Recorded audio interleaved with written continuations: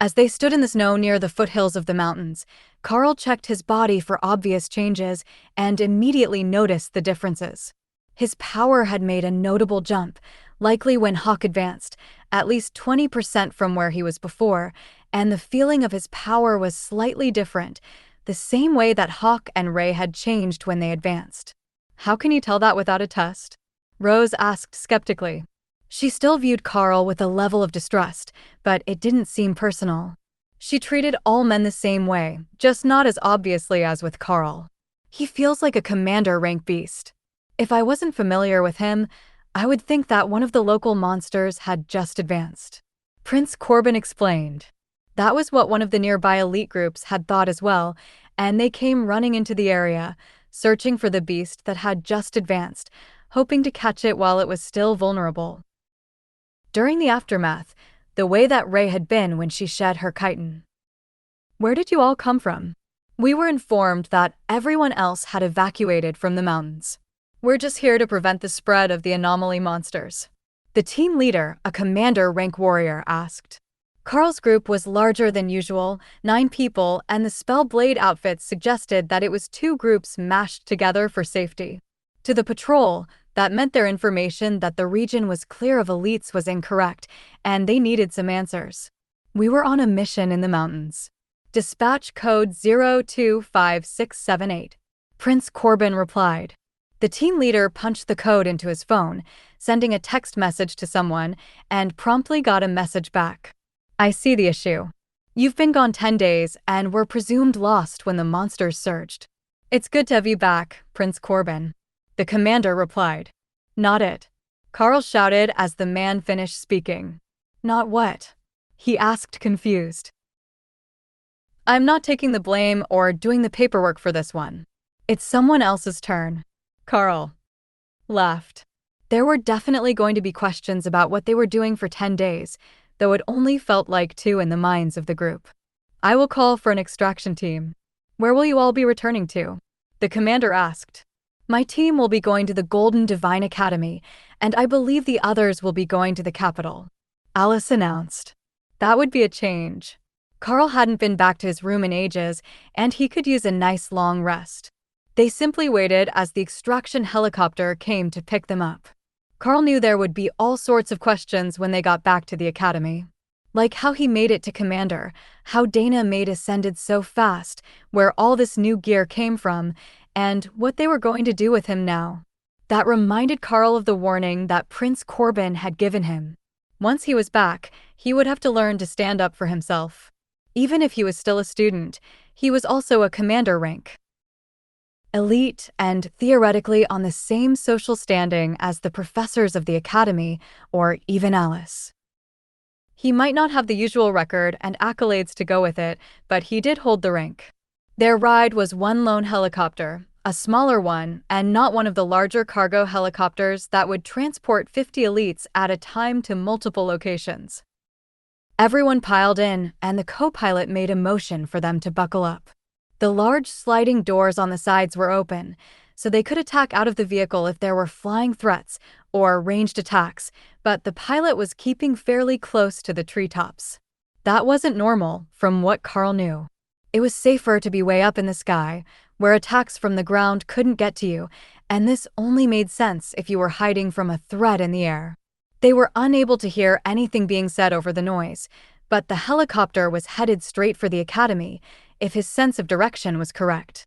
Karl was in the middle seat at the back, so he chose to meditate while they flew, establishing the power level of his newest space and getting to know Remy. So, you're a shaman. What sort of skills can you use? Karl asked the tiny spirit snake. Her rich blue scales faded to pale gold along her belly, with black swirling patterns on her back, making her look a bit like a python, though the pattern of the black markings wasn't right for a python, and the blue of her scales was more like a gemstone than the camouflage of a common snake monster. I know minor water control and chain lightning and blizzard and healing splash. It's not a big healing spell like the cleric's use, but it closes cuts well, she announced proudly. Hawk was glaring at her from the moment that she said blizzard, but he wasn't trying to break into her space, and he wasn't hurling mental insults at her. At least, not anymore. Remy was still hiding under the plants in her space, in case he came for her, but Thor had been sneaking her chunks of meat, and Karl had just realized that he had stolen a corpse from Hawk's space to get it from, as his didn't have any. Remy made sure to dip them all in the water and wrap them in leaves from one of the tall grasses before eating them, like she was making sushi rolls out of meat bits that she chopped with her spear. It was adorable, and it didn't interfere with her mental communication. Thor gave her more plants to see what she liked, and the Naga got very excited, before folding one of them into a simple leafy crown that she tied with vines. Ray donated some bones to the cause, and the little shaman added them to her crown, then made a necklace of them. Even Hawk, though he pretended that he absolutely hated her, donated a few small but shiny stones to her outfit. "I will get you a proper hat later so that you don't destroy your leaf crown," Karl informed her. The supply room at the school would have something for her that was rank appropriate and would hold up to combat damage. "Thor will give me a lightning barrier and that will protect it for a while. There are lots of the big leaves. They're growing here." Remy dismissed the concern for her decoration, which would likely fall off her head the moment she came out into the open anyhow. She didn't actually care about the coverage, it was the decoration she was after. She was a spirit. Snake shaman, not a common monster. She needed pretty things, so everyone knew she was impressive. Once she had filled herself with the meat rolls, Remy promptly passed out on a rock with a large leaf bent over herself, so she couldn't be seen from above. "You scared her," Thor chastised Hawk. "She was supposed to be food, not friend," Hawk retorted. "But she's a friend now," Ray countered, ganging up on Hawk, who was still upset about the incident. "Fine, fine. I will be nice. At least she's only part water magic. She's got lightning as well, and lightning is warm." Hawk reluctantly agreed. Karl meditated the next 4 hours away, waiting for them to reach their destination as everyone rested. The amount of power flowing both into him and into his spaces was twice what it had been a few days ago, when he last had time to properly meditate. The feedback from the two commander rank beasts had proven to be a real boon to his development. The energy level in both Thor and Remy's spaces was growing at a noticeable rate, as was the newborn snake. She had been absolutely tiny when she hatched, and the influx of food and energy had grown her by about a third, to the point that she would actually fill Karl's palm now. She was still no thicker around than his pinky, except at the base of her head, where the hood lard out like a cobra or a naga. When she was asleep, the hood of scales around her head was gone, tucked flat instead of spread to make her look larger. Or perhaps it was more than a threat display and worked like ears for a naga. Karl didn't know much about their biology. Hopefully, Sergeant Rita would be here already. He couldn't wait to tell her about all the things he had seen. But any side quests would have to wait because there was a large group of government vehicles sitting next to the helipad on the academy grounds as they approached. Karl hadn't really had to deal with them before, other than Colonel Valerie and her people from the Bureau, who wouldn't need to assemble a group to greet their team, unless there was some formality to welcoming Prince Corbin and the Spellblades. The helicopter landed, and the co-pilot motioned for them to wait inside until the blades spun down. That gave them time to see who was waiting for them, and it appeared to be a rather illustrious group of dignitaries from every branch of the government. "Remember what I told you. You're going to need a backbone here, firm but polite, or they'll walk all over you and treat you like an unruly child," Prince Corbin whispered to Karl. Alice gave him a questioning look, wondering what he was talking to Karl about, but before she could ask, the royal rank mage stepped down from the helicopter and greeted the crowd. "Ministers, Chief Researcher Davies, generals, what brings such an illustrious group here today with their assistants?" Corbin asked as he walked toward the crowd. Corbin had been seated next to Karl, who followed Alice out of the door, with Larry right beside him. As he turned, Karl could see that the staff were holding the others back, having everyone disembark by rank, so the ascended would be at the back of the group. When they reached the gathering, they held those ranks. Prince Corbin was in front, with Larry and Alice flanking Karl and the others in behind. Lotus and Tessa didn't stay there long and went to greet a high priest in the crowd personally. That gave the teachers the opportunity to whisk Dana away along with Rose and Daryl, leaving just the 4 senior members to greet the politicians. "Oh, have you found a promising junior to introduce to us today, Corbin?" one of the men asked. "Who? Commander Karl?" "Yes, he is quite promising, but hardly a junior anymore," ascended Minister Gerald. From the look on the young minister's face, you would think that Corbin had slapped him. Karl guessed that bringing up the fact that he was ascended was considered to be an insult, despite his position as a government minister, which was among the highest of appointed positions. "Oh, a young commander, is he? I'm certain that we can find some suitable work for him." The minister simpered in an unsightly display of sucking up that made Karl's skin crawl. "I will see where I can fit you into my schedule, Minister. Thank you for the offer." Karl replied politely and saw the split second where Corbin's neutral look flickered to a smirk. In his peripheral vision, Alice was doing a much worse job of hiding her amusement, while Larry was stone-faced, simply standing there like a statue, perhaps hoping that they would forget he was present. A man in a general's uniform stepped up and shook Alice's hand. "Agent, good to see you again. Tell me, how's the colonel?" Alice gave him a genuine smile. "The last that I saw her, she was dealing with an incompetent forward operations base manager. She wasn't in a good mood, but her health has been well." A rather fragile-looking person in a vibrant peach-colored suit stepped up, holding a clipboard. "Prince Corbin, would you like to sign up for one of the assistance groups? I have all the paperwork prepared for you, ready for signature," they asked with a tone of demand in their voice. "No, thank you. I am quite busy with the Spellblade training program, you see." Karl was beginning to see what he meant. If you didn't say no to them, they would monopolize every minute of your day with their pet projects, using your power and reputation to earn themselves bonuses at work. Alice was relatively safe as a member of the Bureau, and Larry had Prince Corbin as a shield, but Karl would have been thrown to the wolves if anyone had known in advance that he had made the commander rank. "Should we proceed to the official commander rank testing, Elite Karl?" a deep voice asked from behind him. The voice was familiar, and Karl turned to find Tank, the Berserker training instructor, standing there with a smile on his face. "That sounds good.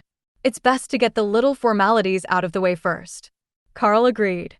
Tank smiled as Karl made his escape, headed back toward the warrior training grounds. "You don't need a mage area, do you? I don't know what you've been up to since you left here," the big Berserker asked. "No, a warrior training area should be just fine." Karl agreed. He must have called ahead because they were already setting up the energy measuring equipment when the pair arrived. "You know the routine: power up, no summon creatures. Then activate your skill against the target and we will measure the energy output," the instructor who was manning the station informed them in a dry tone. At first, Karl thought that the man didn't know or care who it was that had made commander. Then he realized that there were whole lines of students awaiting tests. It was exam week, and he just happened to be here for it. The examiner didn't even look up as Karl grabbed the two-handed training sword and activated refreshing lightning and flame body. "Pass, low commander," the man informed them in the same bored tone. "Respectfully, I haven't even activated an attack skill yet," Karl informed him. That made the man look up and see the energy-coated weapon still tipped down against the ground. He gave an odd look for Karl being in armor, with a backpack on instead of in school uniform, but didn't comment on it before getting back to business. "Oh, sorry. Please proceed." Karl focused and added Shred to the ability stack, then realized he had gained new abilities from Remy. He could use her Chain Lightning, which seemed as if it would go better with Refreshing Lightning than Shred did. So, he switched and slammed an attack into the armored plate. "Pass, still technically low commander energy, but the damage output is mid-commander." "Thank you, examiner," Karl replied, then put the test weapon back. Tank smirked and handed Karl a golden badge. "You can put those on your uniform when you change back." You will need a fresh set, by the way, as commander rank students wear the teacher's business suit around the academy, not the plain black school uniform. If you make it to Royal before you graduate, you get a cape. Well, I'll try to escape to my room and get changed. What time of day is it? It should be almost dinner, right? Karl asked. It had been daytime since they got out of the portal, so he wasn't entirely certain what time they started their day. It is almost 5 in the afternoon. We got the message that your team members were coming back just after lunch. Karl smiled. Perfect, then I will be done changing just in time to eat. Tank shook his hand and looked toward one of the other testing areas. I will go register your results, you go get changed. Wandering around the school in armor and a backpack attracts attention. Karl made for the supply room and found the halls of the dorm building curiously busy with gawking students. Sure, class would be out, but nobody hung out in the hallways like this.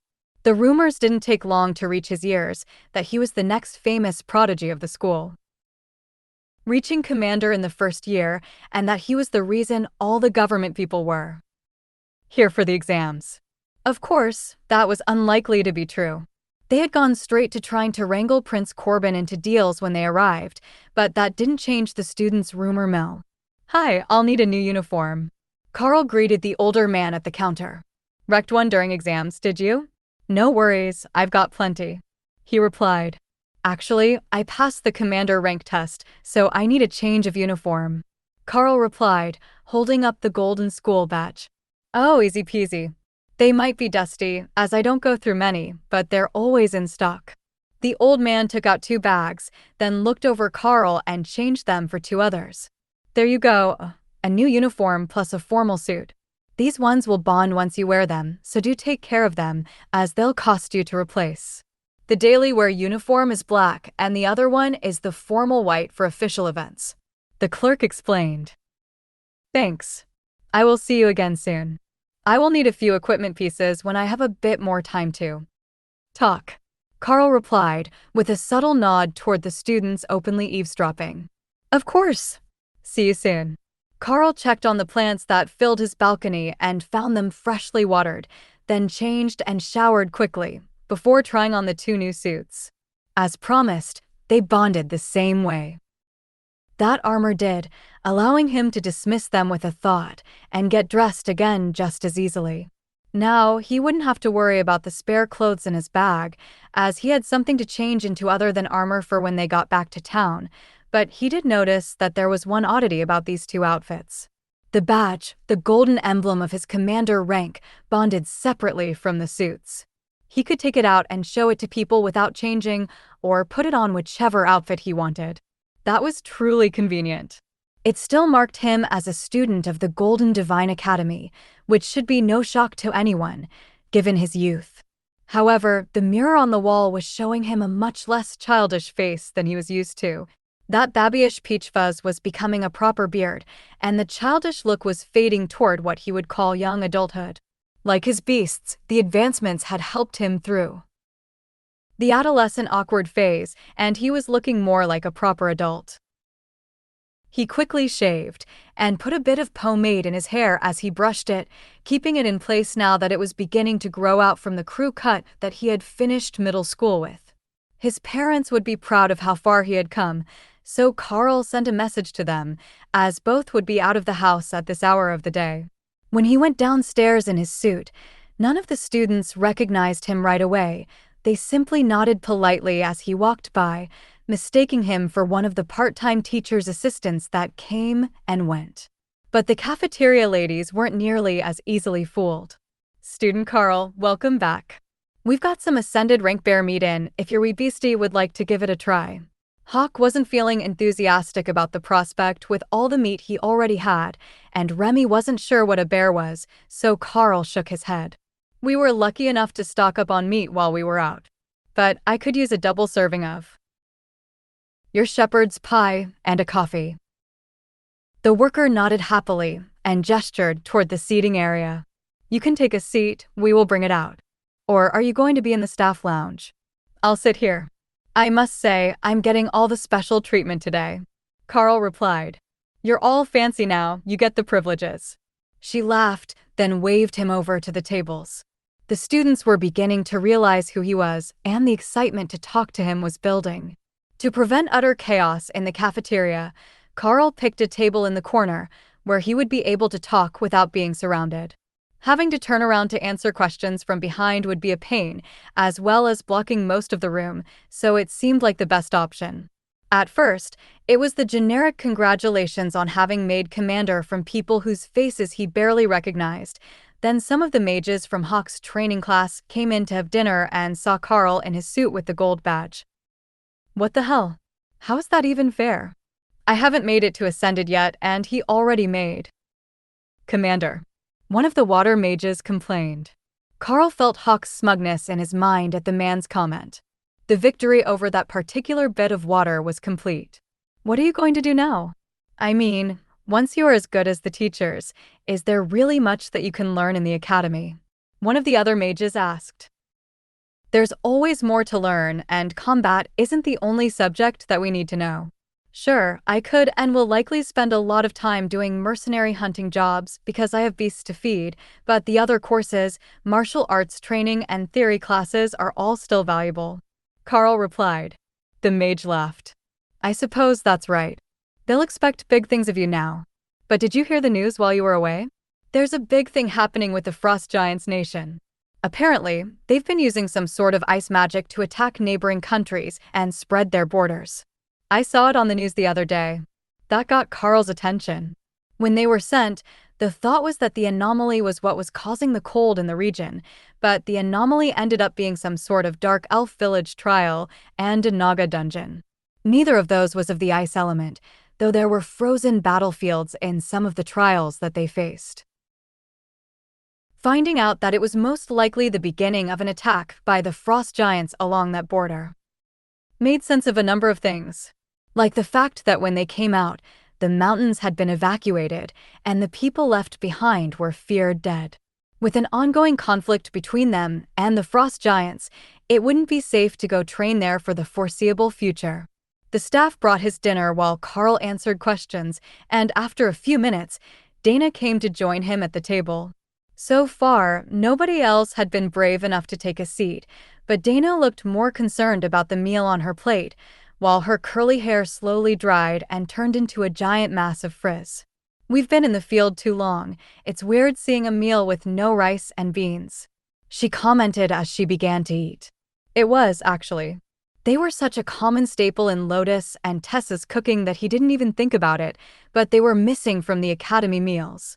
Karl cut up a bit of roast chicken and wrapped it in lettuce, then brought Remy out of her space too. Say hello to everyone. The baby spirit snake was growing fast, now over 30 centimeters long, and starting to take on more of a dull sheen, which Karl suspected meant that she would be shedding her skin soon. Is that Remy? The baby Naga spirit snake, or whatever she was? Dana asked. She is. Remy, this is Dana. Would you like to say hi? He asked as Remy grabbed a chicken ball and maneuvered it toward her mouth. Remy flicked her tongue in greeting and used minor water control to make a pair of tentacles to wave at the mage before filling her mouth to prevent any more questions. Wow, I didn't think that you could bond a spirit snake. They're technically magical beasts, since they can't speak a language and they're not much smarter than dogs, but still, when they evolve into Naga, they grow up to look partially humanoid. A mage from the morning training commented. Dana looked up. The ones we saw in the dungeon could communicate well enough.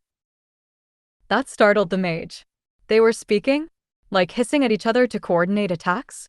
I grew up near the swamps, and there is a theory that in ancient times, Naga were semi-intelligent beings, but now they're basically snakes with arms. They can't even be trained to perform labor tasks. Dana nodded. There was a whole village full of Naga in the dungeon, complete with tents and furniture. That's wild. I wonder if Remy will be that smart or if it was just the magic of the dungeon making a home for them. Remy looked up at Karl. Slap him for calling me a snake with arms, she demanded.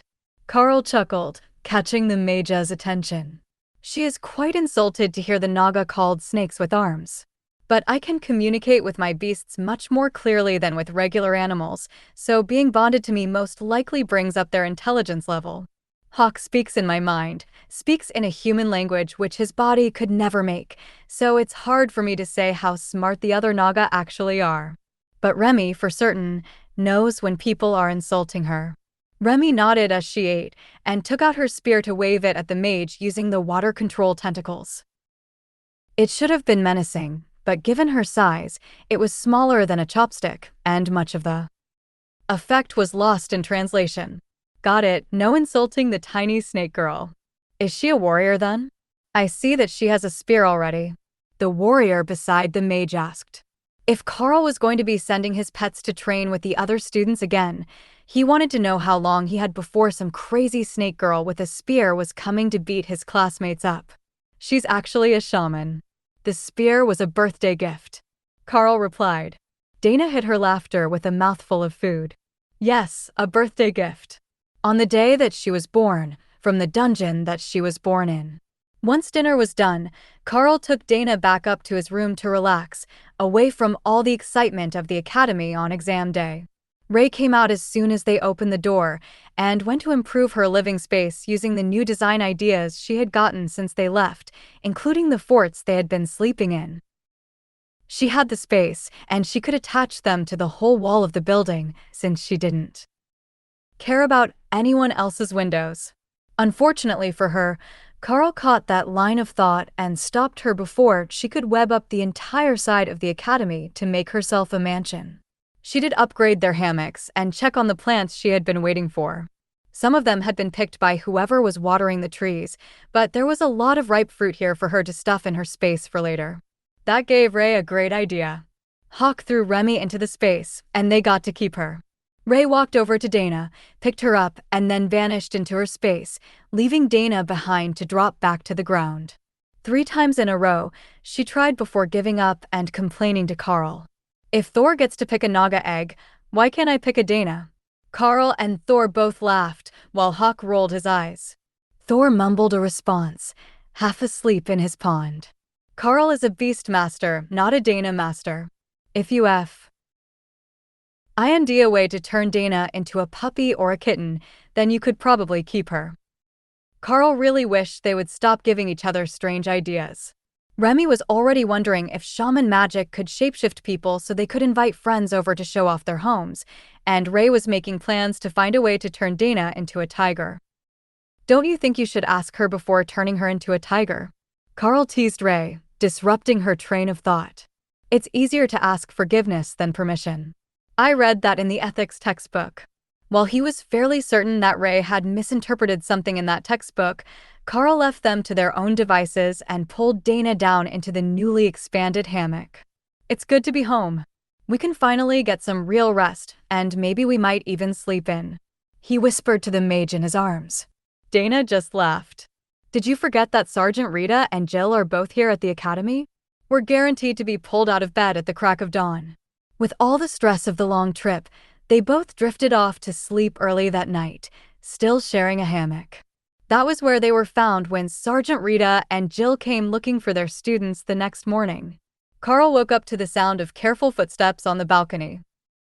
Agent Jill, good morning, he whispered. You have good hearing. I was coming to wake you up, but I didn't want to wake Ray. Jill quietly replied. She already knows you're here. Don't worry, she's not going to tie you up today. Karl joked. Not that she hadn't considered it. Karl equipped his new uniform as he swung himself out of the hammock, waking Dana up when she suddenly found her arms empty. Rita shook Karl's hand when he reached her, and her usually stern look turned to a big smile. Well, it looks like you've outgrown my tutelage. I remember when we first met, Hawk said that one day he was going to be more powerful than I am, and what do you know? It hasn't even been half a year, and he's already there. She informed him with a mixture of sadness and pride in her expression. I take it that you're being reassigned now that I've advanced? Karl asked. Rita nodded and gestured to her uniform. They've made me a warrant officer, and I'm being reassigned to the Ministry of Education as a liaison officer.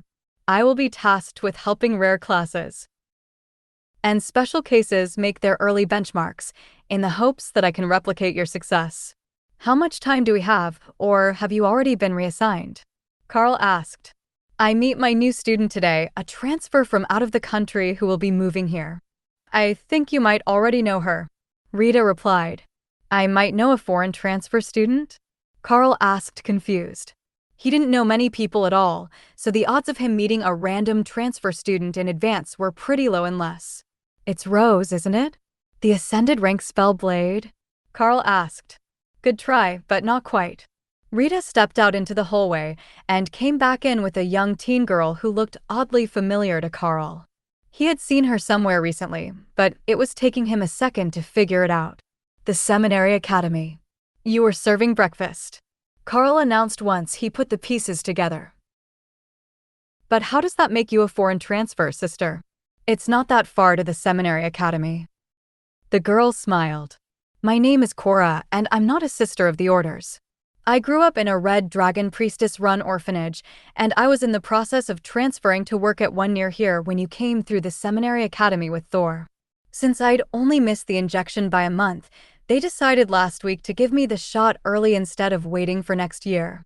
They didn't want to risk letting me go through training, then losing me if I gained a class marking. Is Thor here somewhere? Can I meet him? Dana laughed. That's the answer I was waiting for. Everyone loves Thor. Karl nodded in agreement. What class did you get? Hunter. The one with the bow and the wolf head. She announced proudly. That mark should be for a type of hunter that summoned a companion animal. The summoned pets were not strong combatants in the long term, as they never left the common rank, but they could be very useful in many situations. Do we have any feathers? If I can get a feather quill and some ink, I will make you a skill book with my talents as a welcoming gift, Karl offered. Rita blinked slowly, staring at Karl. Right, he had a bird. Hawk, have you molted a feather that I can have? I want to make her a skill book for Rend.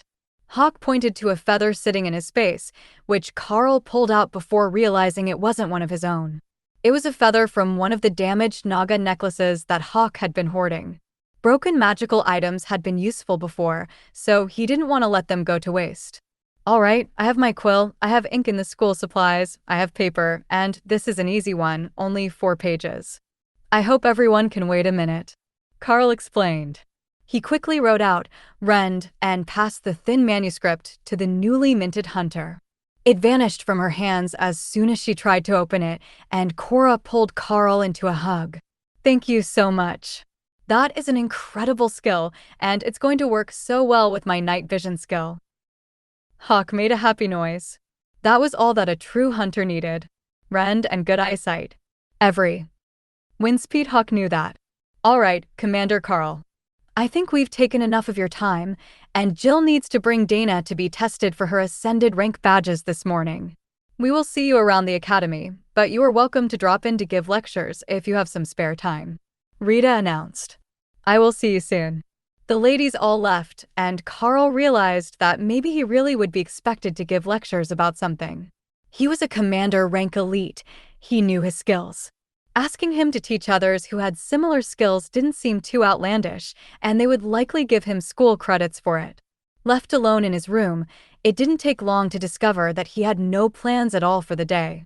He could go get breakfast, then just relax and meditate, catch up on sleep, and get reacquainted with the pace of life in the academy.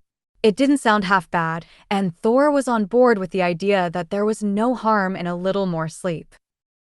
Of course, simply sleeping the day away when you were the talk of the academy was easier said than done. Karl hadn't even had time to sort through his gear to see what was depleted and what needed replacing before there was someone knocking at his door, then another, more insistent knocking. Good morning, was there something you needed assistance with?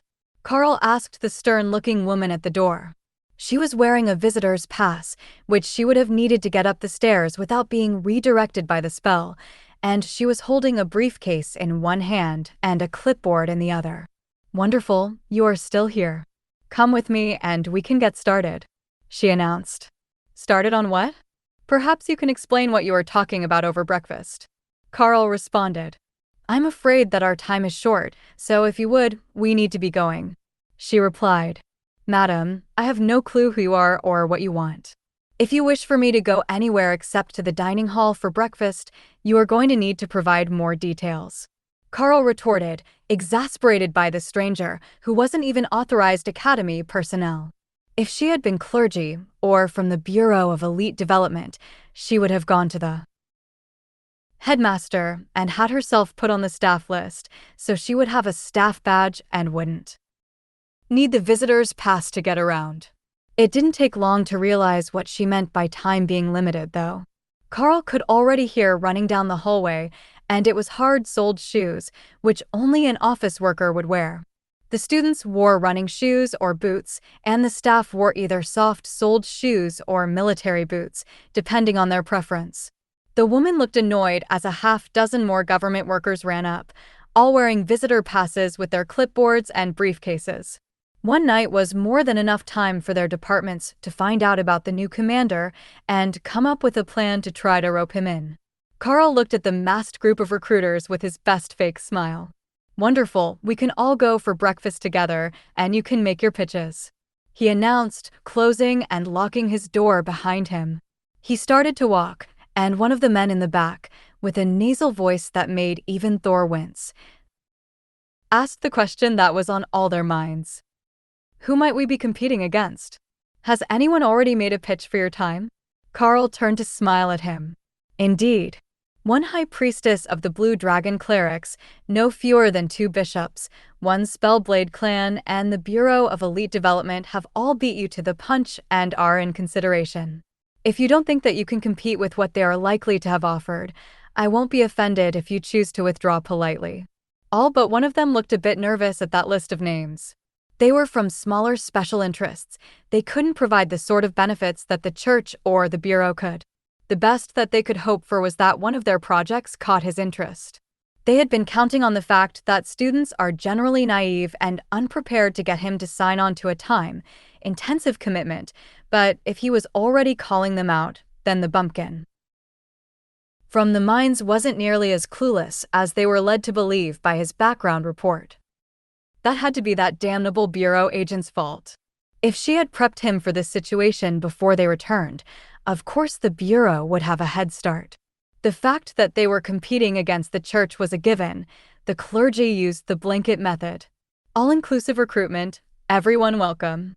Everyone who was anyone, and some who would never amount to much, were all approached by the church, and every elite tried to keep friendly ties with them because they had all the healers. Little did they know that it was the church or the bureau, but a rather jaded Prince Corbin who had warned Karl that saying no was in his best interests, and then proved it when they got off the helicopter. The fact they were still going after Corbin, despite the fact he had a faction and commitments, showed Karl very clearly that they would never give up. Alice was waiting at the bottom of the stairs with a gentle-looking high priestess of the Green Dragon, the nature god.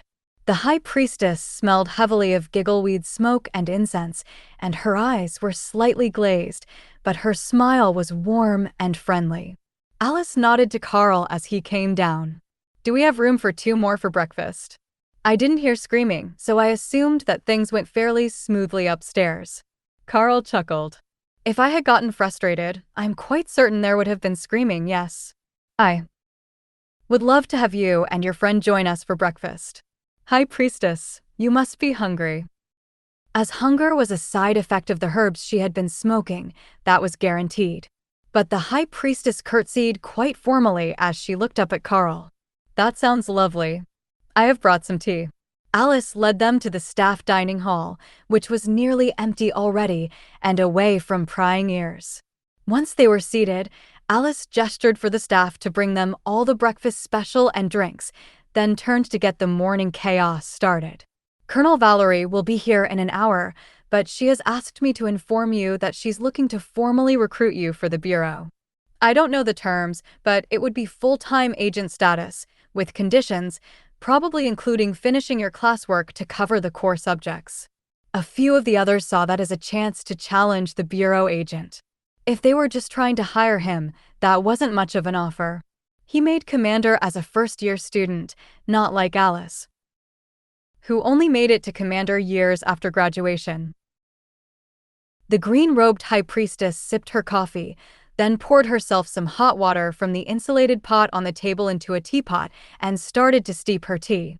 I'm sure Agent Alice is omitting some important details because that sounds boring. Even I can offer you a generous stipend and a cute cleric to play with. The others looked scandalized, but Karl laughed. And did the cleric in question phrase it exactly that way?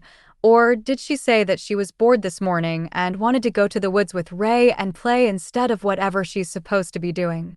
The high priestess looked thoughtful. It might be the second one. But if you're Ray, it's the same thing, really. She's out in the yard somewhere, exploring. Ray, go find Lotus and keep her from getting lost or injured. Karl instructed. The recruiters hit the ground, diving out of their chairs when the enormous spider suddenly appeared in the room, but Ray just ran outside, looking for Lotus so they could make a fort in the woods and look for flowers. What in the seven hells was that? One of them wailed, her eyes tearing up in fear as she cowered under a table. Oh, that's Ray. She's my partner, and the one that the team's nature priestess wanted to play with. The high priestess pointed at Karl as if he had just made a great revelation. You know, that makes so much more sense. Nature priestesses rarely want to play with humans. The man with the nasal voice glared at Karl and the high priestess. If you just wanted us here to mess with us, we can come back later. I would rather you didn't. Now, please, feel free to make your presentation, and I will give you some warning before more giant monsters appear in the room. The high priestess smiled. You should warn them about little ones, too. Because even if they insult the little spirit snake shaman, it will still be prohibitively expensive to have them resurrected. The man cleared his throat. As I was about to say, I represent the Seventh Bank and Investment Conglomerate, who are working on an expansion into the southern wilds, and we think you could be just the person to head security for our new facility. A banking conglomerate could likely put up some decent pay, but full-time compound security for a southern outpost? No, thanks. Sadly, that might have been the best out of the 6 proposals, but they only got through 4, as 2 of the others excused themselves to take a call and didn't return. I appreciate you all taking the time to make your presentations today, and if you will leave a copy with me, I will look them over at a later date, when my time is not so limited, and I can properly consider their merits. Karl informed the remaining 4 recruiters once the final pitch was done. Thank you, Commander. We look forward to your positive response. A young woman who had tried to sell Karl on spending 3 days a week being the spokesperson and security chief for their exclusive gated community replied. The others offered similar sentiments as they left, and the Green Dragon High Priestess turned a smile on Karl. Well, that's the nicest way I've heard to tell someone to go fuck themselves all day, she announced. Which implies that you've heard less polite versions today, Karl replied. The aura of inebriation suddenly vanished, and the woman's sharp eyes turned on him. You know, we really did suggest that Lotus should stay and entertain you to keep you aligned with the church. Alice cleared her throat. For legal reasons, I am going to pretend that I didn't hear any of the questionable implications behind that comment. But I don't think that he's ruled out keeping the clerics around yet. They work very well together, and they have both made good friends with his beasts. The high priestess shrugged. They're too young for what you're thinking that I'm thinking. Dirty-minded elite. But where did that spider go? Did you really send her to find Sister Lotus? Karl nodded. With instructions to take her to play in the woods, but not to let her get lost or harmed. The high priestess sighed. Great, now we're going to have to look for them both at the end of the day. Karl chuckled and did his best to imitate his uncle, who had 7 children of his own. They'll come back when they're hungry. They relaxed for a few minutes and finished their coffee before anyone came up with another good reason to bother them. That ended up coming from the church, in the form of Tessa and a red dragon high priestess. Good, we found you together. Have you come to an arrangement? The muscular high priestess asked. Karl had never seen muscles like that on a woman before. She was built almost like Tank, the berserker. Her arms were the size of Lotus' torso, and she was wearing her robe parted up one leg, showing off a massive, muscular thigh. Sort of. Ray and Lotus are out playing in the woods. The nature dragon high priestess replied happily. I should have expected that it would end up like this. I will make our proposal much simpler. The red dragons would like to leave a war priestess with you to assist your adventures. Specifically, this one. If you agree to take the deal, you will be responsible for ensuring that she has the chance to serve her goddess, while we will provide her with the standard stipend for her living expenses. With this, you will get priority access to church missions you wish to take. The Red Dragon High Priestess explained. Church missions with no forced dispatches, so we can take them on my schedule and at my discretion? Karl asked. Her eyes flashed red as the woman glared down at him, but Karl waited patiently, hoping that she was just communing with her goddess and not looking for reasons to squish him like a melon. He still had the giant strength ring on, but he wasn't convinced that it would be enough. After a few seconds, her eyes faded. The goddess wants a minimum commitment, either to war or to caring for orphans from wars. If you agree to either at least one mission every 3 months of your choosing as long as it pleases the war dragon, or foster an orphan child under the age of selection, it will meet the requirements of the goddess. The muscular woman smirked. There really was only one option there, unless he was going to become foster parents at 14 with Tessa. If you draw up the contract, I will read it over and consider it carefully. Karl agreed.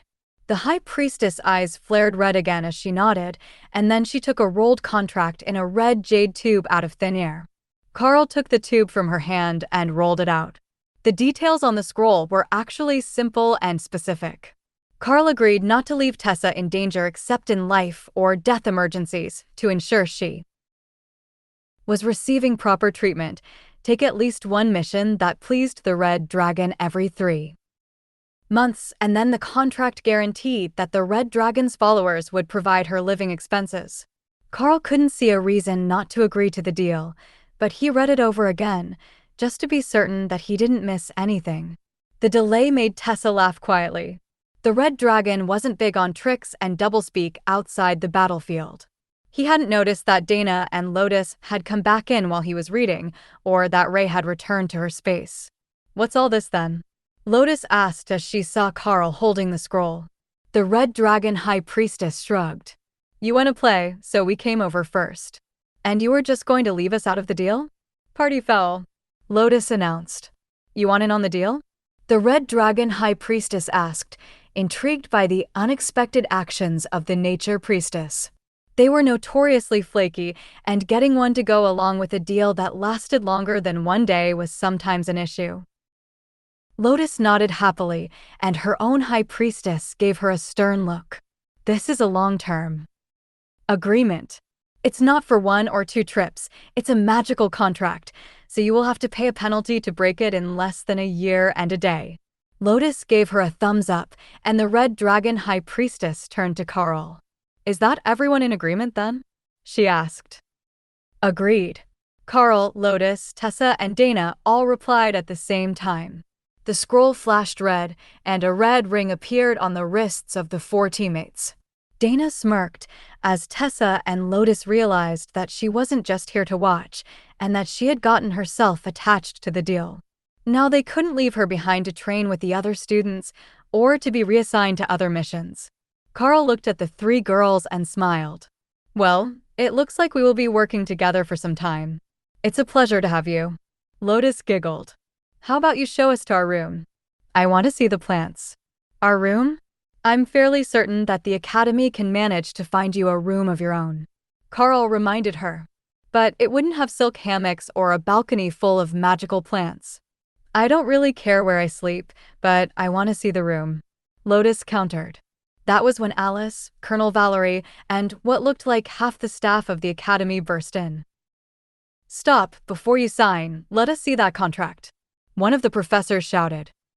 The Red Dragon High Priestess laughed. Too late, we got verbal agreement. But it's not a work contract, at least not in the conventional sense. She turned over the magical contract, which Colonel Valerie grabbed from her hand and rolled out for the others to see. No leaving them in danger, ensure proper treatment. All right, it's not as bad as we had feared. The professor who had shouted replied with a sigh. Colonel Valerie glared at Karl. I thought we had something going here. Karl smiled back. I think we do. There's nothing in that which prevents us from having an arrangement, only that once every 3 months or less, it must please the Red Dragon. Colonel Valerie smirked. Well, isn't that a coincidence? Because what I have in mind just might please the Red Dragon. How would you like to lead a team back into the anomaly area and find out what the frost giants have been up to and where the extra ice is coming from? It might take some time, but it will please the god of war. They made a formal declaration of war. Less than an hour ago, the words that Prince Corbin had spoken to Karl while they were on night watch suddenly came back to his mind. If you don't learn to say no, they will keep sending you on nearly suicidal missions until one actually is. That advice seemed to fit this situation very well, and the pressure to please so many important people and go along with their requests was strong. I am going to need some more details about this mission and the situation in the area before I can agree to go anywhere. The last I saw, that entire region was unfit for human habitation, and that was before the frost giants showed up. He replied. One of the ministers gave him a disgusted look. Refusing your first mission as a commander doesn't portray your character in a very good light. Cowardly, some might call it. Karl rolled his eyes at the man, who was no elite, just a pencil pusher. And what words do they use? For a commander who takes his team into a war zone without a clue or a care in the world. The minister stammered for a second before Karl continued. A martyr, that's what they call them. Because they wind up dead. Now, who has the details, or am I headed to the church's mission board to occupy my time? For a second, he thought that he saw respect on Colonel Valerie's stern face, but when she motioned for someone to bring forward the map, that was long gone and her standard working glower was back in place. The official who brought forward the map rolled it out on the table between Karl and the high priestesses, and Karl immediately noticed that there was almost no detail on it. This is the most recent official map, the man insisted. With no troop deployments or enemy combatant numbers? Karl asked. Tessa looked over at the map and shook her head before turning to her order's high priestess.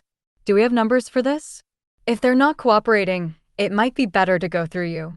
The war cleric asked. We were speaking to the commander. The official informed her in a dry tone. Karl shrugged. And we operate as a team. Now, are you going to quit messing around, or are we going to have to decline your request? If you want us to deploy, you're going to have to share enough intel for us to make a proper combat assessment. Colonel Valerie raised her hand to stop any more arguments and took out a small box from her pocket. Inside were 2 sets of rocks, one in light blue and one in green. First, she set out about 100 blue stones near the border. Then she began setting out green stones of various shapes and sizes. This is the current deployment situation as of my last meeting. The stone sizes are the maximum detected rank within the enemy formations. Each stone represents roughly 100 frost giants.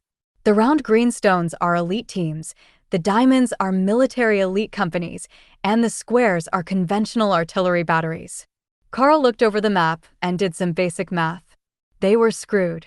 There were more stones measuring frost giants by the 100 than commander rank-led teams in the area, and Karl wasn't certain how useful artillery was going to be. It was great against common grade and awaken threats, but there were royal rank giants in the frost giant nation. And they were commanders when fully grown. The teams that are already there. Are they being sent 10 or 20 at a time? Tessa asked. Valerie remained silent for a few seconds while the cleric waited. It was the official who brought out the map that cracked first in the tense atmosphere. They're being sent in 5-person teams. That was just an all-around terrible idea, in Karl's opinion. But they could link up once they were in the field and make stronger teams for actual operations, the same as they had to do last time. Why are we so pressed for numbers? There are far more commanders than this, and there aren't even a significant number of soldiers. When is the rest of the army being mobilized? Tessa asked. The official looked to Colonel Valerie, as he wasn't approved to give out that information. The other giant clans have been pushing the borders as well. They have declared a grand alliance of the giant tribes, and we believe that they intend to take the entire Golden Dragon Nation in one offensive push. Valerie informed them. Then Prince Corbin? Karl asked, digging for deployment information, as there were no larger stones along this border. Has been deployed next to the Stone Giant clan's border. That is where the Spellblade Sex Towers are, so he has chosen to defend his home territory along that stretch of border. You couldn't fault him for that. The lithium mines were near the center of the nation, so they would be one of the last spots to defend, unless there was some massive breach. Karl's family would be one of the safest. Colonel Valerie took out another map that had hundreds of marks on it and showed the entire nation's borders. There were only 3 spots that they weren't under attack. The magical nation had marks noting that they were deployed along all the borders they had with monster-populated nations. The Beastkin Nation appeared to be in full lockdown, and the Divine Beast Nation had no marked forces deployed anywhere on either side. That was still the vast majority of the border under attack at once. If they were using this angle to guilt the more powerful elites into fighting, they had a pretty good sales pitch, now that they actually started to show the details and not just try to demand that he help out without any information. My team will need a 5th if we're going to agree. Karl sighed. If things got any worse, there would likely be an official draft, and then he would really get thrown into the worst of it along with all the bookish sorts, like the ones at the last deployment with the Mackenzie family. Alice nodded. You have your pick of the ascended rank students to fill your team with whatever role you think that you need. She already knew that Karl had a fairly well-rounded set of pets, so they weren't particularly short on anything if the 2 clerics and Dana were all going with him. She assumed he would pick another mage to take her place, as she would be taking care of more official government business and arranging deployments of their agents with Colonel Valerie. Can you give us a few minutes to discuss this in private? Karl asked. Of course. We will be waiting here when you return. Colonel Valerie agreed easily. Karl led everyone up to his room, and Lotus immediately flopped on his bed. Well, this is a clusterfuck, isn't it? We will all be fighting soon enough, so it seems better that we pick the spot we want to fight from the start. The tiny nature priestess announced with a deep sigh. Dana nodded. She has a point. I definitely didn't expect to be sent straight to war the minute that we agreed to stay together, but if we are going to have to go, we should pick our spot. Tessa smiled at her. You're still a student, so it would be an option to stay here for likely another year before you got too close to the commander rank and they started pushing for you to go wild with the supplements. Sure, stay here as the second-string genius, falling further behind by the day while the other students only look up to me because the one with real power is gone? I don't think so. There was definite bitterness in Dana's tone. It made Karl wonder how often she found herself compared to him and his insane growth rates. It was just unrealistic to expect any other elite to keep up with this pace. He not only had the beasts pulling him forward, but he had more access to the system interface than most. He could see his skills and add them. He even had enough to get another one right now. He could actually get 2, if he picked from the defensive side or the first rank of the offensive side, but he wasn't sure what they would need yet, and he didn't want to leave his team unbalanced. Tessa cleared her throat. The real question is, what sucker are we going to take to their death with us? Lotus giggled. As much as I appreciate your optimism, I don't think that any of the mages would actually agree to go with us. Even the tank-type warriors wouldn't fall for that, and we can only pick from the ascended ranks, so we can't recruit an experienced commander from the mercenary groups. That rules out calling for any powerful old friends or connections. Karl had considered that for a moment as well, but Bob Mackenzie would be too powerful to be pulled into their team, and if Karl's guess was right, the entire family would be out somewhere already. Then who can we even get? Dana asked. Karl smiled. He knew just who to ask. I think I know who we can get. Thor learned Earthquake from the Berserker class. I bet that we can get one of their ascended rank members to come along with the promise of battle and rewards. The Berserkers don't get out much during class because they're a bit wild in combat, and teams with no healers can have issues. But we have all the healing that we could need, and Thor's refreshing lightning spread over everyone, so we don't have to worry too much about them taking damage unless we find an overstrength enemy. Lotus looked pensive. How are your credits looking? You've got a beast of a weapon, and you can code it in attack spells all the time. But not everyone can do that. We might need to equip a new member before we head out. I don't know exactly now that we're back from this mission and those rewards will be processing, but buying armor didn't change the first 2 digits on the balance, so we should be good for me to get someone ascended armor and a weapon if they don't have a good one. Karl agreed. Tessa frowned. All right, we will go talk to the berserkers. Does that mean we're going to agree to this idiocy? I have an idea. There is a spot in the mountains, not too close to where we were earlier, but not in the most populated passes. I don't want to go into an abandoned area. That just seems like idiocy. But if we go somewhere near the edge of a secondary pass, we can aim for their scouting teams. They should be smaller and weaker, as they will need to be agile and able to make it through the mountains. Giants shouldn't be good at that when they're excessively large. There are obvious clusters to their strength on the map, and as long as we avoid that, we can do a lot of damage and help everyone upgrade their gear and skills before anyone tries to change our mission. Karl offered. Lotus raised her hand. It's all well and good to say we're bringing a berserker, but I'm not traveling with some creepy guy who thinks that sweat is a form of shower.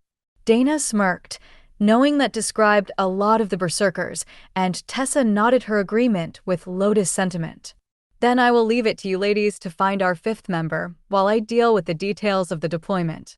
If you need to bribe them, let them know I will find them armor and a new weapon. Karl agreed. Before going back down, he spent a moment mentally preparing himself for the influx of questions and pressures to go to the very worst of the combat zones to add bodies to the main lines. The group had gotten even larger when he got back down, and there were 2 groups of senior class students added to the chaos, all ascended rank with a commander from the Bureau of Elite Development leading them. Namely, Jody and Josh, 2 of the team members who had gone with Karl to go looking for his second pet. Jody, Josh. Good to see you 2 gentlemen again. Karl greeted them as he entered the room. Jody smiled back. You've gotten all fancy on us. Tell me, how is that bloodbath spider doing? Ray? She's doing wonderful. Commander rank already, and she made good friends with a nature priestess so they can play in the woods together. Thor, the lightning Sparrow, is also doing well, and Hawk is making the best of the evolutionary resources we have found. Karl informed them. Where are they sending you? Josh asked, concern obvious in the blue eyes that looked much too old for his youthful face. We were just about to discuss that.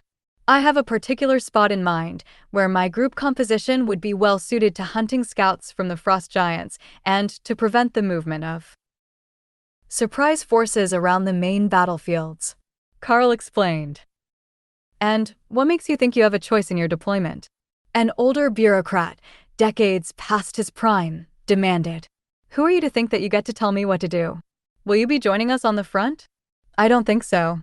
Now shut up and let the warrior speak. Karl replied. The room fell silent as the man's face turned red in rage. Even Alice backed away from Karl, seeing that this was going to do downhill fast. I am the Undersecretary to the Deputy Minister of Defense. The man shouted. Then, dear Undersecretary, get your boss's boss here, and we can speak on even terms. Karl replied, emphasizing the man's junior role. That was a bit harsh. Jody noted as the undersecretary was hauled away by other government officials before he could start a fight he couldn't possibly win. Karl shrugged. He knows nothing of our capabilities, nothing of our personal experience, and he has never seen combat in his life. He shouldn't have been here in the first place, puffing up his chest and making demands above his station like a newly promoted shift manager. And if I made a demand as to where you would deploy, one of the elites from the government, a commander in his late 20s who would have been one of the earlier graduates, asked. Then we can discuss the reasoning behind it. I am not part of the military to be ordered around, and we all know that ordering students to the front lines would require an official decree, as we're still underage. I came down to tell you that my group has gone to look for our 5th member, not to pick a fight. Now, would you like to hear what I had in mind? Karl replied. There was a new map on the table, and it had 10 large red rings placed on it, one of which was over where Karl was planning to have his team deploy. These are the spots where we need teams. What were you planning to request? The elite asked. This spot here. It's close to the mountains and challenging to scout by normal elites on foot, but not too far from reinforcements if we do find something we can't handle. That is the spot that I was going to request, based on the troop deployment map. The government elite smiled. So you did have an actual plan in mind, and you weren't just pulling the elite card on the undersecretary. All right, we can grant you that deployment area. A quiet voice cut through the conversation, and a sense of power filled the room as someone entered unannounced. Dealing with rogue and unaligned elites is always a tricky matter. It looks like some of you underestimated the situation at hand, but I commend the others. The man spoke. Overlord. Alice greeted the man, while the other elite bowed. Minister of Defense. The man who had shown Karl the map greeted their new arrival. Like Drake, he must have been one of the early test subjects for the divine injection, as he was at the Overlord rank and well into his 30s, meaning he was much older than usual for recruits when the injections were made public. At first, they had given them to anyone under 18, but that was still only 10 years earlier, so very few of the elites were over 30. The minister held out his hand to Karl. Congratulations on making commander while still in the academy. I don't believe that we have met. I am Defense Minister Orleans. Karl, first-year student, originally from the lithium mines and the academy's newest headache at the commander rank. That made the minister smile. I got a missive from Prince Corbin asking that you be assigned to his battlefront, so I had the Mage Council send me over to see what was so special about you. That man lives to be a pain in my ass, but his clan has the skills to back up their arrogance. Do they need us over there? Karl asked. Overlord Orleans shook his head. They have 3 times as many defenders per likely enemy unit as this front does, and the Spellblade clan has a number of old masters who they can pull out of retirement if they are in real danger. So, he was still on the worst front, just in a decent spot along it. That should be all right. From what he remembered of the Giants, they should be near his own team's power level, mostly ascended, with commanders leading larger teams on occasion. But there was one more question that needed to be asked. Other than what was on the map, what is the strongest frost giant that has been seen in the past few years? Not what we know is deployed, but what could be coming at us unexpectedly. Karl asked the defense minister. There are royal rank frost giants, nearly 30 of them within the nation, and 3 known monarchs, but their immortal king, as they call him, is a totem rank monster, 1 step above the overlord rank.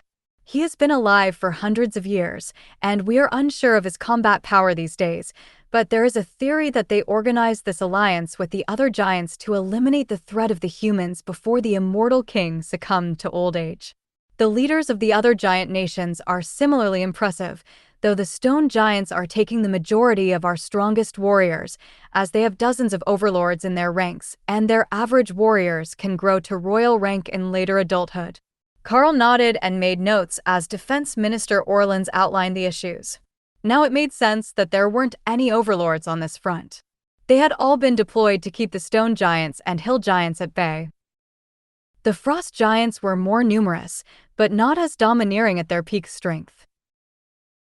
The other 2 teams looked a bit relieved at the news that there weren't many frost giants above commander rank, but Karl had already seen the deployment numbers, and no matter where they went, it was not going to be an easy battle.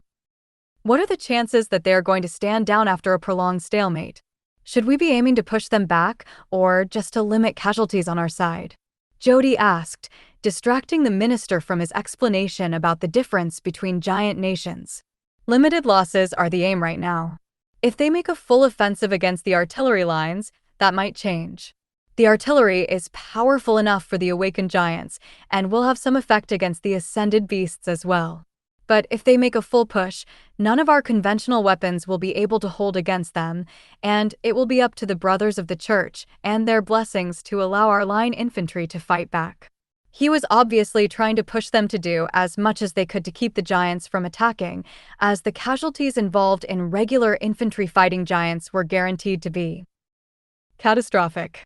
That was just basic history, and for millennia, that was how the less magical nations of humans had survived. During those times, Even when the average family had 10 children, the nation had barely managed to increase its population after casualties in the wars against the monster tribes. In the last 10 years, they had made huge strides in the stability of the nation, and it was honestly surprising that the giants had waited this long to start to team up to eliminate the humans' power base. The rest of Karl's team came in with a rather unassuming-looking girl in an ascended rank school uniform. He had thought that they were going for a berserker, but if she was their choice, Karl would work with it. The most important thing was that everyone got along, and she didn't look like she intended to cause any friction among the team members like some flirtatious male warrior might. Karl, this is Bear, an ascended rank berserker from the senior classes. Lotus introduced their new member. Bear? Karl asked. I am a bear totem berserker. I transform when I use the enrage skill and the nickname kind of. Stuck. My name is Ophelia. Good to meet you, Ophelia. Now that our team is ready, we can head to the supply room and start packing.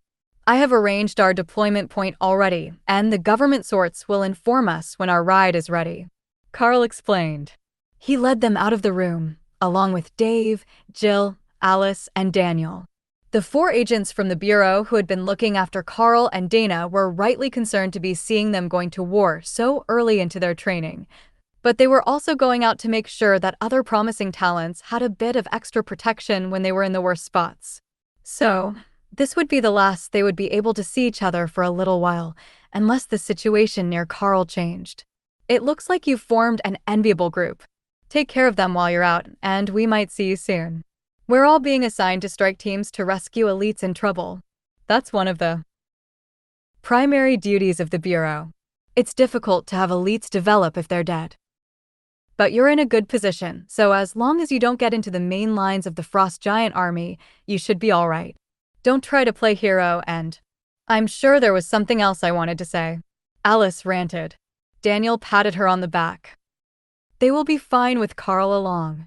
I have read all the reports, and I don't know many who have more skilled scouting abilities than him and Hawk. When it comes to avoiding ambushes, they're top-notch. He comforted his partner. Jill smiled at Dana while pulling her blonde hair back into a ponytail. Are you certain that life as a pop music idol sounds that bad? It's not too late to back out and find a replacement to go to the front lines. The mage joked. Dana nodded enthusiastically. Anything sounds better than that.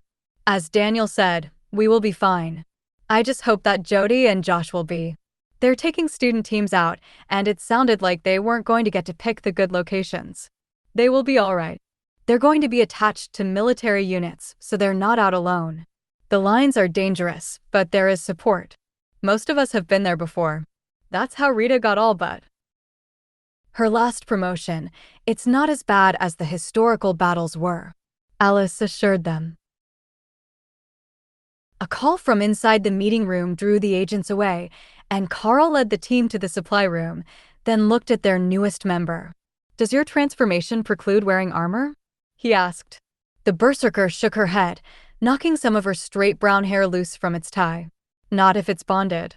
Sister Lotus said you would splurge and cover some bonded armor for me and a new weapon. Karl smiled. Of course. We all need to be equipped to go to battle, and I will check on the others as well. What is your transformed shape like? Ophelia made a vague gesture upwards. I'm about 250 centimeters tall, standing on my back legs, half bear, half human. I can still hold things, but I've got claws on my hands and a bare head. It's the rage that causes problems because I can forget who is an ally if they look too much like the enemy. That shouldn't be a problem while fighting frost giants, but we can put you on the far side of Thorif.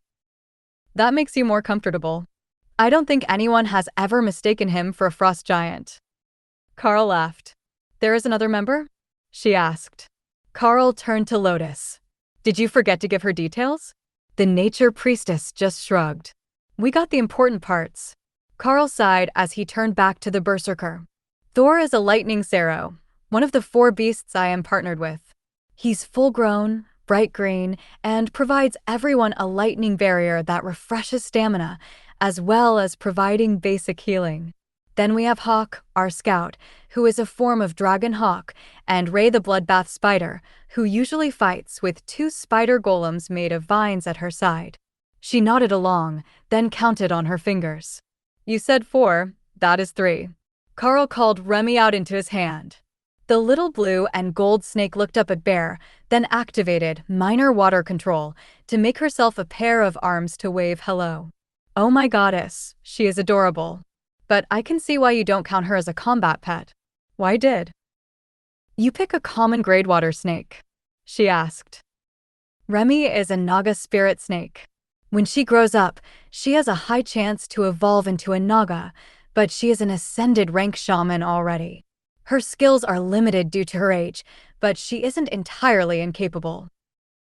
In fact, as she can cast Blizzard, she might even help us blend in with our surroundings on this mission. Karl explained as they reached their destination. Commander, what brings you back so soon? The supply room manager asked when the group entered the room. We're heading out on a mission, and one of our team members needs gear.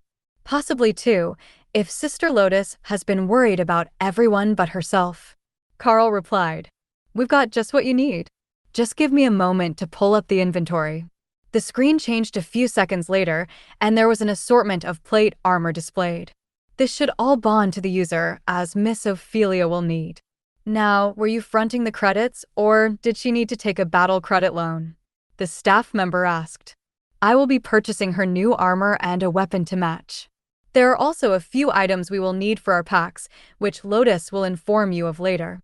Those can all go on my tab. Karl explained.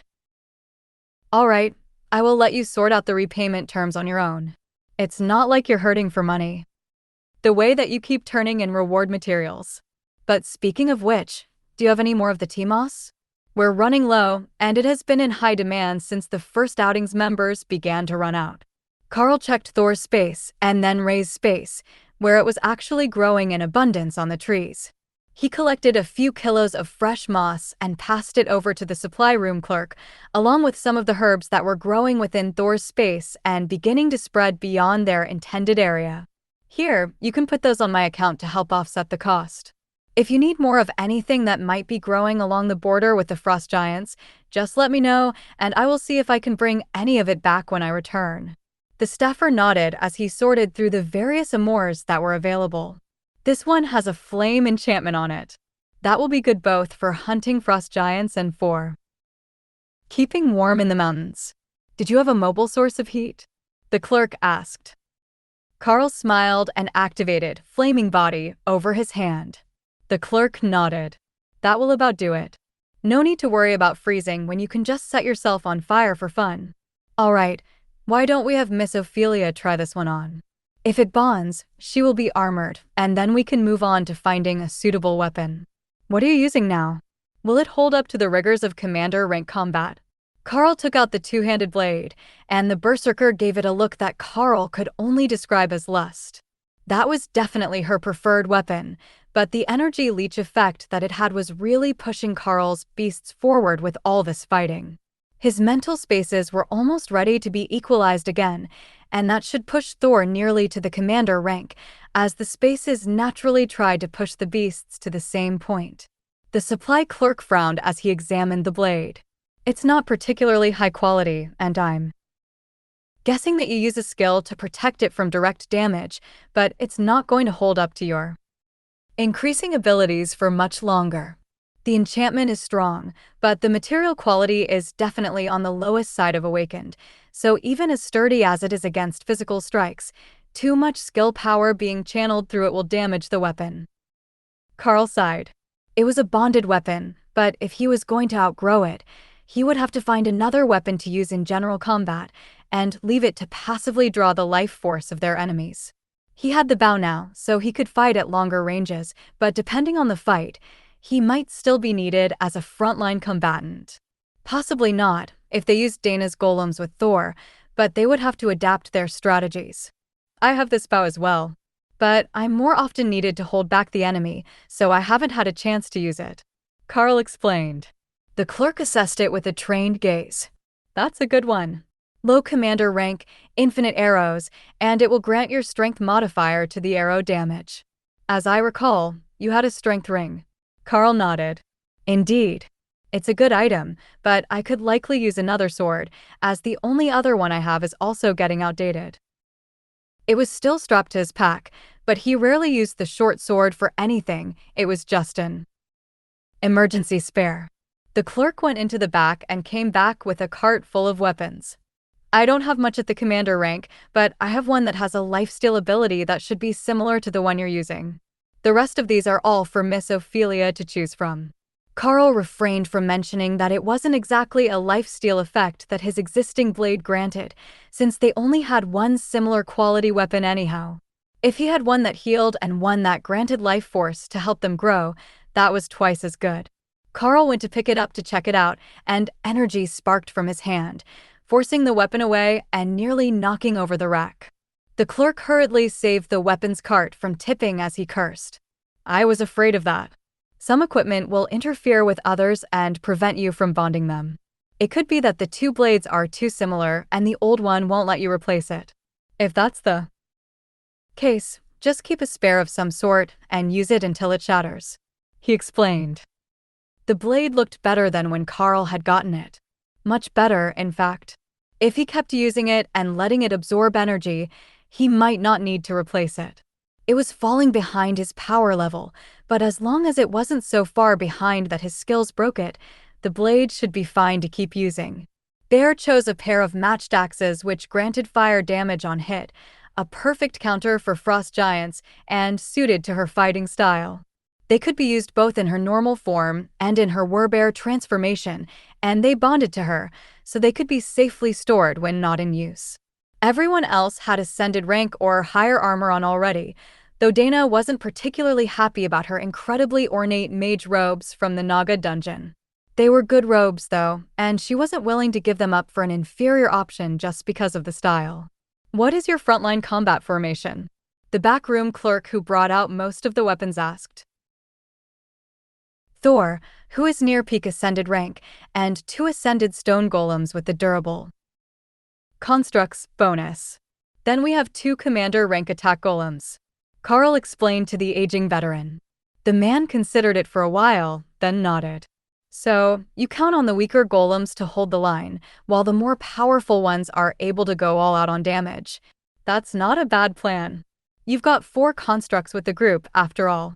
I was going to recommend something to add barriers, other than your one mage. Karl smiled back at him. We have a group, refreshing lightning, and a circle of protection, as well as the holy protections from the war priestess. That should be enough to hold. Dana actually had a very advanced barrier that she used on her golems. It was just that until recently when she made it to ascended rank. She was so far behind the group leaders that the main threats could shatter it faster than she could rebuild it. It simply wasn't mana efficient when they had Alice's golem there as well. As long as you are sure the barriers can hold. With no commanders to take the brunt of a charge, it could get dicey for your tanks. He replied. If needed, I can join them, and the 2 commander rank spider golems can as well, but it shouldn't be necessary most of the time. If I can stand back of the fight, I should be able to greatly increase my damage instead of spending all my time blocking strikes and keeping targets occupied, Karl explained. Lotus sneaked up to the counter with her wish list of supplies for the mission, which the other clerk quickly filled, then swiped Karl's card to pay for everything. The supplies you provided covered 3/4 of what you spent today. Not a bad deal, if I do say so myself. Good luck on your mission, the clerk announced. Thanks. We will see you when we get back. The old man laughed. Kind of a commander like you to come make a pity visit to this old man. Just bring back the young ones in one piece, and we will call it even. 2 days later, Karl found himself standing in the snow at the base of the mountains again, just as he had been on his last mission, only this time, instead of the frigid cold and silence, he could hear the distant sound of frost giant war horns, the sound carrying over 50 kilometers through the hills as they staged for an attack along the front lines. The group had just landed, and the intelligence on their area looked good, but the numbers that his keen eyes had detected along the main lines were far larger than the number of stones that had been placed on the map. If each blue stone had been 500, Not 100. It might have been an overstatement, but much closer to the truth of the situation. While here in the hills, their newly arrived group had yet to spot anything threatening. Which way should we search first? Bear asked as she surveyed the trees in front of them. Like Lotus, she was more comfortable here in the wilderness than she was in the academy or in a city, and Hawk wholeheartedly approved of her naming sense. Karl, on the other hand, preferred to use her actual name, so he didn't get into the habit of treating her like one of his pets by calling her Bear. Karl brought out the folded map from under his tabard. The first sweep should go east, away from the frost giant front lines, to see what might be coming around to look for better routes. Then we will double back and check for hidden scouts before the sun goes down. I got them to agree to allow us to operate in a wide area, so we're not going to be easily tracked back to the same routes, but that will also mean that we need to set up multiple camps and be finished with our route before the sun drops behind the mountains. That doesn't leave us a lot of time to do our work, so we might as well get to it. What he had failed to consider was how much the magic of the frost giants had changed the area from its natural state. There was normally no snow in the mountains within the Golden Dragon Nation, but now, even in the middle of the afternoon, the temperature was below freezing. Hawk was out, sitting on Dana's backpack and surrounding them both with flaming body, which was generating an area of warmth that the others were standing in, while Karl kept his own active and moved ahead. You're going to have to go scout soon, he reminded the bird, who was just getting comfortable on top of the mage's backpack. As a replacement for Hawk's warmth, Karl lit his sword with flames and passed it to Ophelia, who was the largest of the group other than Karl, even when she wasn't transformed. Here, that will stay lit as long as my barrier is up. The effect should be enough to keep the team warm if you hold the blade in the middle of the group, and you're the only one in the group that has superhuman strength other than myself. Karl quietly informed her. Got it. I'll take good care of your sword. We're going to have to work on something for the future, though. My armor keeps me plenty warm, but the others will need regular breaks, even with the winter gear they packed, she replied. The Golden Dragon Nation did not have great winter gear, Karl would admit that. But he hadn't mastered the art of spreading the flaming body ability, which Hawk could only do by touch, so they were going to need to stop and warm up every few hours. I will think of something. If there are caves nearby, perhaps we can set up in one of them to make it easier to sleep at night. Karl agreed. Hawk disappeared over the trees, and within minutes, he was sending back reports of frost giants moving near their path. 3 ascended and 7 awakened in this group. They look like trainees, Hawk reported. Anything else nearby? Hawk paused for a moment. 1 commander and 2 ascended about 4 kilometers past them, moving south along a trail. All right, we have our first targets. A training patrol with 3 ascended giants and 7 awakened rank juveniles. If we can make a quick and clean job of it, there is a commander-led smaller group a few kilometers beyond them, Karl explained. Thor and the golems were all being held in reserve, only to be brought out to fight so that the group could move silently through the woods. Karl had gained the skill, silent movement, which allowed him to lead from well in front of the group without alerting the frost giants, whose sense of smell was no better than a human's. But the sound of a sarrow or a stone golem in the woods would give them away far too early.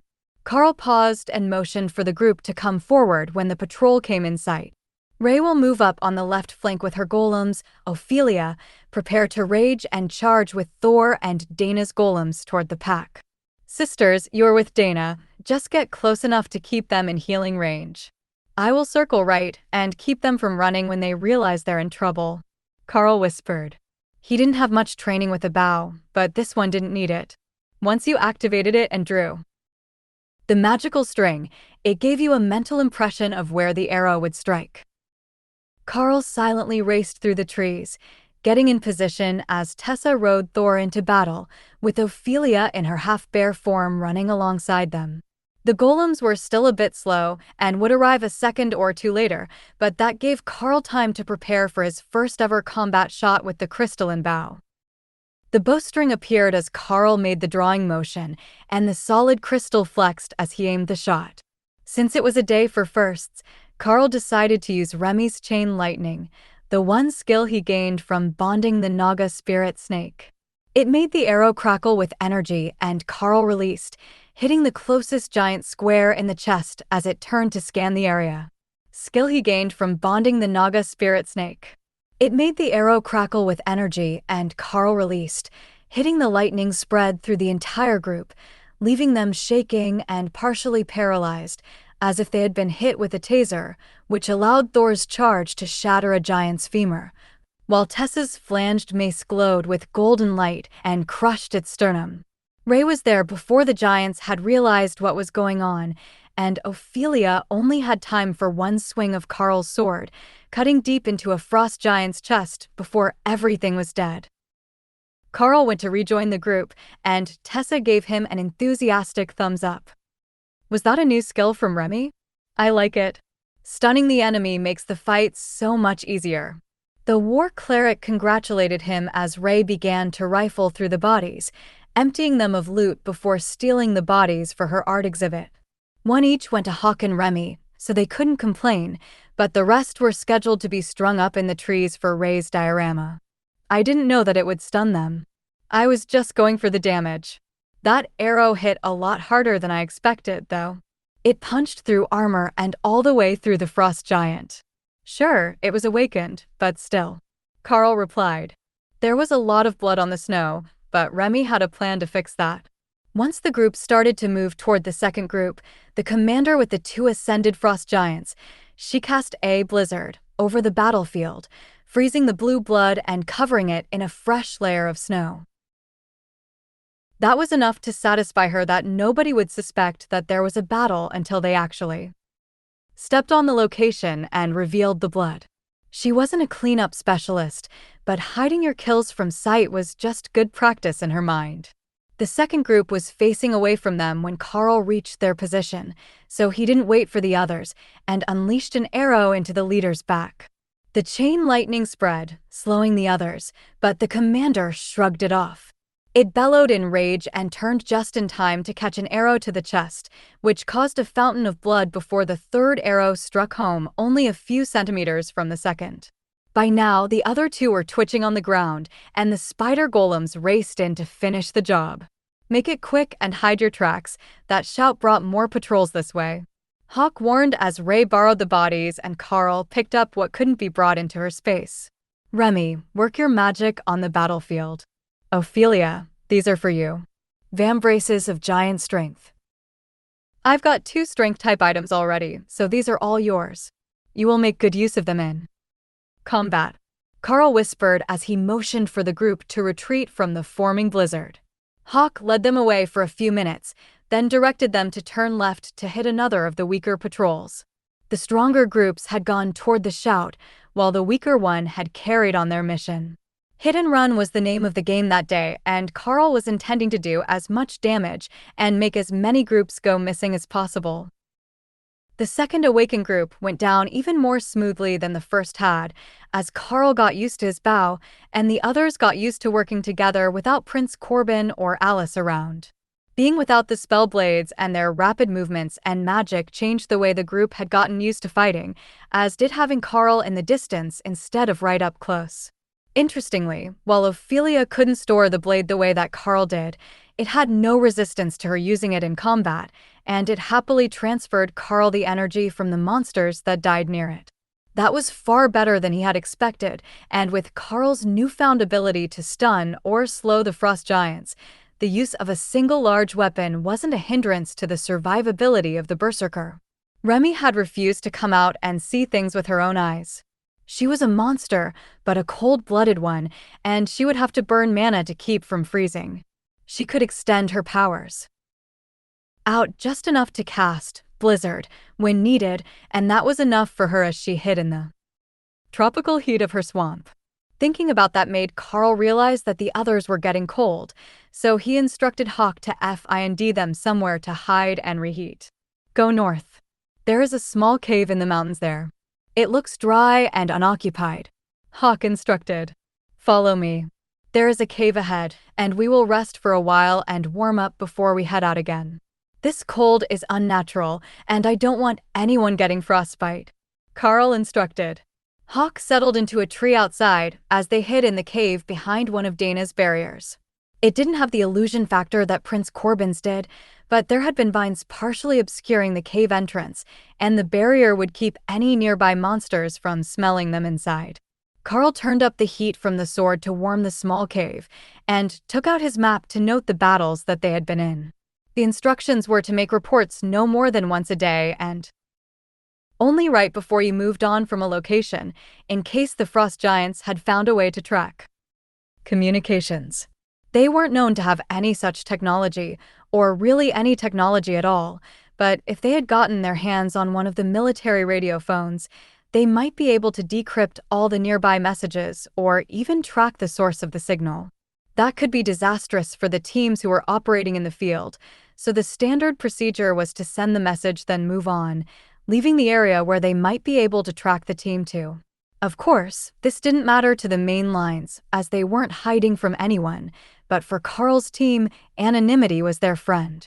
Even just being able to collect the bodies of the fallen frost giants and have Remy coat the area with new snow would make it incredibly difficult for the enemy to track their movements. They would know that their teams were missing when they didn't sound the horns at the next random interval, but they wouldn't easily stumble across them either. Hawk, what else do we have in the area? Karl asked once the group was beginning to get warm.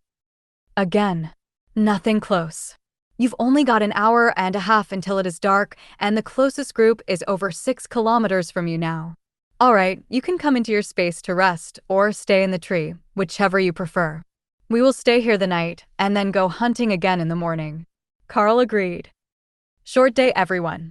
There is nothing close enough to hunt before dark, so Hawk recommends that we stay here. We will head out in the morning and get back to work. Karl explained. They had 2 communication devices on this trip: the emergency phone and the standard open-channel radio. The first was safely stored in his pack, but the second was tucked into Karl's armor, with the earbud in one of his ears. That way it wasn't loud enough for anyone else, or any nearby enemies, to hear, but he could keep up to date on what was going on around them. The battle lines were active, but there were no major changes that day, just a few skirmishes. What he was waiting for was a report of an enemy troop drawdown, or a redeployment, which would likely mean more enemies coming through their patrol area. As long as the frost giants were busy on the main battle lines, he would only have to deal with scouts here. But there was a second part to their mission, and it was to try to determine how they were. Spreading the frozen area out of their nation and into the Golden Dragon Nation. The hope was that it was some sort of device that could be destroyed, forcing the weather back to normal and putting the frost giants at a disadvantage. There wasn't any sign of that within the patrols, and they were deployed well within the frozen area, so if it was something that happened near the edge of the advance, it would be beyond their reach. But what they could do was keep hitting the frost giant scouts until they started to send more troops into this area, weakening their front lines and giving Karl and the others the chance to earn a massive amount of rewards once they were back home. Dreaming of being able to advance beyond commander in one deployment was insane, but that didn't mean that they couldn't gain anything. For one, there was the credit for the kills that they could trade for resources, and the other was the skill master upgrade that Karl had chosen during the dungeon hunt. Skill Master Rank 2, usable only by those with the Skill Master ability. Allows learned skills to improve to 1 rank above the bonded partner's current rank with practice. That was his goal on this mission. The beasts were going to be using their skills nearly constantly and finding new ways to expand their combat skills. That meant abundant practice opportunities and the chance that one of the commander rank skills might actually improve in power by a rank. If Ray's golems improved, they would have something akin to low royal rank combat power without having to wait for Ray herself to improve. Then, when she did improve, the skill should improve along with her, and she would become even more deadly. Or perhaps it would be Thor's refreshing lightning or Hawk's flame body that advanced first, as both were in constant use. The condition of practice wasn't all that clear, so it could mean just keeping it active, not actively trying to improve it. Though Thor had proven that he was improving it when he learned to expand his skill to everyone. and step into his desired role as the team's healer. Tessa laid the sword flat on the floor of the cave and gestured for Karl to turn up the heat. It was already reasonably warm inside, but she didn't want to waste their precious fuel canisters, and there was no wood in here to create a cooking fire from. All right, I'm not going to do anything that will mess up the dinner schedule. We've got a long night before we have to move again, but while you cook, we should come up with a better plan for dealing with these groups. I am thinking that we have Hawk scout a larger area tomorrow during the early morning hours, and then he can inform us of their general movement patterns and where they are likely to be so that we're not wasting time looking for them. We will be able to go out, hunt, and then return somewhere warm to rest before we go out again. Karl suggested. Lotus nodded. That's not a bad idea. We could also have Ray set up a spot in advance if we knew that we were going to be circling back to it later. It would allow us to go straight inside without waiting around. I'm not sure the forts will be the best option, though. The cold is getting insane out there, and spending the overnight in a cloth fort, even with the blade for heat, might not be the most comfortable thing ever. If we can keep returning to caves that we can properly heat, that might be best. But like a heated tent, it is possible to keep the forts warm. Ray thought about that for a while. If I double the layers used to make the fort, we can keep the wind out and the floor will stay warm under everyone's bodies. That will keep the wine down and the blade will keep the inside warm. Ray says she can make a fort that will be warm enough. Once Hawk scouts in the morning, we will start making plans for where we will rest tomorrow. I think that switching between caves and forts hidden high in the trees would be a smart move, so the frost giants don't have as easy of a time guessing where we might be hiding. A few more days of eliminating their patrols, and they are going to start trying to do something about it. The next morning's scouting report revealed that the frost giants had caught on to the problem much faster than Karl had been expecting them to. They were not known for being particularly bright, but this morning there were no fewer than 20 teams in the area, and it appeared that they were doing a methodical search for the missing teams. From Hawk's report, they had spread out along a ridgeline very early in the morning, and they were moving south through the valley and past the cave now. If the team moved out in 20 minutes, they would be attacking the giants from behind, and they could kill multiple groups quickly before retreating. That seemed like a good plan to Karl. If they picked one of the stronger groups to eliminate as a group, Ray could use her golems to take out a weak group nearby, starting with their ascended leader, which would leave the awakened giant trainees helpless. I can play too, Hawk suggested. True, but you're our scout. I don't want them associating you with the missing giants. Can you do it cleanly enough? Karl asked. No problem. I will wait for them to get close enough to you that I can throw the bodies in my space. We're going to need to do something about all the excess frost giants before they start getting in the way. Hawk reminded him. Oh, don't worry about that. I have just the plan to get rid of them, which will ensure the giants are in chaos when the main line decides to advance.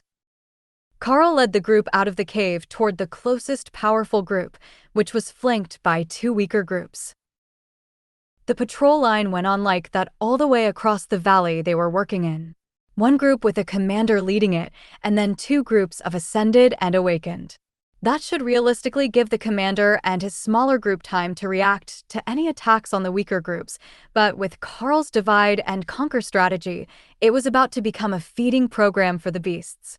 Remy was already overjoyed by the amount of commander-rank food that she could gorge herself with as she waited for her body to grow up to fighting size, where she could crush and swallow her prey whole. That was an odd bit of logic for a venomous snake, but that was how she preferred to eat, even after biting them. Biting was actually a last resort for the spirit snake, as she insisted that it made the food taste funny, but if she was threatened and her magic wasn't doing enough, she had no problem getting physical. But for the most part, she didn't come out of her hiding space and just poked her head out to cast. Blizzard after fights. Remy, how long can your blizzard spell last? Karl asked. About 5 minutes if I need it to, then I will cast it again. She replied. In that case, cast it at the start of the fight and just let it continue as we move away. Keep it centered on the group, and it will hide both the fight and our footprints, so the other groups can't find us as easily. Got it, boss. The next group was just coming into sight when Karl caught a change in Ray's thoughts. Tremble before the coming darkness. She was laughing at her hapless targets. Ray found her group. Let's get to work. Remy, you're up. Keep us hidden. Karl instructed. He charged forward with Thor, and the roar of the frost giants who were being damaged by a snowstorm out of nowhere echoed through the valley. That might not have been his best call, but they were already damaged when he made it to combat, and Dana's twin golems had no problem holding off the two ascended frost giants while Karl fired arrows into the commander's chest, and Thor prevented it from going after any of the other group members. Ophelia had no problem assisting the golems with one of the frost giants, and even Tessa had dismounted and come forward into melee range, attacking with her mace while Dana cast magic missiles and Karl's chain lightning slowed the giants. Karl felt two groups of giants reach his space, one from Hawk and one from Ray. That was their signal to move, and Karl quickly stripped the giants of anything of value and threw the corpses into Remy's mostly empty swamp. Tessa identified the items left on the ground and stuffed the magical ones into a pair of pouches that she slung over Thor's back. We can sort them later. Where are we off to now? She asked. There should be another 3 groups like those on their way here. Remy is keeping the blizzard active to hide our movement, and Hawk is scouting their locations as they approach. Karl explained. The groups had moved into the same formation as the ones they had attacked, weaker groups on the flanks with the stronger one in the middle as they searched for the attackers. Same pattern as last time. Tessa, did you want to ride Thor into combat? Karl asked. Sounds great. I will start with the commander, and Dana can focus her attacks on one ascended, while Bear gets the other. Tessa agreed. Ophelia made a pleased grunt at the plan, still caught in the berserker rage and still transformed into her half-bear form. As she fought, small wooden totems would appear on the ground around her. Karl wasn't certain if they were buffs or some sort of skill, but they vanished after 10 seconds or so and didn't seem to affect anyone but her. Remy came out of her hiding spot to climb into Karl's armor, leaving only her head exposed. That was warm enough that she could comfortably fight, and secure enough she wouldn't fall down and into the snow. Now they had an extra, chain lightning, at ascended rank to go with the commander rank version on Karl's arrows.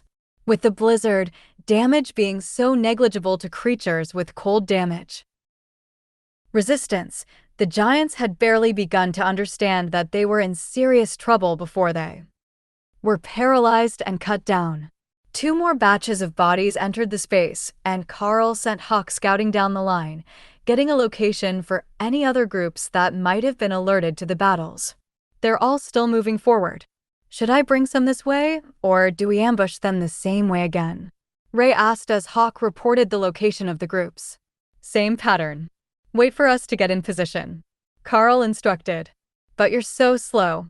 Why don't you just chase after me, and I will take out all the weak ones to throw in your space. Then we can come back to the group for the commanders. Ray suggested. Because we can't leave the rest of the group unprotected. There's a reason for this group size and composition.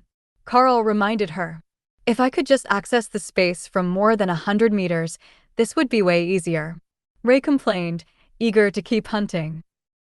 Work with what you've got. We will clean up all along the line today if we can, and then retreat. Somewhere warm. Karl instructed. That was all the motivation that Ray and Hawk needed to go off mission and start hunting the weaker groups on their own. Before Karl had even reached the first commander, they had cleared the weaker groups and had started on the next pair, racing through the snow-covered trees to avoid detection and then brutally ambushing their hapless prey. Remy was stuck on cleanup duty, spreading her blizzard as wide as possible while collecting the bodies, which Karl was doing his best to run past as the group chased the rampaging pair of beasts. Why are they in such a hurry? Ophelia asked as they reached their 5th group of the day, who were standing back to back, already paranoid and on alert after all the shouting from the other groups under attack on both sides of them. I may have promised them that once the line was clear, we could go somewhere warm for the night. Karl laughed. Well, that sounds good to me, but the casters will not be able to keep this pace up forever. Even if they're riding on Thor most of the time, that much magic will wear them out mentally. Karl nodded. We're almost done. I will call the two hooligans back once we clear this group, and then we can hide the battles in the snow and look for a good spot to spend the night. By the time that they had finished clearing the last battlefield, the bags on the side of Thor were overflowing with loot, and he looked more like a pack mule than a combat pet. They had simply killed so many frost giants today that they couldn't resist grabbing anything remotely magical looking, with the plan to identify and sort it later. The frost giant scouts should have been sent into battle with decent gear, and that gear would be very close to what the group needed to fight them. It wouldn't be the fire element attack gear they wanted, but if even a few of the armor pieces could be bonded, and assuming there were some giant strength type enchantments, they could make massive gains. Hawk sent them an update on his scouting mission. To the south, for kilometers, there is a large cave. That will be perfect for the night. That would also put them in front of where the patrol lines had been slaughtered, so it would be unlikely that the next day's reinforcements would start there in the search for the humans killing off their scouts. As they were making their way to the cave, Karl began to hear disturbing news on the radio. The frost giants were redeploying and sending a huge number of troops into this valley. It looked like their efforts had gone overboard, and now the enemy thought that there was a major military force here. Of course, as they were sending a large force to the valley, the Golden Dragon Nation was also sending an entire artillery regiment to the other end of the valley to ensure that the frost giants didn't advance past the lines. That put their hiding spot in the middle of no man's land in what was likely to become an artillery bombardment the next day. It looks like we might need to be cold for a few more hours. Keep heading south until Hawk finds you a new hiding spot along the southern end of the valley.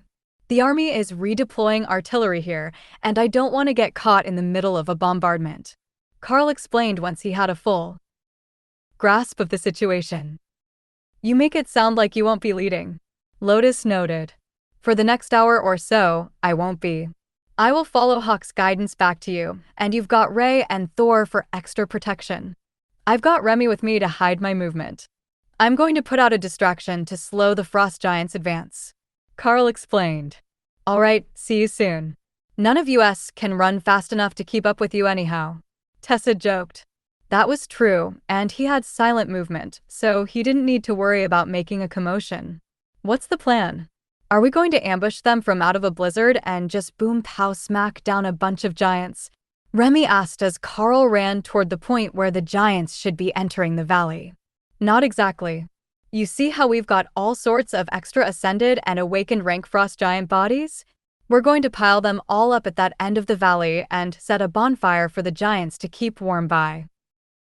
Oh, we're doing something nice to apologize. That's kind of you. Remy replied proudly, thinking that they were doing a nice thing for the enemy.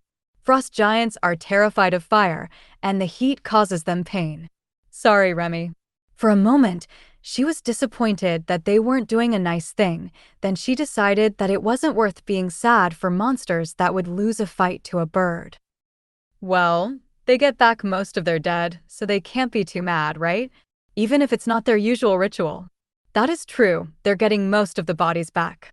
That was enough assurance to make the naive young snake play along with the plan and keep her blizzard active on its lowest setting, creating a snowstorm that would only really damage common rank monsters. It did dump a lot of snow, and the winds were high over a large area, so it would hide their movement once they were gone, as Karl was leading them right to the mouth of the pass. This is the spot. You start piling up the bodies into a huge hill, and I will cut down some trees to get the fire started. Karl instructed. Starting a fire when you were whittling deadfall logs for kindling with a flaming blade was a simple task, and within minutes, Karl had a good, hot fire burning, and Remy was piling bodies all around it.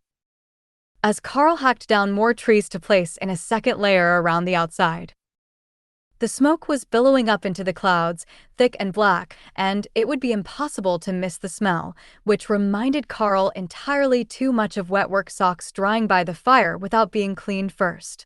Once the outer logs were burning steadily, Karl headed south at a run, hoping to catch up to the group before they made it too far.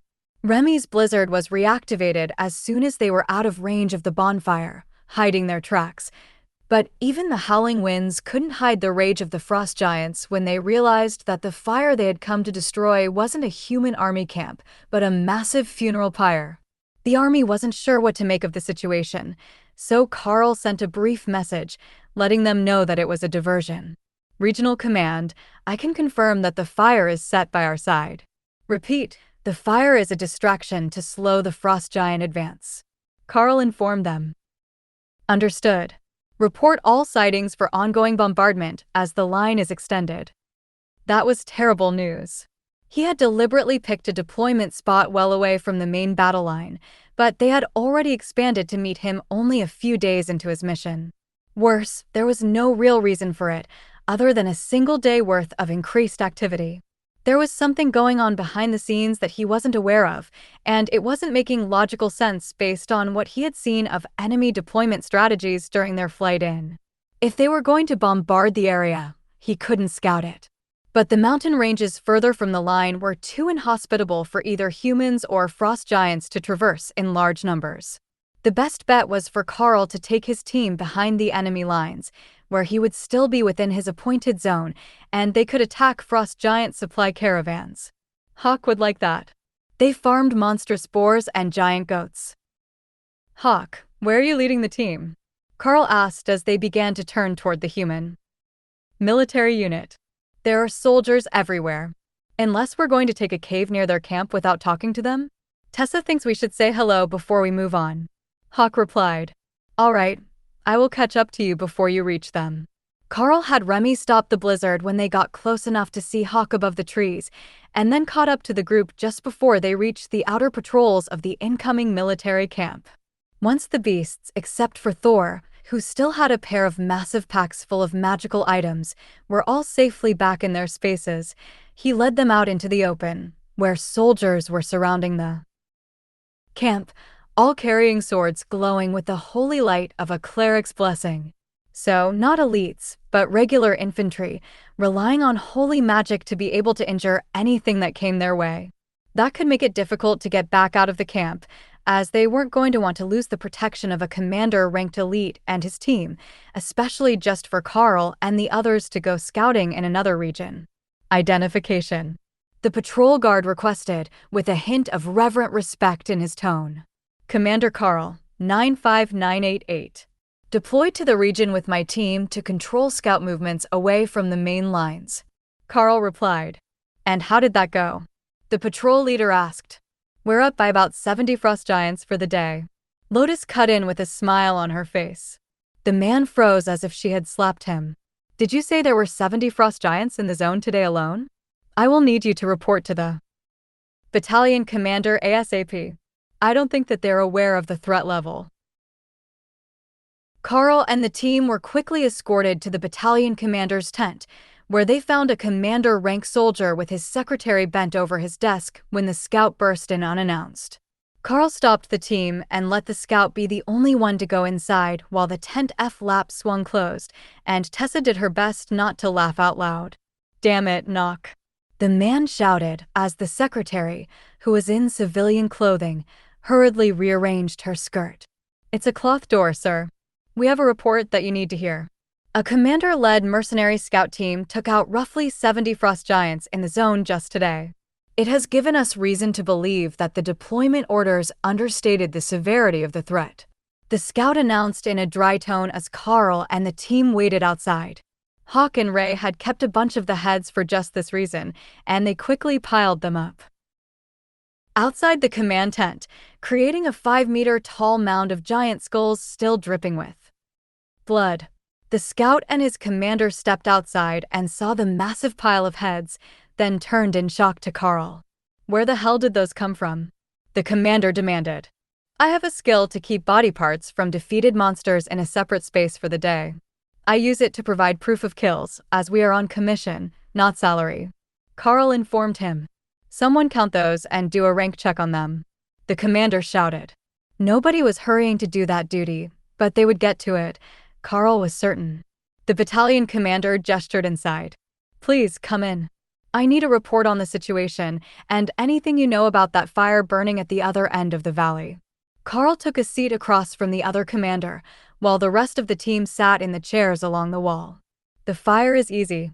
I used frost giant bodies to light a bonfire and slow the enemy advance so that they wouldn't follow us toward you. I got the message that you were moving in an artillery battalion, and I really didn't want to get caught in a bombardment while we slept tonight. Karl explained. The commander smiled. That was the right choice. We had no idea where you were in the zone, and the bombardment will start with the morning light. Not that your group wouldn't be able to outrun it in most cases, as long as you were listening to the radio, but still. Karl heard some commotion and stomping outside, and realized that the soldiers were trying to unload Thor, who had distinctly not given them permission to touch his bags. Tessa, Lotus, can you take Thor outside the camp and deal with his burden? Pick what might be useful and bring it back. The rest can be turned in for credit. Karl instructed. They disappeared out of the tent flap, while the battalion commander waited for Karl to explain. We didn't just take heads. I've got a lightning arrow outside with bags full of unidentified magic items. Someone tried to get into his bags, and he was getting upset to the point of considering stunning them with earthquake. Karl explained. A lightning arrow learned earthquake? The commander asked, completely confused. Not only that, he learned Circle of Protection, and he's almost a commander rank now. Give him a little longer, and I think that we can teach him a healing circle as well. It will be glorious, a self-healing, self-shielding, self-buffing tank.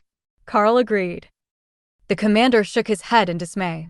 Even I never managed to learn Earthquake, much less a Circle of Protection. Instead, I mastered the basics up to commander rank. Slash, guard, shield bash, and commanding shout. You didn't get the scribes to at least make you a run skill book? I believe all warriors can use them. Karl asked. The man laughed. No, by th. Each time that I wanted more skills I had become an officer, and it was Lieutenant Dalton go here, Lieutenant Dalton go there. I was never in active combat anymore, so I never needed to upgrade. Well, that does make some sense. Desk officers and unit officers don't spend a lot of time fighting frost giants. They have other responsibilities. My group, on the other hand, spends all our time fighting. That's all that we've done since Awaken rank, with a few pit stops back at the academies to remind people that we're still alive. Karl explained. Commander Dalton sighed. Well, that's one way to live. But aren't you worried that one day the mission will go wrong and all that credit you earned will be for nothing? Dana looked nervous, as she had certainly considered exactly that when she was thinking about joining Karl outside the academy.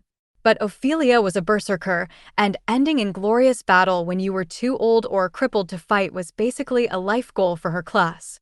Karl smiled. It's a chance, and if that's the way that nature wills it, that's the way it will be. Nevertheless, I have faith in the world dragon tea. That we will live to a ripe old age. Dana smiled.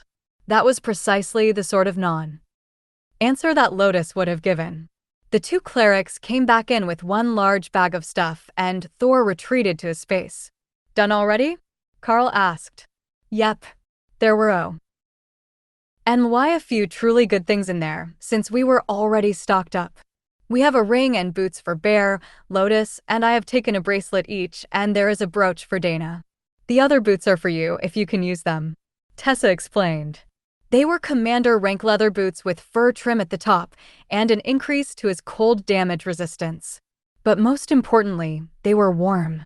Karl also noticed that she had a bundle of weapons behind her back that she wasn't speaking about, possibly just so that the soldiers wouldn't get upset that they took all the best for themselves and didn't leave anything exceptional for the base to skim off before it was officially submitted. Will you be needing space within the camp, or do you prefer to camp outside? Commander Dalton asked. Karl thought of the nearby caves that Hawk had found. I think that we will set up not far from your position, within the caves. They're easier for our group to keep warm and comfortable than a tent, and they're sheltered from some of the sound of artillery. Dalton nodded. I will leave you to it then. Remember to inform me of your patrol route before you leave again so that we can avoid shelling your position. That won't be a problem. We will likely leave later in the day tomorrow, once we know how the frost giants are reacting to the presence of an artillery battalion in the area. They sent reinforcements yesterday when we started to target their trainees, so there is a chance they will transfer even more, or even retreat entirely once your teams get to work. Karl explained. Commander Dalton ran a hand through his short brown hair, then replaced his cap. Understood. We will call for you over the radio if they decide that an offensive is the answer. We're a bit short on actual fighters, as you might have noticed, and we only have 4 clerics with us to keep the weapon enchantments active and do part-time healing duty.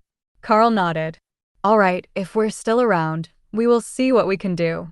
We're not a frontline, stand and fight head-on sort of team. It's better to just let us work from the shadows. We can go through quite a few frost giants that way without them finding us. Dalton smiled and gestured to the door. Good luck, we have space if you can't find somewhere comfortable. Karl led the group out of the command tent. It wouldn't be a problem to find a spot. Hawk had already scouted them, they were just too close to the military camp for them to arrive at undetected. But since the battalion knew that they were there, they didn't have to put up a tent, they could just have Ray make a cover for the door and keep the interior of the cave heated. It took time to get a cave properly warm, but once the rocks were holding heat, it would stay warm for quite a while. Warm places to sleep were in short supply in this unnaturally cold region, but Hawk was getting quite skilled at finding them. The cave that Hawk had found today turned out to be fairly deep and ran nearly 10 meters into the cliff face, where running water had cut away the limestone over the years. That would work out well for them. It was protected from the elements, but there was still plenty of ventilation and an easily defensible single entrance. With Karl, Hawk, and the sword all adding heat to the cave, it warmed up quickly, and they were able to comfortably hang the hammocks using Ray's web to attach them to the walls. There would be no sleeping on the cold floor for his group, and they could get away with a minimal watch, as there were artillery battalion patrols 10 meters outside their door. As they finished dinner, Karl noticed that the patrols were lingering outside the entrance to the cave, which was located about a meter above ground level and 4 meters above the cavern that they were in. The stone walls of the cavern were already warm, not frozen by the suddenly frigid air outside, but with the flames they were using for heat, Karl suspected that the guards were lingering where the warm air was venting before moving on with their patrols. It had to be torture to keep walking by while the group was roasting meat and cooking up a stew, but the majority of the scent would go up the air vent in the chamber and be filtered through the trees instead of flowing out the main entrance to torture the patrols. Ray took the entire night watch, ostensibly because she was sleeping most of the afternoon after they arrived at the base. In reality, it was mostly because she enjoyed watching everyone gently sway in her web hammocks. The hammocks were comfortable, and with the flaming blade set against one wall, the room was luxuriously warm all night until Ray fell asleep as Lotus started breakfast to the accompaniment of the sound of artillery fire. As promised, they had started the bombardment of the frost giants promptly at dawn, so Karl turned up his radio to listen to the morning broadcasts. They had a scout team in the mountains, looking down at the valley with high-powered binoculars, and they could see the majority of the region well enough to target the shells. They had also determined that the number of frost giants had grown again overnight, but mostly on the weaker side of the spectrum, trainees at the awakened and ascended rank, not their commanders. That was a relief to the artillery, as their shells didn't do much to the commander rank frost giants. They had to call in the elites, or wait for them to engage in melee combat with the holy magic enhanced soldiers to be able to kill them without relying on large amounts of luck. Are we going to go out and scout? Dana asked as they packed up after breakfast. Not yet. The giants are building some sort of defensive structure right now, and the artillery is going wild on them. Even if we wanted to go out, there isn't anything that we could do except dodge shells. Karl explained. Then he unplugged the earbuds from his radio and turned up the volume, so everyone could hear what was going on with the messages. For the next few hours, it was the same pattern of radio transmissions as the main line. Just target, fire, target, fire. Then when it was almost time for lunch, and Tessa was about to unpack their cooking gear again, the reports slowly began to change. The frost giants were no longer coming out of their bunkers, they were hiding behind stone, snow, and barriers, with a blinding snowstorm raging all around them to hide troop movements. That wouldn't stop the bombardment, but it would make it impossible to tell if the enemy was building their strength for an offensive. Once we finish lunch, I am taking us to the far side of the valley to check the mountain passes and the next valley for frost giants. That's still within the range we agreed to work, and it's pretty obvious that they're up to something if they're keeping a blizzard active along the entire north end of the valley. Karl informed the others. We're not leaving them to their fate, are we? Tessa asked cautiously. She was a priestess of the Red Dragon, the god of war, and anything deemed cowardly in battle was anathema to her faith. No, we will actually be closer to the enemy lines when things do go sideways, but I want to be coming in from a flank that I know is clear, and not crossing no man's land with a bunch of terrified infantrymen in a snowstorm. With lunch finished and their gear packed, Karl headed to the camp after stuffing bits of moss in his ears as earplugs against the noise of the artillery. He stopped at the supply tent and got a notepad and pen so he didn't have to remove his own from his pack, then wrote a mission description for the battalion commander to read. There was no way they were going to be able to have a discussion here beside the artillery, so Karl just handed him the letter with the crude map on it and patted him on the shoulder to say good luck. Dalton nodded and waved him away, letting Karl rejoin his team and head into the hills. The reports were that the snowstorm was spreading, coming in from the frost giants' side of the border. However, with all the strange atmospheric anomalies and the ice magic of the giants, nobody knew if it was a natural storm or a massive artificial one. What do you think, Hawk? Karl asked as the bird floated high in the sky, barely a black speck in their vision.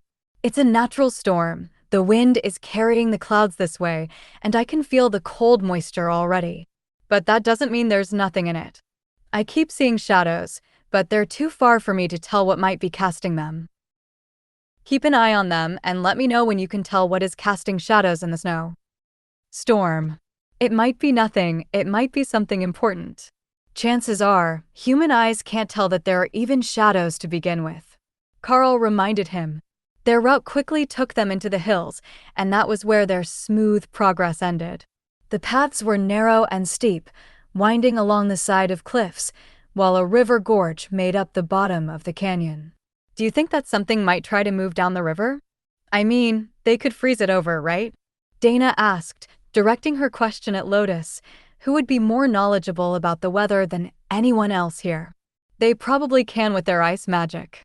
But we can see the river from here, and this path would be a nightmare for frost giants to navigate, so it's better that we don't follow the river ourselves. I mean, we will because that's where the canyon goes, but not along the river itself. Lotus explained, with a gesture along the path. They walked at a careful pace, not wanting to lose anyone down the hill if the path under the snow was loose or icy, and by the time that it got dark, they still had an entire kilometer to go before they had made it up the valley's length. All right, there is a path between the mountains ahead, according to Hawk, which will lead us back into the other valley close to the frost giant lines. There are no caves on this side of the fault.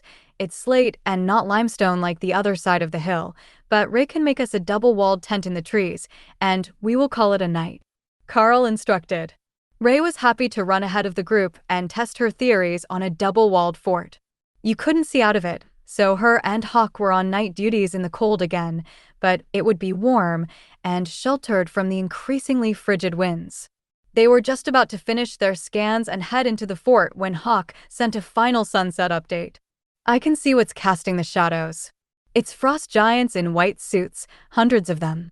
There. Hidden in the snow, but they can't hide their shadows. Where are they headed? Karl asked. For our valley.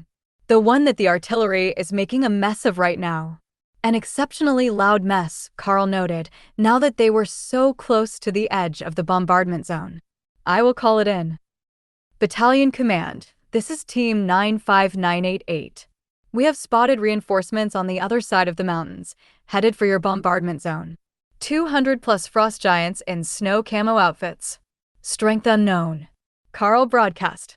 Received. It was probably better that Dalton let go of the mic button at that point. It would never do to curse that much over open airwaves. The sound of artillery shelling the area continued all night, and then just after dawn, the sound of frost giant war horns blared across the north end of the valley, interrupting breakfast and causing the radio communications to go crazy. Karl had left his earpiece out so that everyone could hear the radio during the night, in case the frost giants attacked early, but from the sound of the broadcasts, their reinforcements were just arriving. The bunkers had greatly reduced their casualties last night, and with the addition of hundreds more warriors, the frost giants were preparing a charge on the south end of the valley, which would put them in position to flank the main army lines. The problem for Karl and his team was that the shelling continued, so they couldn't safely approach the giants to get to work. Hawk, fly up and double-check the area. I want to be absolutely certain that nothing is trying to come down this valley before we leave, he instructed. First, Hawk flew south to make sure that nothing got by them in the night, as unlikely as that was. Then he headed north up the valley, where only 10 kilometers from the camp, he found a large group of the giants in white building rock-hurling siege weapons and building barricades. Karl checked that against his map and found that the location should be the Golden Dragon Nation side of the neutral zone, or contested zone, between the two countries. The lake that was directly behind their barriers had been the boundary marked on the map. The army almost certainly wouldn't want to push that far, and if they were setting up artillery, the frost giants weren't going anywhere. The river wouldn't support the weight, and it was too much trouble to have to disassemble and reassemble them for half a morning's march. But as Hawk circled back, he saw that the group at the lake wasn't the only one that was digging in for a long battle. On the other side of the ridge, the frost giants were building a massive ice fortification within their raging blizzard, visible to the keen eyes of Hawk only because they weren't trying to hide it from the back. Karl sent in the message and got back a quick response. Not from the battalion commander, as he had expected, but from the main line's regional command. Please remain on site to secure the secondary valley against enemy incursion. Reinforcing troops have been delayed. They informed him. Understood. We will be holding our monitoring position. Karl looked at the others and shrugged. Well, we're up the side of a hill, in the trees, where we can see half the valley. I would say that's a good enough position for what they want, and we can just wait here where it's warm. Until we get other directions, Hawk and Ray can take turns watching for movement, and we can all stay well rested. I know that we're not military, so we can theoretically decline the order, but it wouldn't hurt to wait here and see what happens next. Tessa laughed. If we move and something comes down the valley to cause problems for them, you know that we're going to hear it from the high priests as well. They despise it when they get messages complaining about the actions of their clergy, and they're already stressed by the current situation. Lotus might be used to getting yelled at all the time, but I prefer to avoid it. Lotus giggled at the insinuation, but Tessa was right. She got yelled at on a fairly regular basis for getting sidetracked when she wasn't with a green dragon or other type of nature priest. They got sidetracked just as much as she did. The artillery never slowed, only staggered its rhythm so that the enemy wouldn't find it as easy to predict. The sound carried through the mountain valleys, impossible to escape as the battle raged on. The frost giants were active on the main line, charging forward to eliminate artillery emplacements and scout bunkers, but in their valley, the enemy line was stationary. The big fear of everyone, both in command and in the fort with Karl, was that this was just a build-up. That the main line would get fully engaged, and that would be the signal for the troops that had built up along the secondary valleys to move into combat. But they couldn't put that over the radio, or they would be accused of trying to damage morale, so they had to wait and watch as the hours passed, and the two positions that they could scout remained patient, and the battle along the main lines intensified. At dark, Hawk returned to the fort to rest inside and out of the cold, while Ray went out to scout and made herself a secondary fort, up near the ridge and built into a tree. It kept the wind off her and allowed her to see both the end of the valley and the main valley's access route, though she couldn't see the actual fortress built there. It was enough to be able to see if anything was moving in their own zone, as the army already had scouts all over the hills lining the other valley. To Ray's eyes, the frost giants were the opposite of what most living things should be, a mass of cold in the distance, not freezing, but much colder than most living things. If the weather wasn't so frigid, they would be hard for her to spot, as they would blend into the background temperature variation, but as it was, she was certain she wouldn't miss them if they moved. Near dawn, right when night patrols would be switching for morning patrols among the human armies, the radio reports of massive movement among the front lines began. The frost giants were beginning their full offensive, accompanied by ice magic enchanted boulders that smashed apart artillery wagons and brought area freezing magic with them that both damaged the infantry and caused blinding snow. With the blinding snow, the rest of the forces couldn't see what was coming for them, and the reports were rather grim, with an entire armored battalion reported lost in the first hour. That was 70 kilometers from where Karl and the others were, too far for them to do anything about it, but close enough that it made them paranoid about what might happen to their positions. If the main line was breached or forced to retreat, that would put the unit under Commander Dalton behind enemy lines. That was not where an artillery battalion wanted to be, and he would have trouble even retreating with such a large unit and so much heavy equipment. If they leave one behind, I want an artillery, Thor announced, thinking of ways that he could pull one of the wheeled cannon batteries for long-ranged combat. What's this? You've gone for tank position and the healer role, and now you want to be artillery too. Karl joked. Remy is just a tiny snake. How could she take up our ranged combat role all by herself? Well, by herself or with Hawk if he doesn't have to scout. Thor asked. Hawk silently laughed at the thought of an overgrown afternoon snack becoming their ranged damage member, but refrained from saying anything that might make Thor sad. He was excited about helping, so Hawk let him have it. Thor's idea made good sense to Remy. She wasn't even big enough to see over people. She had to hide in Karl's armor or in her space just so she could see to cast her spells. If she was a flying snake, she could do like Hawk and target them from above, but her minor water control only allowed her to make simple appendages, not wings. But one day she would be big, and then she would be able to see everything in her swamp. We just need to teach her a new skill so she can see further. If she could find targets when they were further away, Remy could be our tiny blue artillery snake. Hawk suggested, hoping to keep Thor happy even if they couldn't get an artillery. That didn't sound like a bad idea to Remy. She just didn't know how she was going to do it. Maybe if her water control was better, she might be able to sense what her blizzard was hitting, and then she could target more spells without needing to see them. As an added benefit, she would know where everything in her swamp was.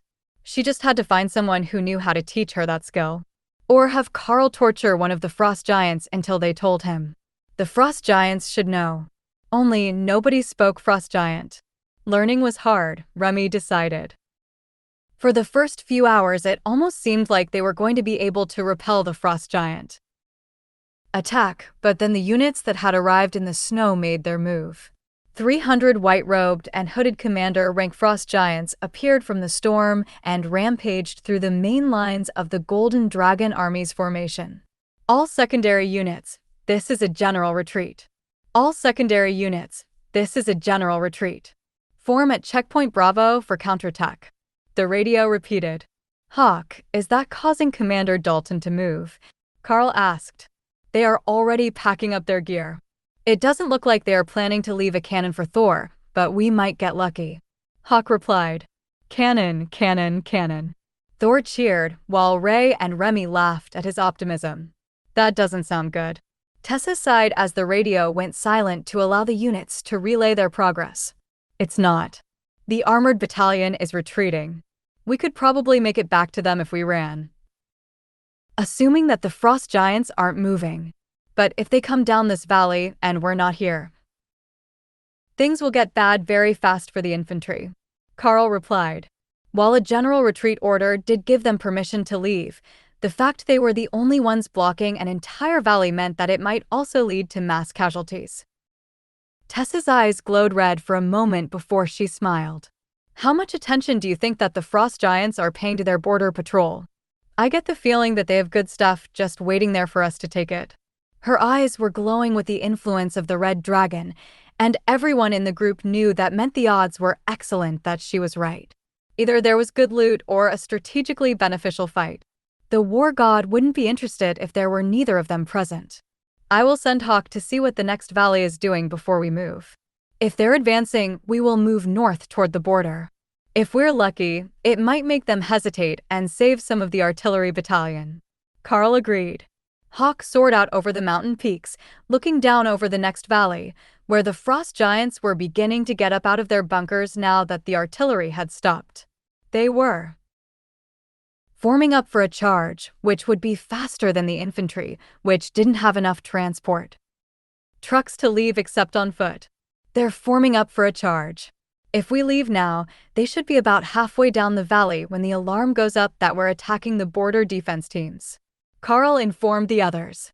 Dana gritted her teeth and nodded. Let's do this. How bad is the battle at the border going to be?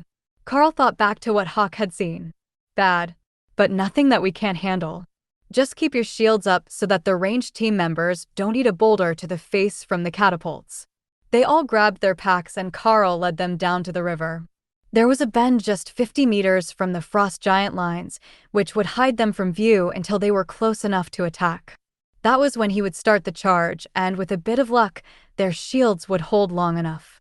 There was no cover in front of the line, it was all knocked down and removed, so they would have to come through the open, no matter what tactic they wanted to use.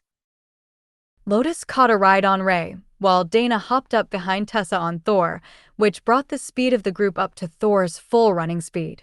With her strength enhanced, Ophelia had no problem keeping up with the lightning Sero, and Karl was faster than either of them. The deployment would put everyone in the right spot when the fight started, with Dana's golems forming up around Thor, while Ray brought her own out a little further down the line as a distraction. They were the most deadly in the group, so the frost giants wouldn't be able to ignore them, and that would turn them away from Thor and the others. A few extra seconds should be all they needed for Karl to stun the more vulnerable members and give them an early advantage. I will distract them away from your advance. Good luck, everyone, and I will see you in a minute. Karl instructed as they got close to the final corner. While the group went left, he moved to the right through the woods and prepared to shoot the frost giants that were immediately in front of the main group. He was the first one out into the open, and his arrow was loose before anyone had seen him, plunging straight into the heart of an unprepared ascended rank frost giant. Stun hit the creature's heart directly, and the giant twitched as it hit the ground dead. That wasn't quite the plan, but Karl already had another arrow in the air, going for the giant beside the one that fell. To the defenders, it looked like he was taking out the reinforcements before he charged a weak spot in the line, and they began to shift positions while the rest of the group charged out of the woods. The distraction was just enough, and only 3 catapults managed to hurl ice magic-infused boulders at the group as they charged. None of them were close enough to damage the group. Firing hastily had cost the inattentive giants their advantage. Ray's golems appeared in their ranks, attacking without hesitation, while Dana's appeared a second later, flanking Thor as he knocked his target to the ground. Karl sent another round out, hitting the closest giant to him with chain lightning, which slowed the giant's response even further. Remy took that as her cue and cast a blizzard over the far side of the defensive line, while using her own chain lightning on the closest giants. The ice element attack would do very little, if any, damage to the giants, but it would block their vision and stop them from using ranged attacks against the much smaller human attackers. The risk of hitting their own people while firing blind was too high. There was a whoop of victory, and Karl saw Ophelia in bare form hacking both arms often. Ascended rank frost giant with her axes. Giant strength combined with the buffs of a bear totem berserker was a deadly combination, and the small wooden totems on the ground were pulsing with energy as she fought. Karl let loose another arrow, catching a frost giant in the throat.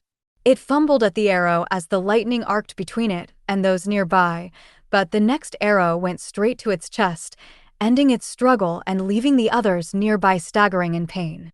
A sweep of the bow itself cut an arc of rend through the air, slicing the front of the giants open and dropping the weaker ones.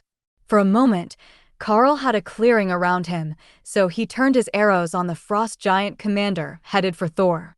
The creature moved with surprising speed, catching the arrow. Then it howled in rage as chain lightning activated and Karl smirked in his direction. That was what Karl was after, drawing the leader to himself. Even with Ray around, the others would have enough trouble with the frost giants. They had far too many commanders in their ranks, and Ray wouldn't be able to take them all out fast enough for the clerics to keep everyone healed indefinitely. Hawk's fireballs were raining down from above, causing immense pain wherever they landed, but he had learned his lesson, and he was far above the battle, out of range of any ice spike-type attacks that might knock him out of the battle. Karl started to retreat toward the remainder of the group, intending to give Thor some reprieve while he could. But it appeared that the Cerro didn't need it. The frost giants were having a hard time getting to the battle, with Thor casting constant earthquakes and Lotus using her water vortex staff to create spinning water funnels that pulled them off their feet and knocked them to the ground. Ray's golems were showing no mercy, making full use of the spear, skill that they had gained in the Naga dungeon to turn anything they couldn't reach into a pincushion.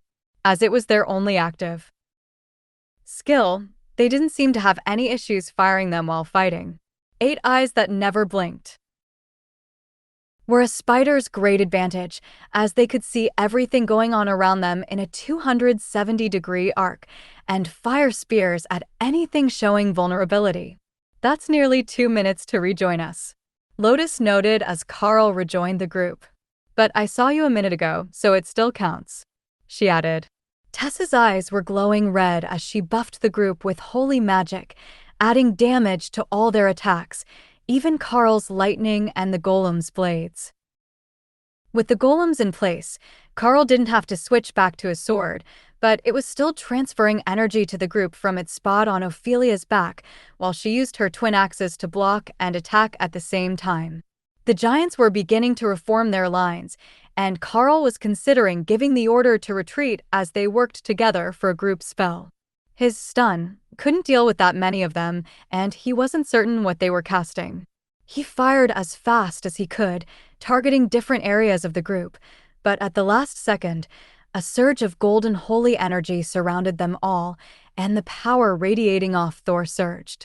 The lightning Cerro had made it to the commander rank, and with it, his circle of protection and refreshing lightning barrier had improved a rank. Karl noticed that the golden streaks on Thor's scales were becoming more pronounced, and now his horns were beginning to turn golden from their natural ivory. Looking fancy, buddy. Karl laughed as a barrage of icicles slammed into the hastily erected barrier Dana had placed in front of them, and then shattered against the barriers on their bodies. None of them took more than minor wounds, and these icicles weren't as insidious as the attacks of the Yeti clans, as they weren't trying to freeze them now that the damage was done. Tessa shouted in victory as the giants roared in frustration, but the battle was far from over. Karl's group was still vastly outnumbered, and most of what was left was the commander rank and the stronger ascended rank frost giants, who hadn't been annihilated by chain lightning or Hawk's fireballs. The water-hating bird was going insane overhead, launching fireballs as fast as he could, 3 at a time, into their ranks. They had ice barriers erected over themselves, but the fireballs weren't weak, and the barriers were having a difficult time keeping up with the incoming damage. Karl wasn't ready to rest yet. Even with the barrier refreshing them, Thor would run out of mana eventually, and they had to have the frost giants dead before then. Tessa was fully focused on offensive buffs and was mostly out of combat and not attracting attention, while Lotus was focused on keeping Thor and Ray at full efficiency. That meant Ophelia had the worst of it, with Dana not far behind, though the clerics were keeping them both fully healed, and they weren't showing any visible injuries, despite the splatters of red blood on Ophelia's armor. The enraged berserker knocked both of a frost giant's arms wide, and Karl put an arrow into its forehead, shocking all the enemies gathered behind it with chain lightning. The berserker laughed as she charged into the body and tossed it backwards to get at more targets. But Karl noticed that she carefully stopped before she got out of range of Thor's circle of protection. The giants had no problem coming to her, and now that the group was getting surrounded again, it was getting easier to shock large groups, slowing them to the point that they were barely effective fighters against the speed of the spider golems. Stun was an option, but as it only affected a single target, it was less effective in a group fight, where slowing everything made life easier for the offense than stunning one target. While they focused on hurting and eliminating the frost giants, Hawk had set fire to all the wooden siege weapons that the frost giants had constructed, and the orange glow was giving the blowing snow a hazy look, like streetlights on a foggy morning. At the very least, that would make it safer to retreat if it became necessary. Lotus whistled to get his attention and pointed toward her staff. "I need time to recharge." That meant no more water funnels, but the number of enemies was dropping rapidly. Karl realized that something had changed, and the enemies were dying much faster than they should have been, given the group composition. Commander on commander, it generally took 5 or 6 solid hits per enemy to disable your target, but the back ranks were nearly completely gone. He knew he had missed something, but not what, until the last of the frost giants turned and ran back into the hills with Hawk in hot pursuit. His fireballs were burning straight through their armor and into their bodies, causing massive damage even to commander-rank giants. Karl thought he might have learned a new skill to optimize himself against water or ice element targets, but a nagging feeling in his mind brought his attention to his status. Skill Master Rank 2 activation, Flame Body Skill advanced to Royal Rank by Hawk. He actually hated ice magic so much that he had forced his Flame Body skill to the Royal Rank soon after reaching Commander rank, just to spite the frost giants. Never again would Karl underestimate the benefits of the beasts having an emotional attachment to their advancement. But more importantly, now that the advancement was complete, Karl could feel the shared skill advancing as well. The retreating frost giants were too far for him to hit with an arrow already, but the next time they were in combat, he would have to try to use the improved skill in melee combat. Tessa made a pleased noise as she looked around the battlefield. Well, that was more than enough to keep the war dragon happy. Plus, it looks like we made a pretty good haul today. There are plenty of magical items on the battlefield for everyone to take their pick. Everyone spread out and collected all the potentially magical items that they could, and then Tessa dumped out the bag of weapons that Thor had been carrying around, which had been dropped in the trees when they charged. We should have time before anything gets close enough to give us trouble. So, I will identify everything, and we can try to bond what works best for us. It looks like we're behind enemy lines, so if there is anything that might even be a little improvement, don't hold back. The Red Dragon Priestess reminded them. There had to be 50 pieces of gear in front of them that had been identified as possibly useful, not counting the ones that had been tossed to the side as too damaged to be salvaged. Ophelia passed Karl's sword back to him as she found another two-handed blade, this one with a proper life leech effect, so she would heal as she attacked. For a berserker, that was definitely close to optimal gearing. She also found a few pieces of commander rank armor and a ring of fire resistance, not that it would do her much good here. Lotus and Tessa both managed to finish upgrading their armor to commander rank, while Dana claimed an ice barrier ring that added strength to her already impressive advanced barrier spell. Karl found a ring of agility and a set of bracers that improved damage reduction. They were an odd-looking bunch now, as they were all wearing the Frost Giant's preferred boots with fur trim, as well as commander rank leather pants with mismatched armor pieces. Tessa and Lotus hid them mostly under their robes and new white cloaks, while Dana hid them under her mage dress and a large fur cloak with a hood. Karl and Ophelia had found fur-trimmed cloaks that helped resist cold damage and cold weather. More than anything, they looked like they were from one of the Arctic barbarian tribes. Those didn't live anywhere on this continent, but Karl had read about them in school and saw pictures. They were one of the stories that teachers told about human resiliency. Well, at least we're all warm now. Lotus giggled as she looked around at the collection of white fur cloaks. Then she grabbed one of the excess cloaks, which were sized for frost giants until they were equipped, and tied it around Thor's neck. It didn't bond to the lightning Sarrow, but it did cover him in a huge fur blanket that matched the snow. That would make it easier to sneak up on future enemies, and it was a commander rank piece of beast fur, so it would resist some wear and tear without issue. Ray took one look at it, then adjusted her body color to match the cloak and lay on top of Thor with a happy buzz of her mandibles. He was like a giant pillow now that he was covered in fur. Now we just need to pick weapons, and we should be good to go. There has to be enough commander rank weapons there for all of us. Ophelia had already grabbed one, while the others looked dubiously at the assortment of clubs, massive sword, and other weapons. If they didn't adjust to human-sized, they would all be useless to them. Dana hesitantly picked up a dagger the size of a short sword, and after a moment of concentration, it vanished, then returned a dagger sized in her hand. Oh, that's a relief. I have no skills with a sword, but I can use a knife well enough. She sighed. Karl looked over the pile with his hand on the hilt of the vampiric sword. Most of the weapons he got close to produce a repulsion effect, but when he got to the far side, where a massive maul with a blue crystalline head on it was sitting, he nearly got dragged off his feet by the attraction between the two weapons. Karl put the sword away and hefted the maul, which instantly adjusted to be just over 2 meters tall and comfortably usable with a double dose of giant strength items. That seemed a bit excessive, but when he noticed the stats on the weapon, he decided it might be worth it. Crystal Maul of Resonance applies the effect of spells imbued into an attack up to 5 times when a strike lands. There were still so many weapons left over that it would be a shame to discard them for the enemy, but none of the ones that remained appealed to any of the group members.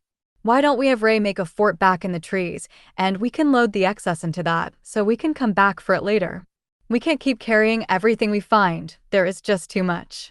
But we can hide the good stuff and destroy the rest, or bury it here, so whoever comes looking will be convinced that's all that there was. Lotus suggested. That's a brilliant idea. All right, we will have Ray find a good hiding spot for the excess loot, and we will bury the rest, then burn the bodies. We don't need to fill the entire valley with scavengers looking for a commander rank meal. Karl decided. With the flaming body barrier over his folding shovel, it only took a few minutes to dig a hole in the frozen ground deep enough to bury all the excess weapons that were either heavily damaged or just not great quality. Ray took the rest back into the trees an unknown distance and created a cocoon to hide the loot in. While she was finishing her work, the team listened to the radio messages. The artillery battalion under Commander Dalton had made it safely out of the secondary valley, but were briefly engaged with a frost giant scouting unit as they rejoined the main line at the fallback point. Casualties were light, and the unit was still mobile, while the frost giants had stopped at the mouth of the valley and had begun erecting new fortifications. That left the valley scouts taking the hard way out of the hills that they had set up on, but that was to be expected with such a rapid retreat. Unfortunately, while they could rejoin the main lines once they got to the west side of the mountains, there were 3 units trapped well behind the enemy lines. 2 were forward observation units, led by Commander rank elites, and 1 was Karl's team. Team 95988 continues scouting operations where possible. Enemy intelligence from your location is invaluable. The regional command center informed them. Karl confirmed the order and then laughed. Well, it's not like we've got many options here. Hawk says that nothing is chasing after us from the larger valley, but they've fortified again between us and the main lines, so we either go the long way around or we follow the river along the border and see what we can find. Do we go behind the main lines or further away from the battle? Tessa asked. That was a good question. Well, further into the mountains, and we very well could find ourselves cut off and trapped. But behind the main lines will be the supply lines. That many giants are going to need a lot of food, so we might be able to do some good if we can strike fast and return to a hiding spot. Karl offered. Everyone was quiet, thinking about which way they would prefer to go when the radio crackled to life. Team 62345 is under heavy attack by white cloaked frost giant special forces, attempting to retreat east toward the border from Grid B3 Sector 8. Karl checked the map, and that was only a few kilometers to their west, between them and the main lines. Everyone pack up and get ready to move. We will go give them a hand, he instructed. Ray quickly rejoined the party, letting Lotus take up her riding position aboard the Spider's back, while Tessa and Dana climbed aboard Thor. They ran toward the battle, not worrying about the noise that they were causing, though Karl was running silently thanks to his skill. The noise of the elites and the frost giants in battle was loud enough that they didn't need Hawk to tell them exactly where they were going, so the scout was instead circling the area, making sure they were the only reinforcements that were going to show up to the party.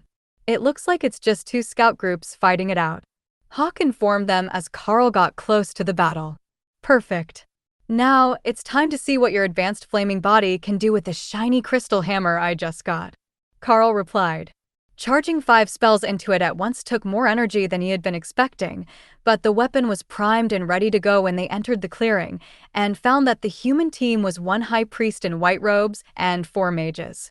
Who had picked that composition was a mystery to Karl, but it was not a good combination to fight the frost giants. All 5 of the giants were not only commander rank, all 5 of them were well into the commander rank as well. The white cloaks that blended into the storms appeared to mark the most competent of warriors, and the giants were startled to see Karl charging in their livery.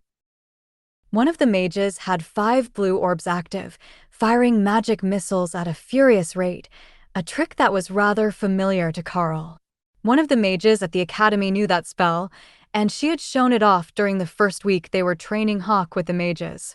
As he got close, Karl realized it wasn't just a familiar spell, it was Tori, the ascended rank blonde mage from the senior class, that was using her signature spell here. The magic missiles put the frost giants on the defensive, and Karl slammed the crystal maul into the closest giant's chest. The head of the hammer pulsed 5 times in rapid succession, like the pulse arc welders that they used to fix mining equipment back home, and the enormous monster was thrown clear across the battlefield to crumple against a tree. The sight shocked the humans even more than it did the frost giants, and one of the mages had his barrier shattered when he delayed a bit too long. The sound of breaking bones was a sickening one. But a golden glow was already surrounding him as his team's cleric got to work. Don't you have golems? Dana shouted as she summoned hers to fight the giants. Rays were already in combat, and Hawk was sending down a rain of fire from above. It wouldn't be long before the situation was under control, but it made no sense that they didn't have any golems out if they didn't have defensive warriors. The cleric pointed to the far side of the group, where 2 exhausted mages were doing their best to avoid attacks and keep their barriers up. That was enough for Dana to understand that yes, they did have golem mages, but the frost giants were too smart for that trick, and they had targeted them first, exhausting them and draining their mana. Lightning next, Remy shouted in Karl's mind as he approached a wary frost giant. This time he only put 3 charges of chain lightning in, to test the theory of whether the stunning effect stacked while saving some energy. It was harder to hit the giant with a huge and slow maul, and it wasn't going to try to take the hit for a chance to counterattack after seeing what happened to its friend, so the first 6 tries were parried before Karl managed to get a swing up and under the warrior's guard, only lightly clipping its hip, but enough to activate chain lightning. The power arced between the 4 remaining giants, which twitched a little, but weren't slowed any more than 1 strike had. They were smoking and visibly blackened at the point of contact, so the damage was all there, but the stun effect didn't appear to be any worse. The reprieve was enough for the mages to regain some mana and catch their breath, which allowed them to bring back 2 more ascended rank golems. That wasn't going to do much in this fight, as they weren't enhanced in any way like Dana or Ray's golems were, and they were still a rank below the enemy, but it was a good shield to hold the frost giants in place while the spider golems and Hawk's flames dealt with them. Their cleric enhanced the golems with a golden holy blessing, increasing their armor and attack. Power to commander rank, as was done for regular human soldiers on the line. That gave the ambushed team a bit more of a chance, but the High Priest's blessing simply wouldn't have been enough for 2 golems to take on 5 commander-rank giants. The giants were quickly dispatched, and the High Priest came over to give Karl a grateful hug that made Lotus laugh. "Thank you, Commander. We were in real trouble when those 5 happened upon us at the end of AFI. We have heard much about you and your team of monsters and beauties," the High Priest informed him. Karl smiled. "You hear that, Ray? He says you're a beauty." Now Lotus was laughing so hard she was holding her sides, while Ray stood up a little taller and subtly wiped the blue frost giant blood off her limbs in the snow. She was still covered in it, blood was splattered on every part of her body, but it was a small improvement. The cleric was obviously confused as to who Ray was and why he was being laughed at, but at that moment, it really didn't matter. He was safe, nobody was dead, and the frost giant threat was ended for a moment. Ray returned to her space, leaving the blood behind, then came back out clean and fluffy. Well, as fluffy as she got, as her fur was rather stiff and not as thick as a furry mammal's. The High Priest smiled as he realized the beast was doing the equivalent of getting dressed up to meet them and decided formal introductions were in order. "I am High Priest George of the Main Faith. I believe you already know Tori, who is an Ascended rank senior at the Academy, and these are Yuri, Petrov, and Ivan," he explained, gesturing to each in order. Tori was a blonde who, even in this cold, was still showing cleavage, while the other 3 mages were all similar in their skinny and acne-riddled appearance, as young men at the Ascended rank.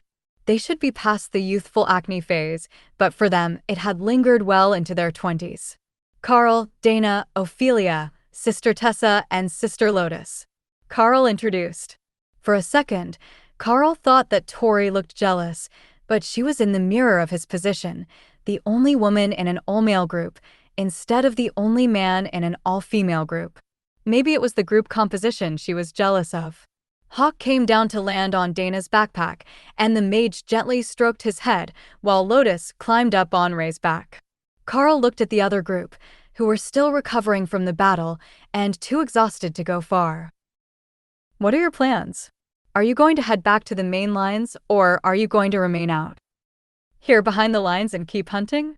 I know you had a tough break with your position during the fallback order, but with a bit of effort, I'm sure you can dodge the wandering frost giant patrols," he asked. High Priest George looked at Karl like he was crazy. "You're planning to stay out here? We're behind the frost giant lines. If we get attacked, there's nobody else to come help.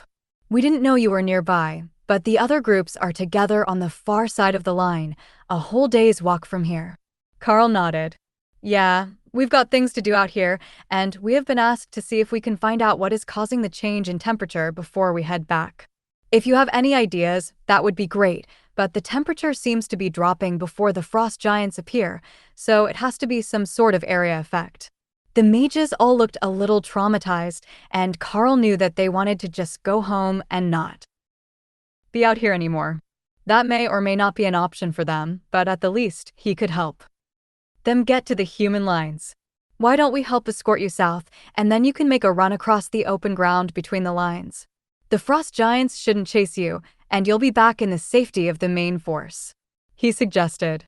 "And how do you plan to get away after you help us get past the main line?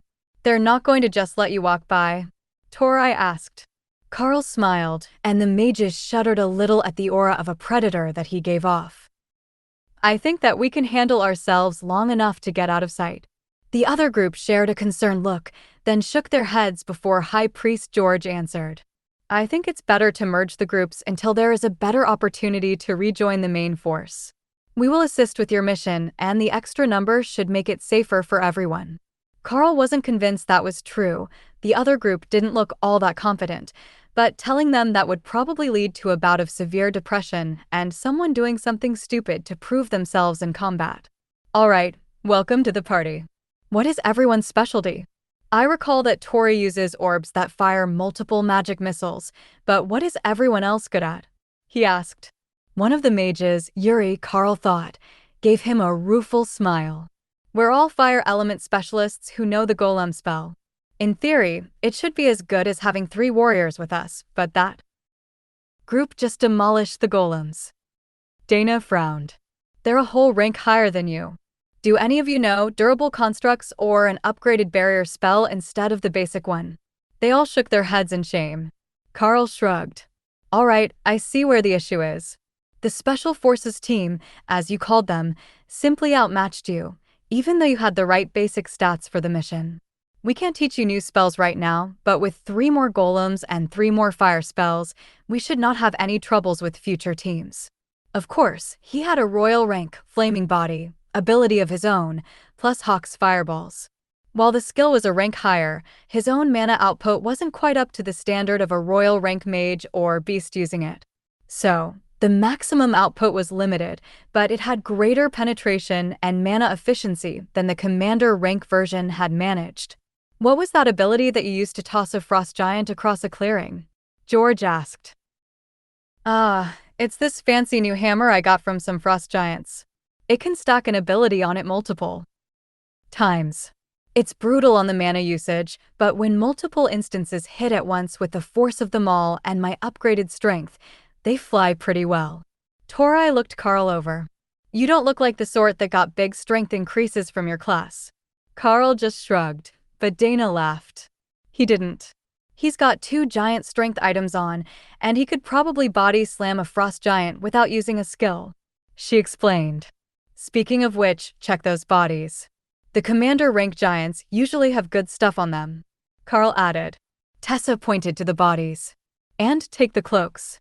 Not only are they warm, they blend in with the snow, so you aren't as easy to spot.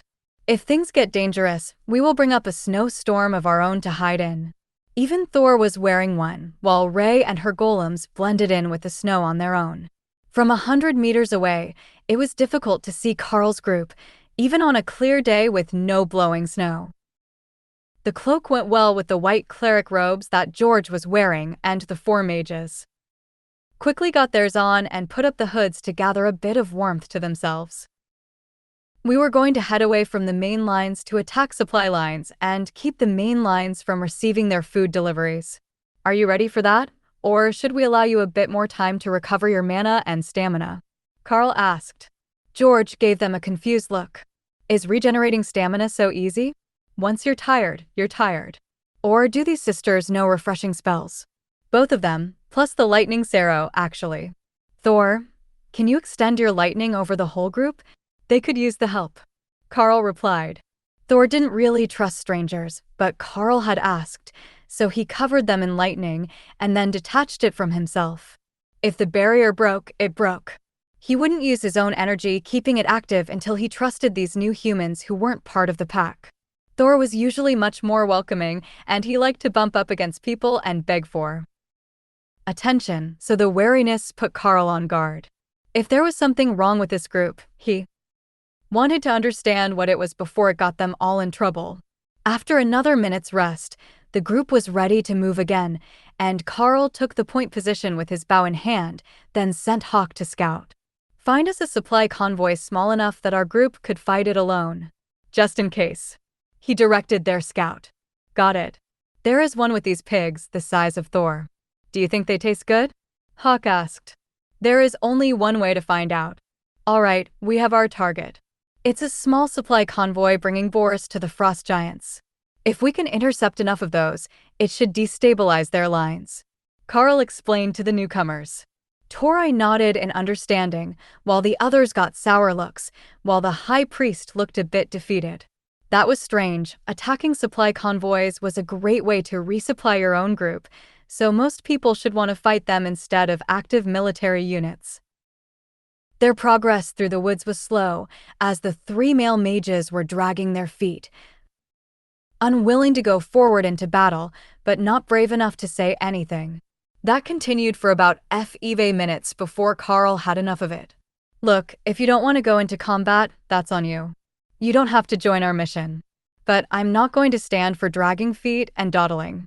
Either you get with the program or you stay behind. He insisted. The men of the other group looked shocked and insulted, but Tori might not have noticed, as she was busy talking about magic missiles with Dana. She did notice when the group came to a halt, while Karl waited for their answer. As I said, it's up to you. If you don't want to be here, then don't be here. But screwing with the attack schedule so you can slack off isn't acceptable. You've got 10 seconds to decide before I leave you behind. Tori snorted with laughter and the rest of the group glared at her. Then the other 3 mages promptly sat down, while the high priest glared at them. Understood. Brother George, if you would be so kind as to remain and keep them safe. We will. Come back to check on you in a few hours. Karl declared, then returned to the front of the group and moved forward at a jog. Dana pulled Tori up on Thor with her and Tessa, while Ophelia fell in beside Karl at the front of the group. Are you certain that is wise? The berserker asked. It is for us. If they're too cowardly to fight and they won't even walk toward a battle properly, they're a liability, and it is safer for everyone if they're here in the middle of nowhere. Karl whispered back. The supply convoy was not even staffed by giants. It was ice trolls and Yeti, which enraged Hawk to the point that he was ready to launch the attack on his own. These were all ascended rank or lower, but Karl had told him to scout the area and pick targets, not to attack before everyone arrived. We're about to leave the trees and approach the trail. Once I launch the first attack, you can join in and prevent them from running away. Karl instructed Hawk. Finally. What took you so long? Karl went right as they reached the road, while Ophelia and Ray went left, with Thor charging straight up the road, while Tori did her best to hold on to Dana, as she hadn't learned the trick to remaining seated on the Cerro yet. The ice trolls saw Thor a few seconds later and began to charge. That was when Dana grabbed Tori and jumped down from Thor, tucking and rolling, while using the lightning barrier to prevent injury. Tessa would ride him into melee combat, but that wasn't Dana's style. She sent her armored golems forward to flank Thor, and Tori began to create orbs around herself in preparation for the battle. Karl let the first arrow loose, hitting a troll at the back of the line. The arrow that had been coated in fire was engulfed in ice for a few seconds after it embedded itself in the troll's chest. Then the flames began to spread, lighting the creature on fire. Trolls had no immunity to fire, and they were quite flammable once you got them lit, especially the ice trolls. Hawk predictably vented his fury on the Yeti herders, while Remy went straight for the enormous pigs, unwilling to let them get away before she found out what they tasted like. Some thin slices. With broadleaf spirit grass seemed like it would be a wonderful combo to her. Karl hit one of the lead Yeti with chain lightning on an arrow right before Tessa's mace, coated in lightning and holy light, collided with its face, briefly setting the beast's fur aflame. He hadn't known her ability could do that, but it was an impressive trick for these flammable monsters. The fight only lasted 30 seconds, and Tori had 3 hovering orbs for her magic missiles in the air when they finished. She seemed both confused and startled as she realized there was nothing left moving. She turned to Dana for answers, but the other mage wasn't sure what she wanted. That's about how it always goes. They're a rank lower than Karl and the beasts, so they're not going to last long against their area attacks. Tori shook her head. That level of attack power is just insane. Like those spider golems. They just touch things and they fall apart. That can't be normal. Ray laughed in Karl's mind, while Lotus laughed from her back. They're affected by the bloodbath spiders, offensive adaptation, skill, so the more they fight a target, the more damage they do to them. They've been fighting high-ranked ice element targets for a while now, and they're naturally higher damage than most commander rank skills, even before Ray added the durable constructs skill to them to increase their armor and attack even more. It really is unfair how much damage they do, but there's only so many of them. If we had like 50 tiny ones, it would be even better. The nature cleric joked. Tori shuddered in revulsion at the thought of a battlefield overrun by tiny murderous spiders. Well, it would certainly have a psychological effect. She reluctantly agreed. But what are we going to do with all this? It's right on the road, and the next patrol will see it in minutes. Ray grabbed all the pigs and threw them into Hawk's space, except one for Remy, while the 4 golems worked together to pile the rest of the bodies for Hawk to create a bonfire. They burn really well. In 15 minutes, they'll be ash. After that, none of the other patrols will have any idea what happened here. Karl explained as the team worked. Then he gestured south. Let's go check on the idiots. They likely want an escort back south past the lines by now. I don't suppose you have any idea what their issue is, do you? The last bit was directed at Tori, who sighed and nodded. I may have led them on a little to get them to agree to go along on a mission with me. There were supposed to be 2 mages and 1 paladin-type warrior, but he pulled a no-show and sent another mage in his place. Then, when the mages figured out that I actually just needed a group for the mission and they weren't going to get laid, they started pouting and looking for reasons to go home. High Priest George has been sick of all of us since about noon on day 1, and I suspect that he's planning to report us all for conduct unbecoming an elite when he gets back. She explained. Karl's look made Tori flinch a little. Look, I know it was a scummy thing to do, but I wanted to fight at the front and get some credits before I graduated. If they had just sucked it up and did the job they agreed to, it would have been fine. Well, we will see if their attitude has improved when we get back. If not, we will have to do something. Either find a safe spot to hide them or a way to get them back to the main lines. At least you managed to get a few kills in before you had to go back. Karl replied. Tori sighed and nodded, not eager to go back to her group, who obviously weren't going to be welcome with a proper group like Karl's who were here to kill giants and help the war effort. Only, when they got back to the spot where they left the group, they were gone. Hawk, find the idiots and let me know where they are. Karl ordered. On it, boss. Karl checked the snow and saw 3 sets of running footsteps headed southeast toward the secondary valley and a 4th set moving slower behind them, but probably tracking the mages. They're still running toward the secondary valley entrance. The cleric is way behind them, but he's following their footprints. Should I keep tracking them? Hawk replied. Give us a minute to decide. We might just let them leave and keep their other mage for a bit. Karl replied. All 4 pets laughed at that. Why would they want the useless ones back? Besides, they weren't even cute or scaly. Lotus pointed to a set of symbols drawn in the snow. That's clerical shorthand. It says the mage is deserted, and he is required to go after them, then what I think should mean to watch over Tori. Tori waited impatiently for Karl to finish communicating with his pets for a few minutes before she realized that he had forgotten about informing the rest of them about what was going on. Care to fill the rest of us in on the details? She asked quietly, frustrated, but not eager to insult Karl. Hawk found them, and he's tracking them. I've got him eliminating a few groups along their escape path so they don't get intercepted before they can make it to the empty valley. After that, they should be fine until they realize that the South Pass is barricaded by the frost giants, and they'll have to go over the mountains. The cleric will catch up with them soon.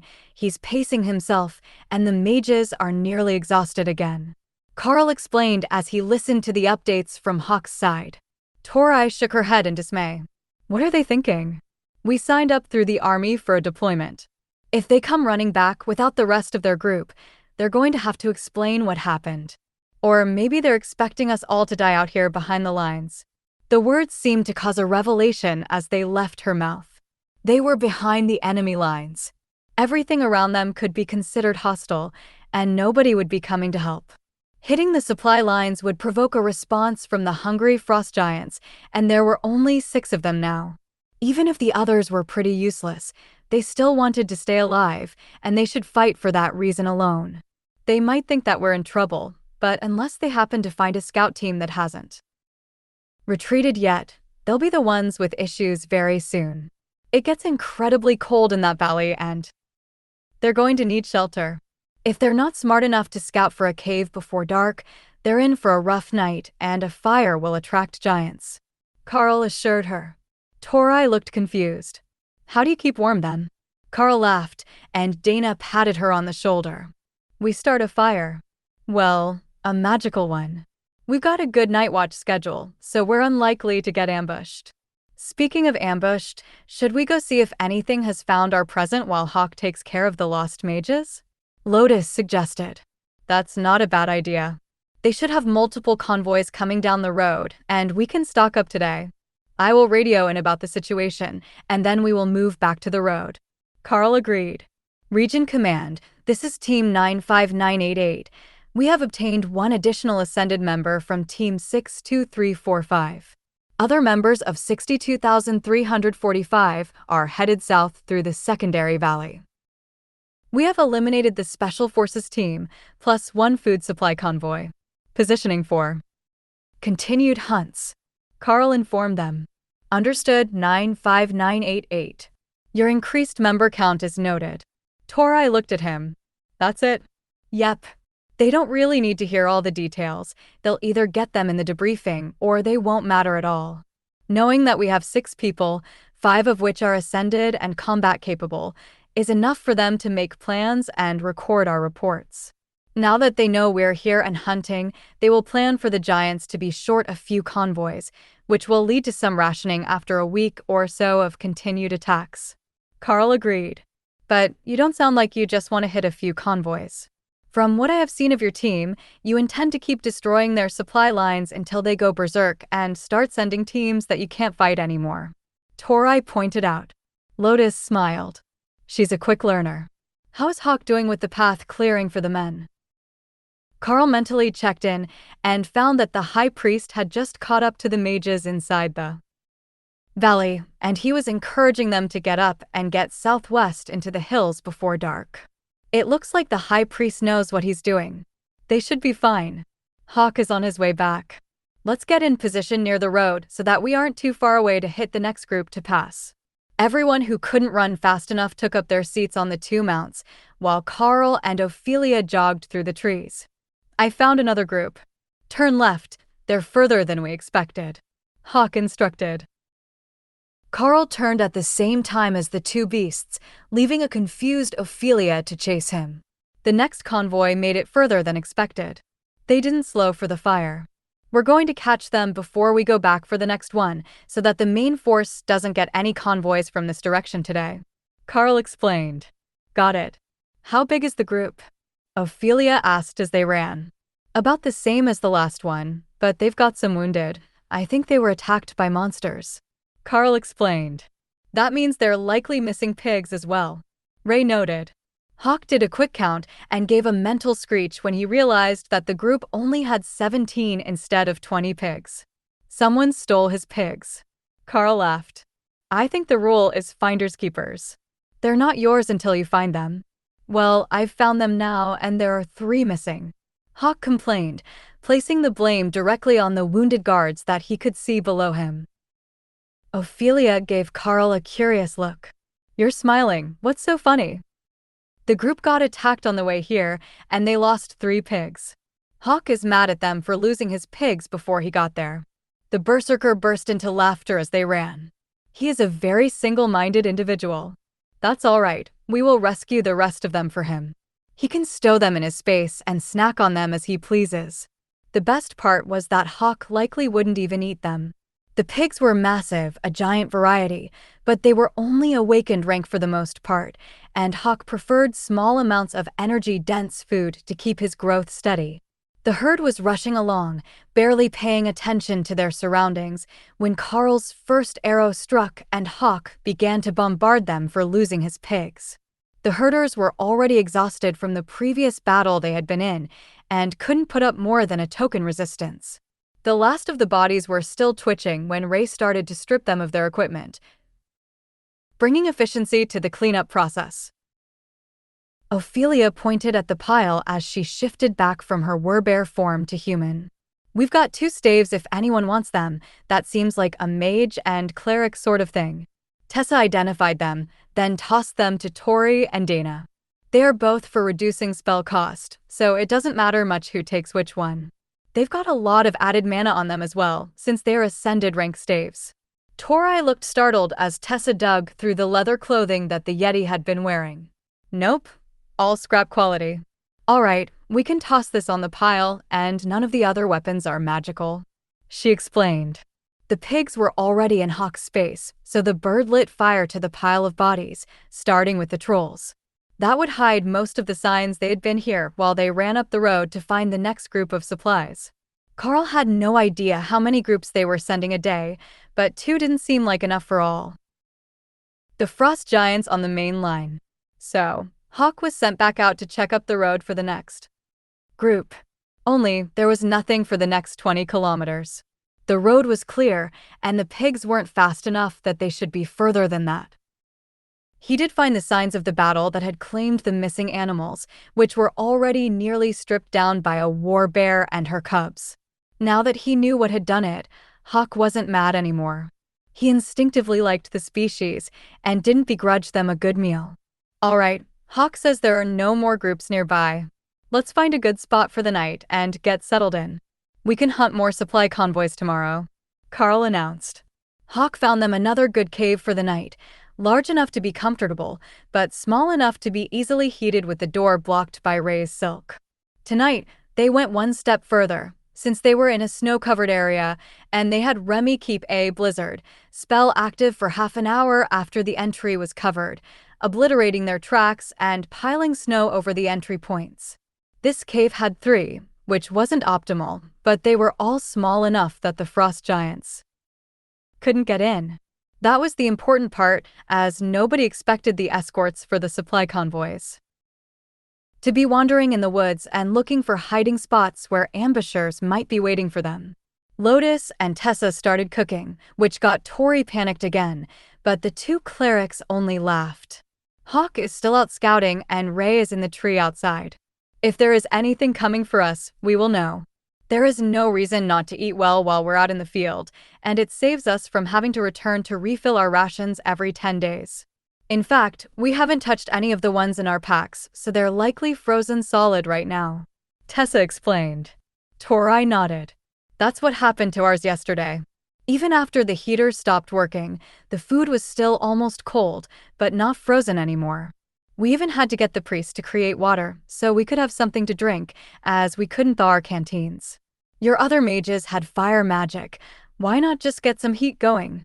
Even if you just defrosted everything first, it would have been better, Tessa asked, with a gesture to Karl's sword, which was currently doing double duty as room heater and hot grill for the cooking pots.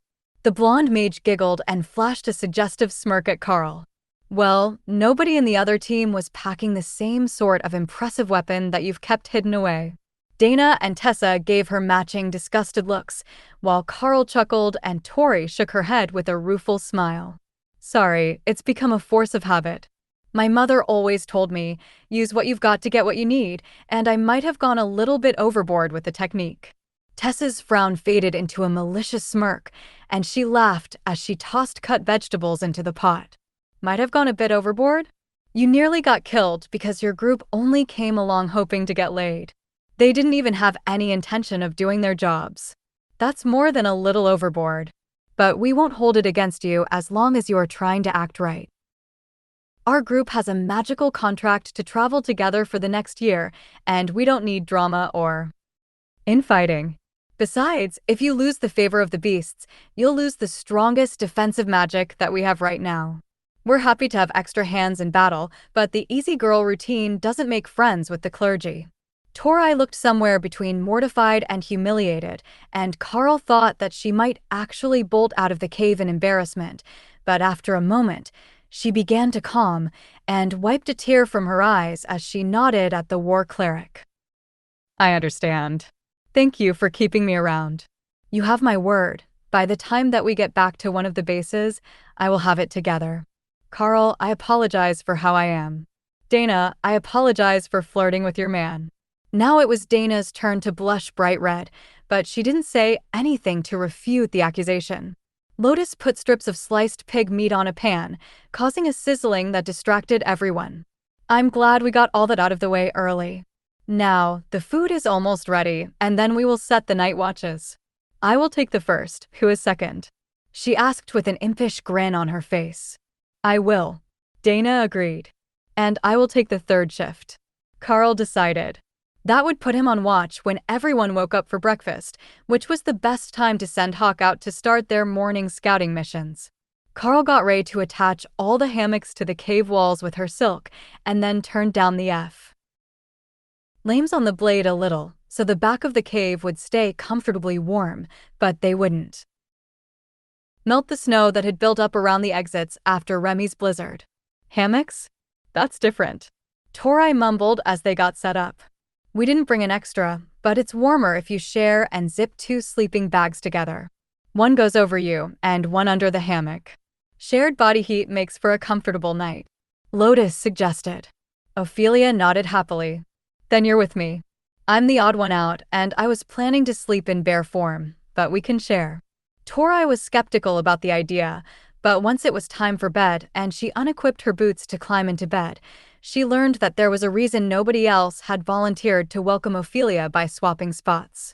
Bear was a hugger, and she had the mage thoroughly wrapped up in the arms of a sleeping berserker 30 seconds later. Fortunately, she didn't snore, but there was no way that Tori was escaping without a struggle against the superhuman strength of a berserker. Karl woke up briefly when Dana left for her watch, and then again a few hours later when she woke him to take over. Hawk, Ray, have you spotted anything? Karl asked as his shift came to an end as the sun was about to come up. Nothing, just silence. Even the small animals are gone. The blizzard scared them off. Ray replied from a small fort in the trees outside. I will go see where the morning food is. Hawk replied, meaning the supplies that the frost giants would be expecting that morning. Tessa woke up early to get started on breakfast, carefully sneaking out of her hammock without waking Lotus.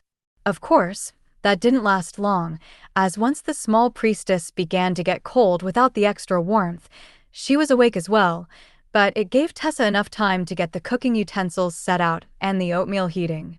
What's the word from Hawk? Tessa asked as she chopped the fruit that Lotus was creating. Nothing so far. They might have taken a different route than yesterday's targets as well, so Hawk is still scouting. Karl shrugged. For another half hour, Hawk searched before he began to get frustrated. They have to be eating something. Where are all the supplies? There aren't even extra weapons coming down the road. He ranted as he continued to fly a search pattern over the hills. Hawk can't find anything. There are no unnatural snowstorms, spots where he can't see the ground, or other issues. There's just nothing on the road today, and not on any of the other nearby roads. Karl explained as everyone eagerly awaited a new update. Tessa took out her notepad and began to write down math calculations on it, periodically looking off into the distance, as if that would help her remember some fact or figure. How big do you think the average boar we harvested was, by weight? She asked. About 2 tons, give or take a little. They're bigger than Thor and fat. Karl replied. She wrote a few more figures, then nodded in satisfaction as she began to add them up. You see, frost giants don't eat as much as humans do, compared to their size. Most magical beasts don't. They use mana instead, so they don't overhunt their territory. With the rough numbers we're getting from the radio on the main line, my calculation is that each of those convoys should have supplied them for 2 days. So, there might not be a shipment today because we took out 4 days' worth of their food supply yesterday. Lotus explained. Dana looked excited for a moment, then concerned. Then what do we do today, and what are the odds that a large group comes looking for them? Karl considered that. I would say the odds are it will be a scouting group first, not a large combat unit. They don't have any reason to think that there is a large military unit here, so they won't waste resources. As to what we do today, I say we wait. They will send giants looking for their missing dinner, and we can eliminate those as well. Everyone rested in the cave for the morning as they listened to the reports from the main lines, which were becoming even more dire by the minute. The frost giants were not just waiting at their lines, they were working together to launch ice magic and enchanted boulders at the defenders. While it was crude, with the strength of giants operating the mechanisms, the frost giant Catapults were proving to be incredibly effective. The ice boulders exploded on impact, causing every bit as much damage as any artillery round, even against armored targets. The main lines sounded like they were in the midst of a disaster, and at one point Karl was reasonably certain that he heard Jody's voice announcing a unit retreat for heavy casualties. The line was moving back again, and sometime around mid-afternoon, High Priest George and the remainder of his team were rescued by scouts after being attacked by a frost giant patrol. The cleric was heavily injured, and both teams were airlifted out with unstated casualties in an emergency rescue that couldn't have been easy that far behind the main line. Hawk still hadn't seen anything coming up the road toward them, and the whole region appeared to be deserted. Ray thought the same thing. There was simply nothing left here, and the temperature was dropping fast. Whatever the frost giants were doing, it was turning what should have been a tropical area into a frozen wasteland where none of the native creatures could survive. It's too cold to fly, even with flames. We need to leave this place, Hawk informed them not long after. It's almost dark. Should we move out immediately, or will you return to the cave and we will leave in the morning? Karl asked. It took a moment for Hawk to answer, but his decision was firm. There is a ridgeline behind these clouds, and the wind is even colder there. I think that we should move this afternoon and go further east. If we keep staying here, we're going to freeze. Surprisingly, Remy was with him on that decision. She poked her head out of her space to see what was going on, then promptly returned to her swamp. There is strong shaman magic coming, she announced. Well, that was something. If she could sense the magic, then they had their answer to why everything was freezing, just not where the effect was coming from, other than somewhere deeper into the frost giant nation. Everyone, pack up, we need to move.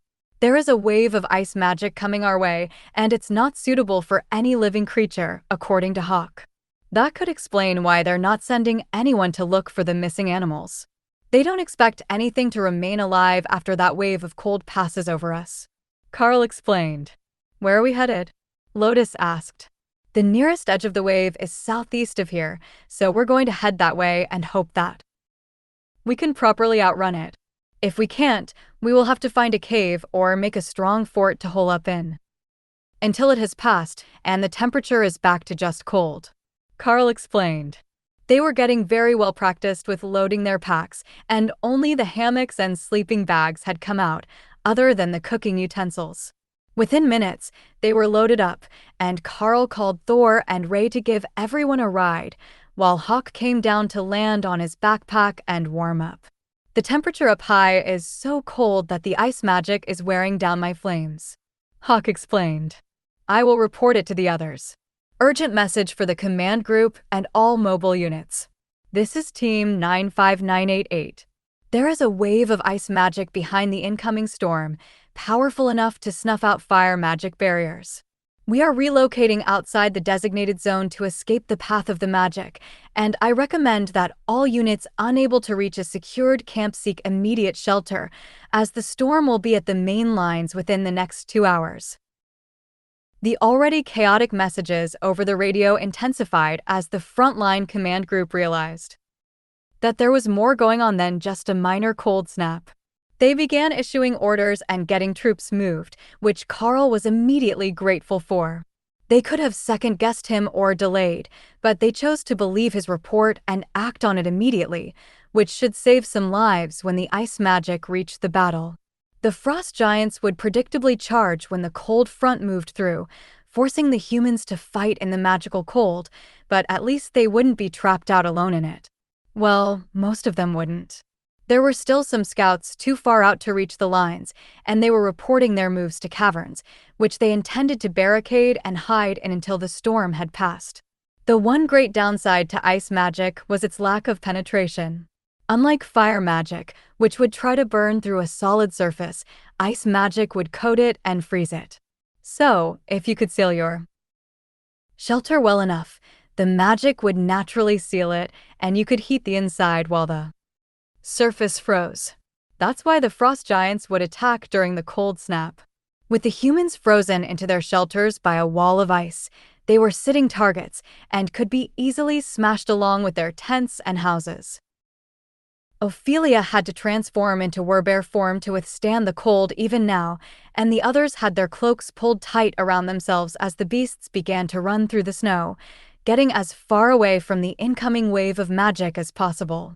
Fortunately, they were already near the edge of the storm, and as they ran, the temperature began to return to the abnormal, but non-magical cold that they had experienced the first time that they were in the region.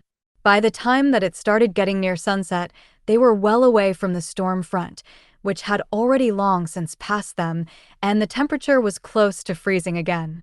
But they were so far from the front line that they had been deployed to that the radio signal was fading. Karl checked the map and found that there was no repeater listed in the encoded radio station guide.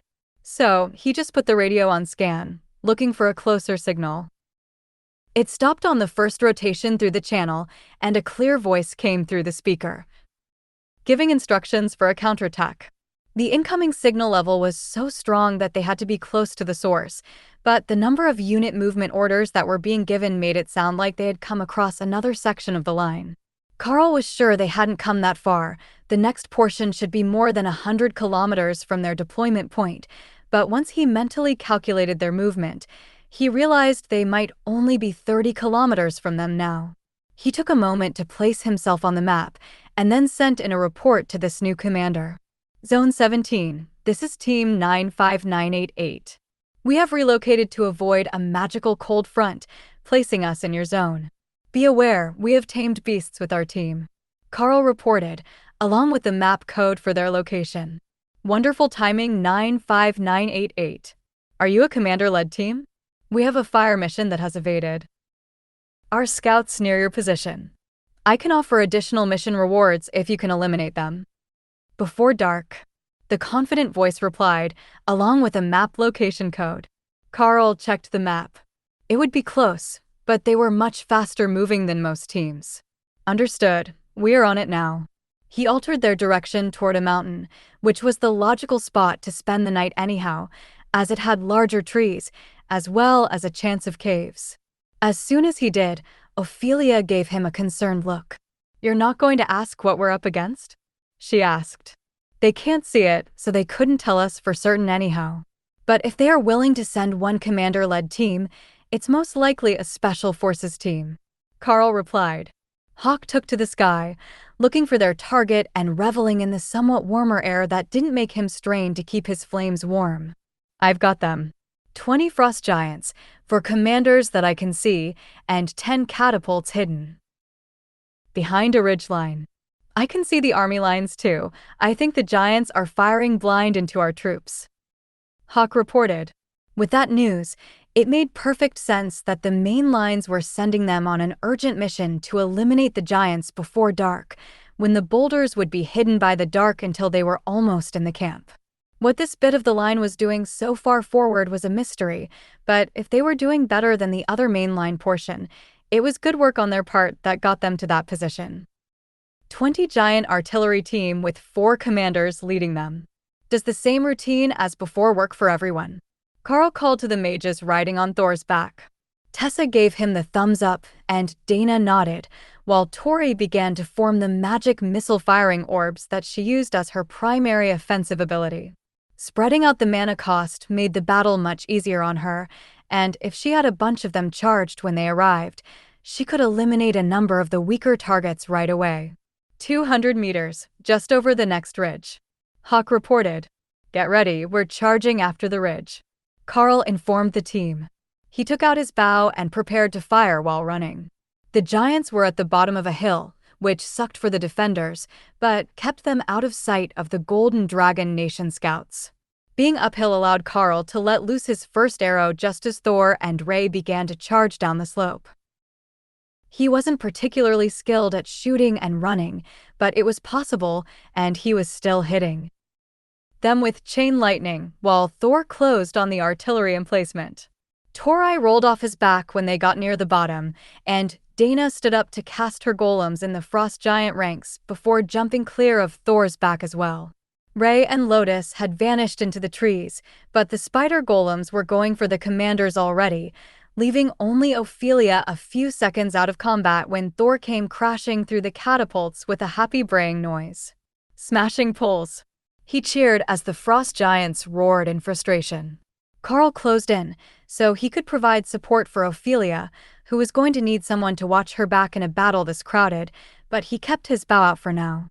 Firing from 10 meters away was even more effective than from 100 meters, even if he was close enough that he could have used his skills through a blade. Only when the giants rushed him did he switch to the two-handed blade and join Ophelia in close combat. Royal Rank Flame Body was making short work of the ascended members of the group, while Hawk's fireballs and the spider golems kept the commanders from assisting in the fight. "We need more speed," Ray complained as she called another set of golems to replace the ones that the frost giants had almost finished hacking apart. For on 2, with a few ascended rank assistants trying to pin the constructs down made for an unfair fight, and while they had severely injured all of them, the constructs had only killed the ascended rank pair when the golems first died. "All right, watch this." Karl agreed. 2 points, 10 points for balance. Haste improves the speed of the target beast by 10% per rank, 40% at commander. 10 points spent. Haste obtained. Karl cast the spell on all 3 of his pets. The sudden burst of speed from the spider golems caught the frost giants off guard, and Thor's next charge nearly tossed Tessa from his back with the force of impact when he collided with an ascended frost giant. Karl could hear the sound of breaking bones as the giant crumpled, right before Thor smashed its face with an earthquake, enhanced tail. Hawk was blocking ice attacks with his wind shield, so he didn't have to take away from the flames for his fireballs, and the increased attack speed was the final straw for the frost giants. All 4 commanders fell within seconds, and the remainder of the ascended artillery operators were close behind. Karl checked the sun, which was just touching the horizon. "Command, this is 95,988. The artillery team has been eliminated.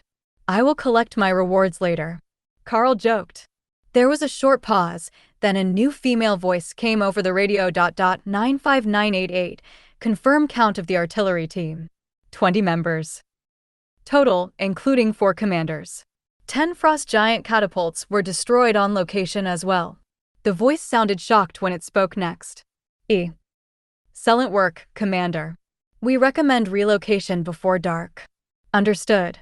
We will check in at dawn."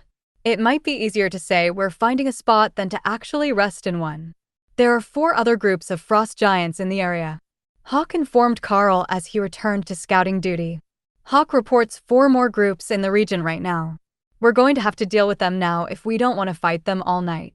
Karl informed the team. "Can Ray make us a fort in a reasonable time after dark, or will we be in the open?" Torai asked. "Yeah, she can make a quick fort after the fights." Karl agreed. "Just watch me, I'm fast as fuck, boy." Ray agreed. "Who is teaching you to talk like that? Am I going to have to speak with Lotus?" Karl replied. Karl looked toward where they were standing, and Lotus burst into laughter. She was definitely teaching the bloodbath spider strange things. "The first G rope is coming to you.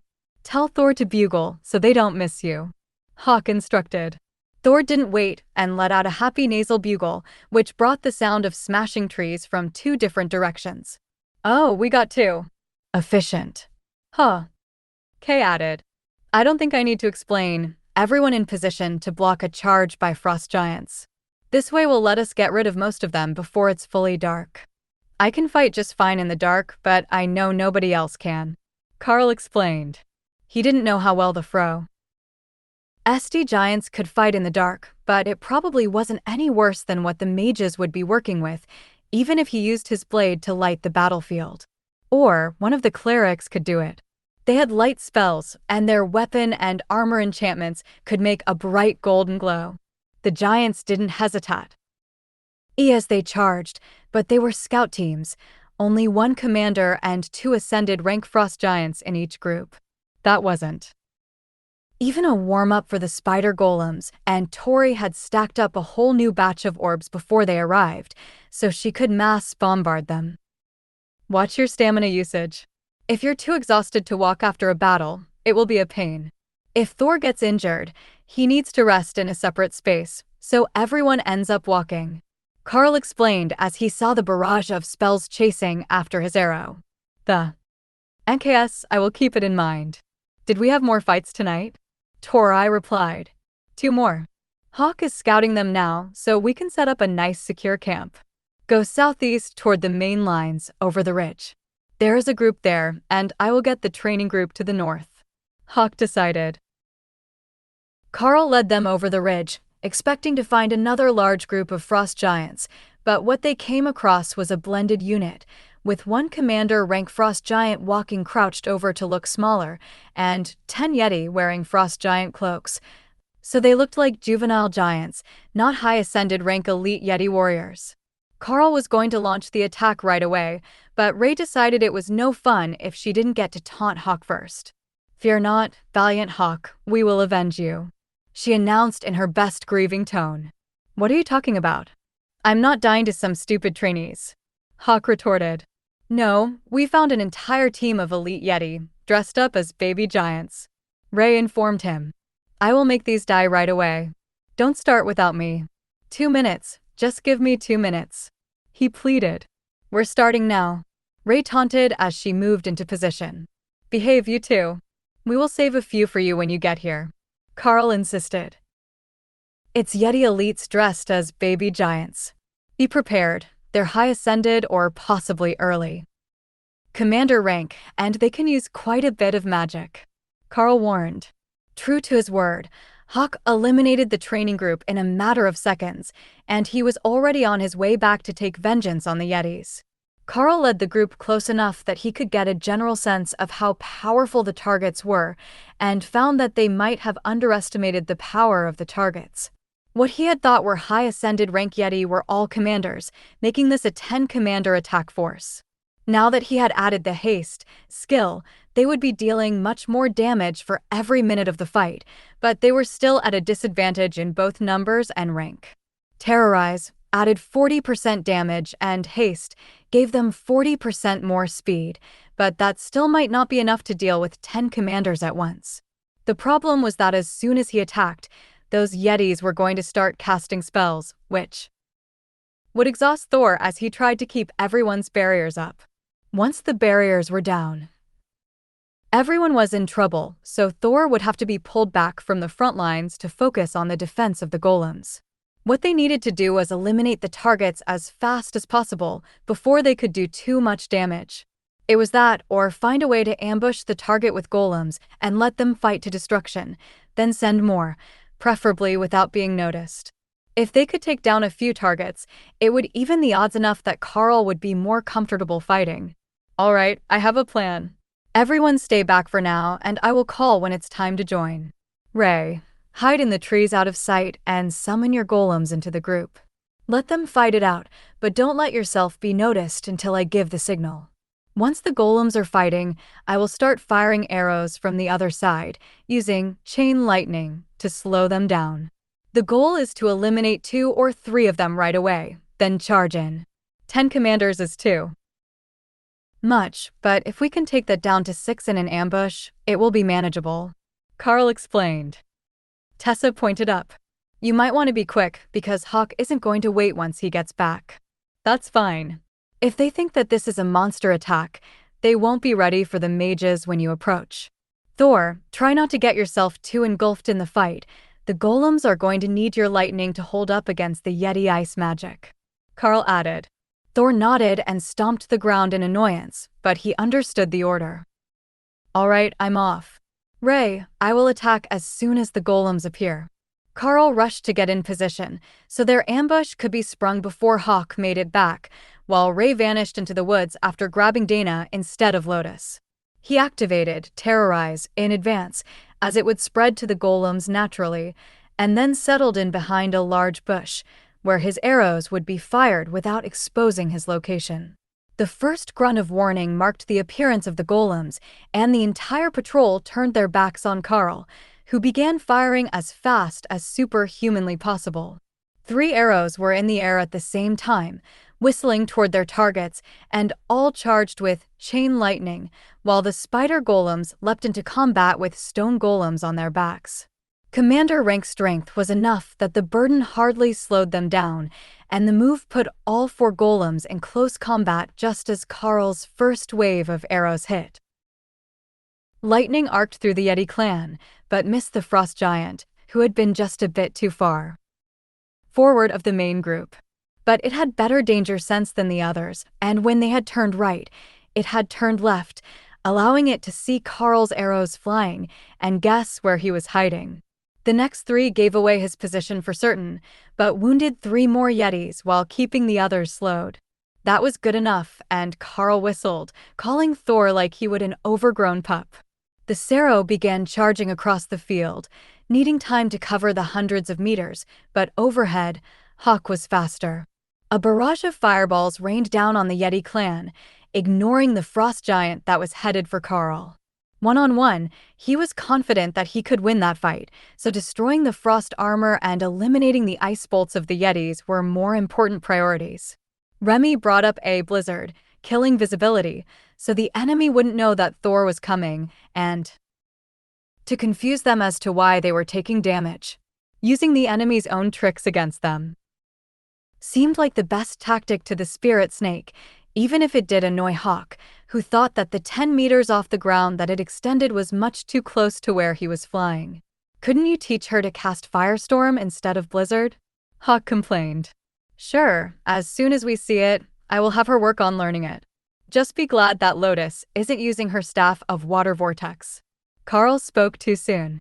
3 large water funnels, filled with ice shards from attacks and the blizzard, had appeared on the battlefield, making Hawk shriek in rage. She was doing it just to mess with him, Hawk was absolutely certain. It was only 10 commanders, they could handle that without all this excess water magic. And teach the Lotus Priestess how to use lightning, Hawk added. She was a cleric, not a shaman. The chances that she would be able to learn an elemental attack spell on her own were pretty slim.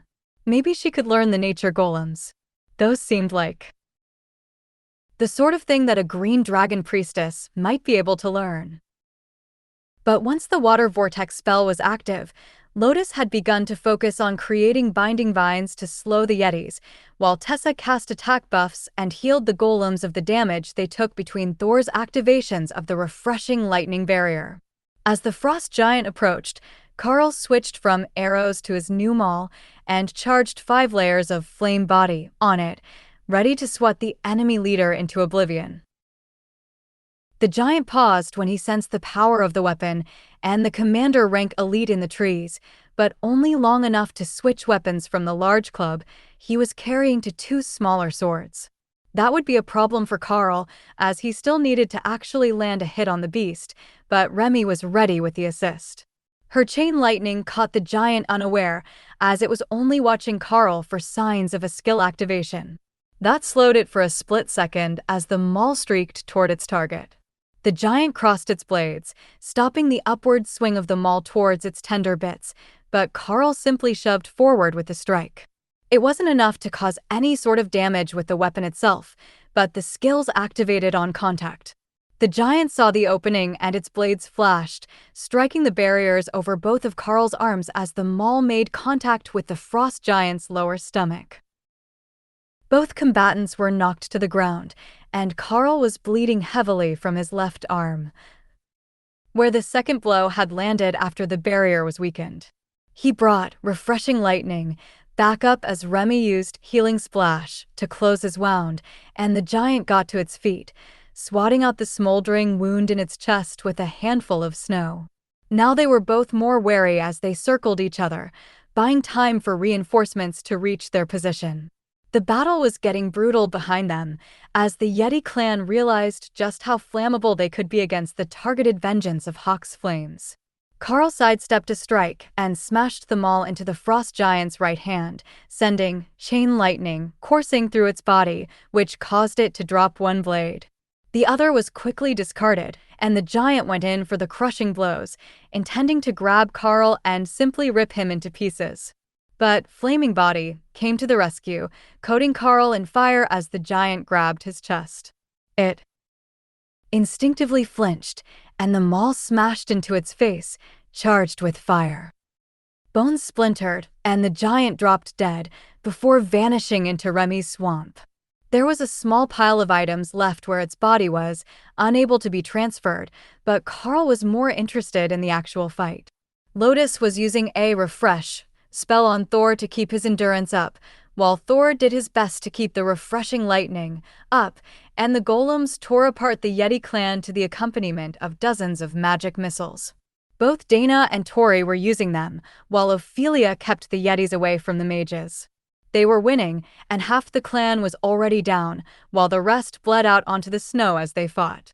Against Lacerate, they were not going to win a battle of attrition without healers. One last volley of arrows ended the already wounded Yeti clan, and Karl quickly gathered the Frost Giant's belongings for Tessa to identify. "Is everyone all right?" he asked as he ran over to the main fight. "We will be in a minute. Bear is still recovering from a couple of wounds, as is Thor. Ray should be good, but everyone burned a lot of mana and energy," Tessa replied. Remy's blizzard was slowly covering the battlefield as Karl searched the bodies for magical items to toss into his trusty loot bag. The Yeti corpses all had magical weapons, but no other items on them other than the cloaks that they were using to disguise themselves as giants. That was good enough for Karl, as 10 more weapons gave them a chance to either switch or to turn them in later for credits. The soldiers on the line would appreciate the weapons upgrades, and goodwill from your reinforcements could never be a bad thing. Back in middle school, when he was the last one who hadn't gone through puberty, Karl had one huge friend who looked out for him when he had time. Karl hadn't thought about Big John for a while, likely not since becoming an elite, but him and John used to study together all the time, and John kept the bullying from getting out of hand when the teachers turned a blind eye. John hadn't been on the train, so he was likely in the mines right now, slaving away for the pittance they made at the bottom of the hole. The others quickly sorted through the weapons with growing disappointment. It looks like these are uniformly made, perhaps by a mass blessing by a frost giant shaman. They're all identical, and though the biting edge enchantment is strong ice magic, it doesn't really grant any benefit other than the ability to cut like a commander rank weapon. Tessa explained. "Well, I think that will be good enough for the frontline troops. We can drop by and give them the loot tomorrow if we have time. But right now, we need to get ourselves into shelter before we can't see what we're doing at all."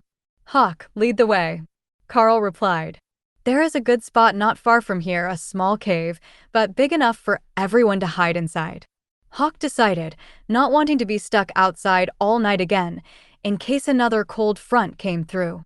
They jogged through the snow-covered hills with a blizzard raging around them, hiding their tracks from anything that might want to follow them, and dispersing their scent trail.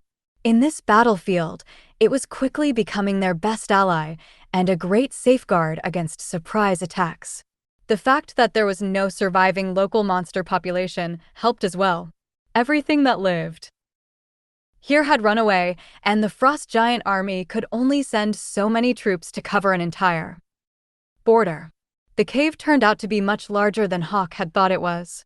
The front area was small, but behind it, a narrow tunnel led to a much larger room. Out of an abundance of caution, and because they had fallen for that trap once before, the team checked all the walls to ensure that none of them were fake before settling in for the night. With the front entrance blocked by silk and snow, and then a hanging cloth in the narrow passage to the second chamber, they were able to keep the rear chamber quite comfortably warm without having to turn the flaming blade up too high. Tori smiled as she saw the two clerics setting up to make dinner. "You know, I could get used to this. But I suspect that when we get back to an operating base, I will be reassigned either to my old team or to a new one, depending on where they were sent." Lotus nodded as she created spices for the stew. "Most likely. They're so short on people that they're not going to want to let us wander around with an extra ascended rank mage, especially not one that is specialized in combat. I'm not sure if that's better or worse than staying with us, though. We're guaranteed to be in danger just about every single day, so being reassigned to a different group, who is sent to deal with less powerful threats, might be safer," Lotus suggested. "Safer than being with Thor, Hawk, and Ray?" That's like having 3 extra commanders in your group. It might not be perfect, but it's pretty close to it. Even outnumbered 2-1 by an all-commander team, we still weren't in mortal danger, and we only took minor injuries. She had a point. A commander rank beast who recovered stamina at an abnormal rate was a cheat code when it came to keeping a barrier active over the whole group. After a half hour, Remy let the blizzard fade, leaving them snowed in and secure inside their cave. There was no artillery on this section of the front, and the change from the deafening barrage made it feel like they were somehow all alone in the world as they rested in their shared hammocks that night. Ray took watch, but she was inside the cave, not interested in going outside, as they were going to have to scout in the morning anyhow, and nothing should be able to find them here overnight. Besides, even if the frost giants did somehow find their cave, they wouldn't fit through the entrance, and definitely wouldn't fit through the tunnel to the second room. She could just call her spider golems to attack anything that disturbed their door. But nothing did, until the morning radio reports started to come in. The main line that they had left behind suffered massive casualties the previous night, but repelled a frost giant offensive without losing ground. Thousands of the frost giants had been killed after the shamanistic weather spell had passed overhead, thanks to the ingenuity of the general in charge of the zone. He had the whole front line turned into a minefield with fire element magical resources as projectiles. The cost was high, but they were hoping to recover many of the crystals and metals from the bodies to be reused in another round of manufacturing, and the explosives had proven to be deadly to even ascended rank giants. That left the commanders and 1 royal rank frost giant for the elites and the holy magic enhanced infantry to deal with. It hadn't been easy, but it had been possible, and the general closest to Karl's cave was reporting that the other position was intact and unmoved. Hawk was sent to scout while the humans ate, and quickly started making reports of enemy movements.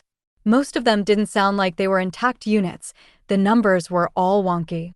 3 here, 7 there, and even some solo giants were reported to be moving along the border toward what Hawk said was a city far on the horizon, visible only when he flew high enough. That would put it at least 100 kilometers away, directly into the frost giant nation. That wasn't a troop movement that they were going to be able to stop, but they could deal with anything that came too close to them today, with the plan to rejoin the main line for the evening and turn over whatever loot they had found. The soldiers were going to need it, as the frost giants wouldn't leave anything behind after a raid. Hawk, you can take out lone stragglers and small wounded packs if they can't attack back. It will make the others think that there are more groups in the area than there are, and it will help keep them away from the lines. Karl instructed. Got it. Free rein to kill the evil ice giants. Today is going to be a good day. What does Hawk say? Lotus asked as they prepared to move out. He says no easy fights today. He's going to take care of the lone stragglers, the severely injured, and the trainees. But there are plenty of frost giants retreating from yesterday's battle toward one of their cities that will be crossing our path. As long as the main force doesn't pull back to rescue them, we should be fine to hunt at will. Hawk will keep an eye on them for us, but the chances are they will never know that there is an issue until it's all over. Karl explained. Remy's voice whispered in Karl's mind, as if she was trying to hide it from the other beasts. We should keep going into Frost Giant Land. I can feel an incredibly strong shaman energy there, and I want it. Wouldn't that be a Frost Giant shaman? What good would a living giant do you? Karl asked, considering the fact that the shaman in question might well be an overlord rank monster. No, not a person, a thing. I can feel it, she insisted. Well, we will see what we can do, but if it stays away, that's too far for us to leave our area. Remy pouted as she realized that they wouldn't be taking a multiple-day detour to go find her the thing she could sense, but she didn't stop working, and kept her blizzard active and low enough not to damage the ascended rank or stronger frost giants they were hunting. If they weren't hurt, they would think it was just a snowstorm, or at least that was the theory. The first target they found was a lone commander, lightly injured. Unfortunately for the giant, it never even realized that Ray and her golems were stalking it before it was dead. Then came an injured trio, who Karl marked with an arrow before the spider golems got to them. In fact, for most of the morning, it was the Karl and Ray show, and everyone else was just out for a walk in the snow. Nothing was living long enough to have a proper fight. But it was valuable work.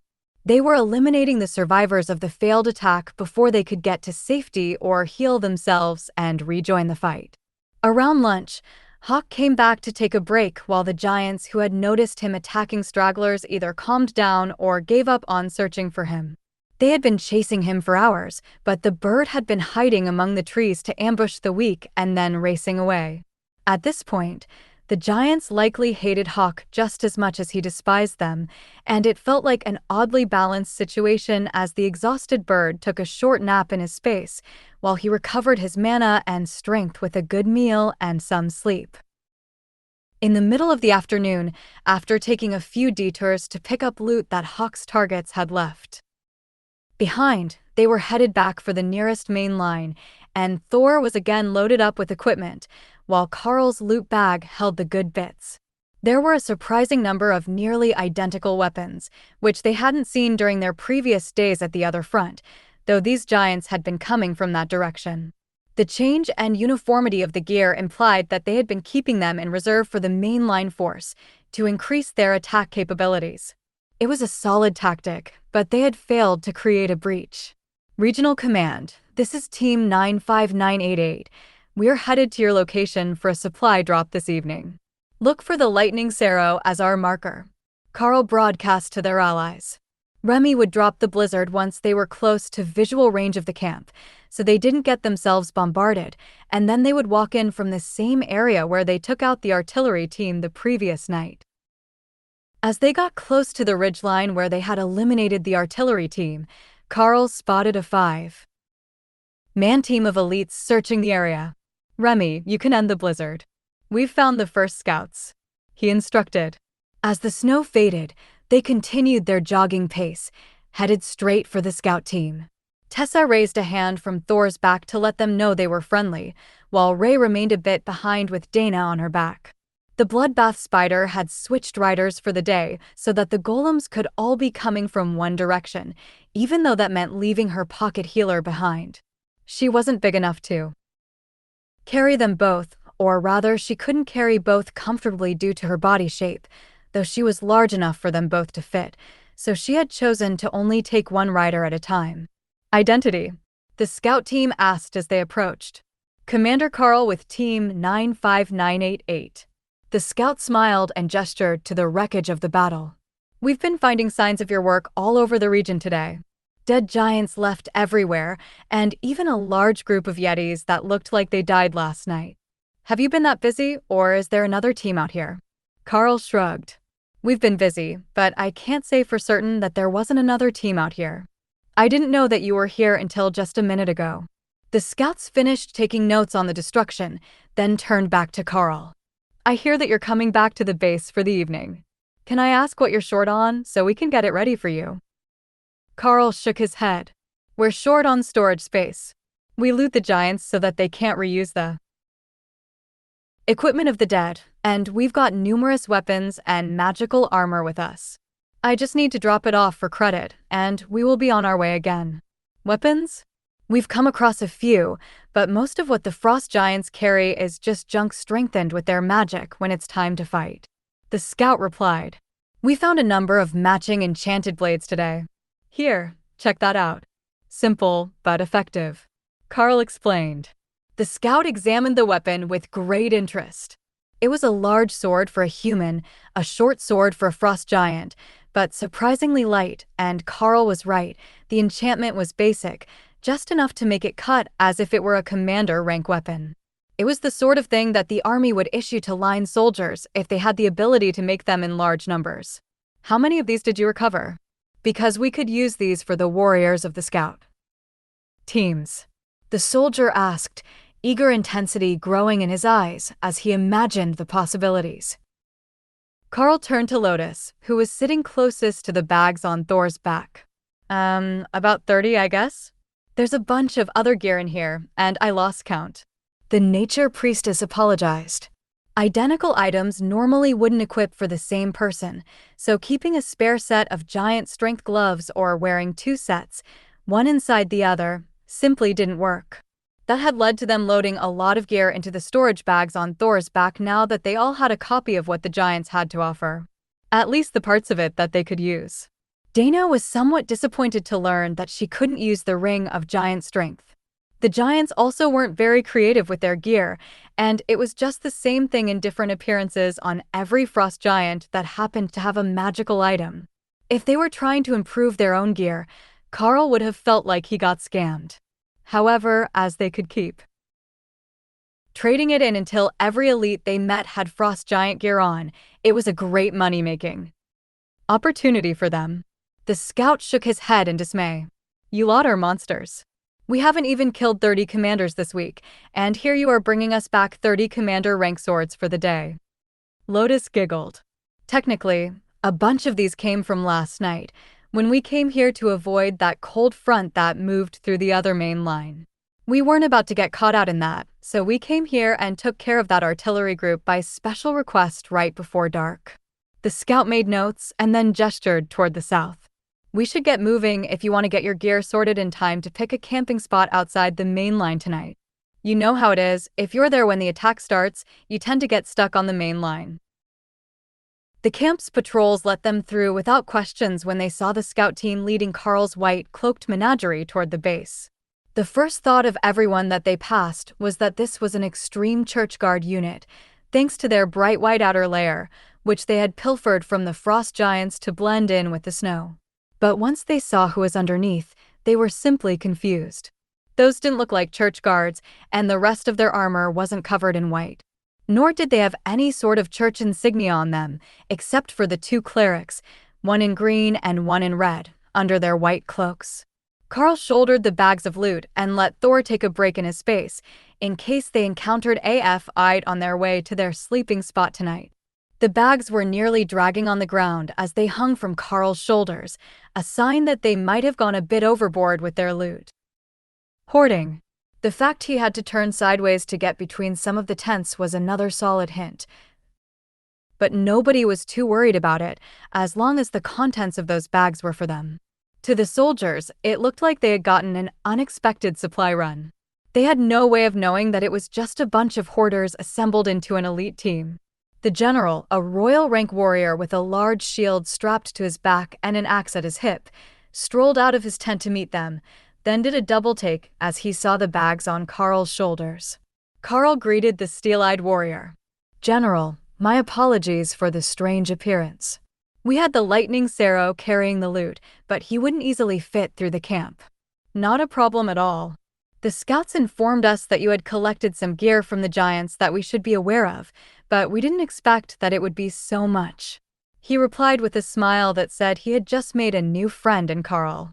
Anyone who brought that much loot back for his soldiers without being asked, and while fighting their way through the enemy lines, had to be at least a half-decent person in his mind. Yes, check these out. Karl replied, before removing all the identical swords from the bag. Not identical in appearance, that actually varied wildly between weapons, but the enchantments on them were all exactly the same. It only took a second for the general to realize that as well. Interesting. We have known for a while that the giants aren't big on variety, but I think you might have just found proof that they're using a very limited and precise magical tool to do all their enchanting. It may only be capable of a few different abilities, and that is why we see all the frost giants with rings and bracelets of giant strength, and then the rest of their gear is usually only magical because it is made of magical beast hides. The general pondered. Not only that, but it's also proof that they can make a lot of it. We have 30 identical weapons taken from the survivors of one assault, all commander rank swords. That will be useful for your troops, but it suggests that you might soon be facing them from the other side as well. Not all of these were taken from commander rank enemies, some of them were on the higher side of Ascended. Karl explained. That's not good at all. The reason Ascended elites can so easily go 2-on-1 against a frost giant of the same rank is because it can't quickly get through their barriers. But weapons like this wouldn't have the same problem. How did you deal with it? I see that your mage is still Ascended. The general replied. The commander rank Lightning Sero has the ability to spread his barrier to everyone in the group. Between that and the circle of protection, we don't have too many issues. The general nodded. You have a solid group. I'm not certain what we are going to do about large numbers of those swords showing up in the next charge, but we will be able to make good use of the ones you brought us. As you have likely already noticed, despite your status as a student, commander rank gear is hard to find. There might be a piece or two at every depot, but that's about it.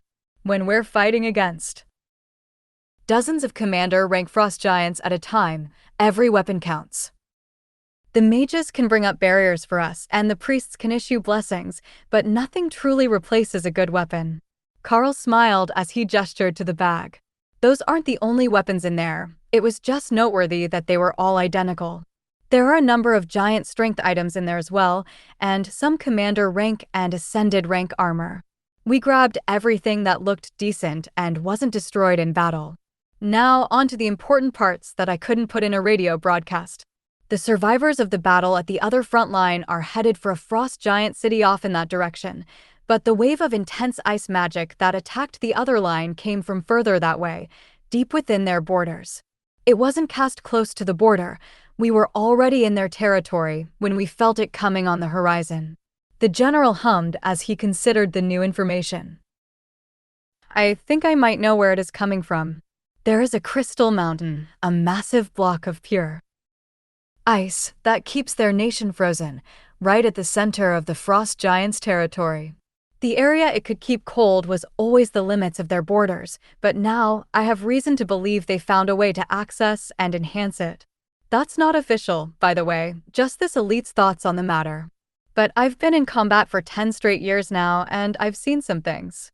The problem is that we don't have any more information about it than some old drone footage and a team who saw it once a few years ago. Until someone actually goes there, we can't know for certain, but it would be suicidal to ask anyone to actually do it, and we can't spare the elites who would have a chance of survival. Karl chuckled. Well, I know it's not going to be me unless I'm taking your army with me. The general laughed. It would have to be an overlord. That's the only combat force we have that could logically survive both the intense cold and the powerful frost giants who patrol the region around their sacred mountain. Notice that you haven't seen any of their monarch rank giants, or even any of their royal rank giants on this front. They're all still guarding the holy sites, according to military intelligence. So, we deal with the soldiers, while their generals stand back from the fight. The general gave a rueful chuckle, as his rank hadn't saved him from a frontline posting. They needed the fighters, and he was a soldier through and through. I know it's outside our deployed area, but plans change in the field, so if there is somewhere that you need us to be, we can render some aid tomorrow before anyone complains that we're out of position. Karl suggested. The general gestured back into his tent. There are some spots, but don't worry about your position. I will have your status updated to roaming forward scouts, so you can be anywhere along the border that suits you. If you're going to collect weapons like this every day, I don't think they would even care where you got them from. We need them that badly. Especially commander rank blades and giant strength rings. Those can be used by almost every warrior class. Then he led them inside and stepped to the far side of a table with a collection of stones set on top of the map. I know it looks sketchy, but it's the easiest way to update troop movements, and if there is a chance that the camp will be overrun, the first thing we do is knock it over. It means we have to restart our map placements later, but it also means that the enemy won't be able to use the map to track our troops. He explained. Karl nodded. We're familiar with the trick. And the fact that most officers don't put all the assets on the map. We got a rather shocking wake-up call when we landed here and saw the discrepancy. The general smiled sadly. See, that's an executive-level issue. They always think we're overstating the situation in the field. Perhaps it's hard to hear with their heads that far up their ass.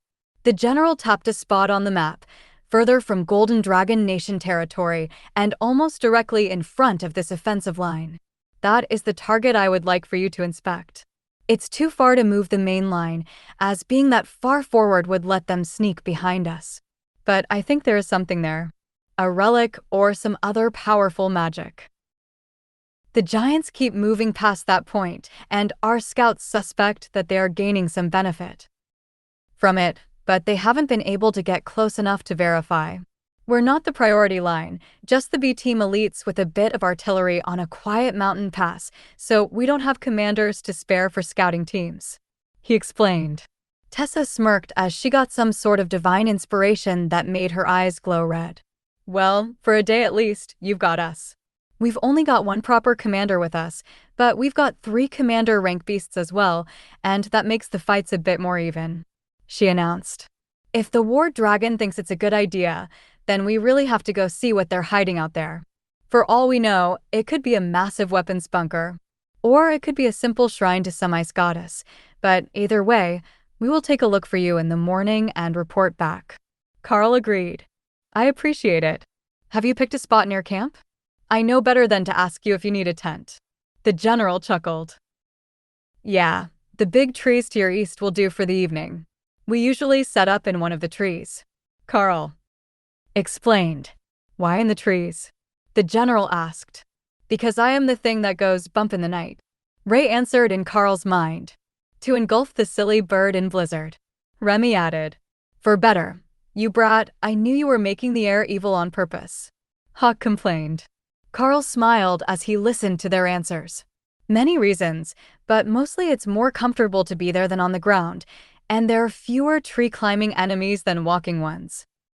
The general nodded in agreement. He might not know a technique to make sleeping in a tree comfortable, but if Karl did, that was fine by him.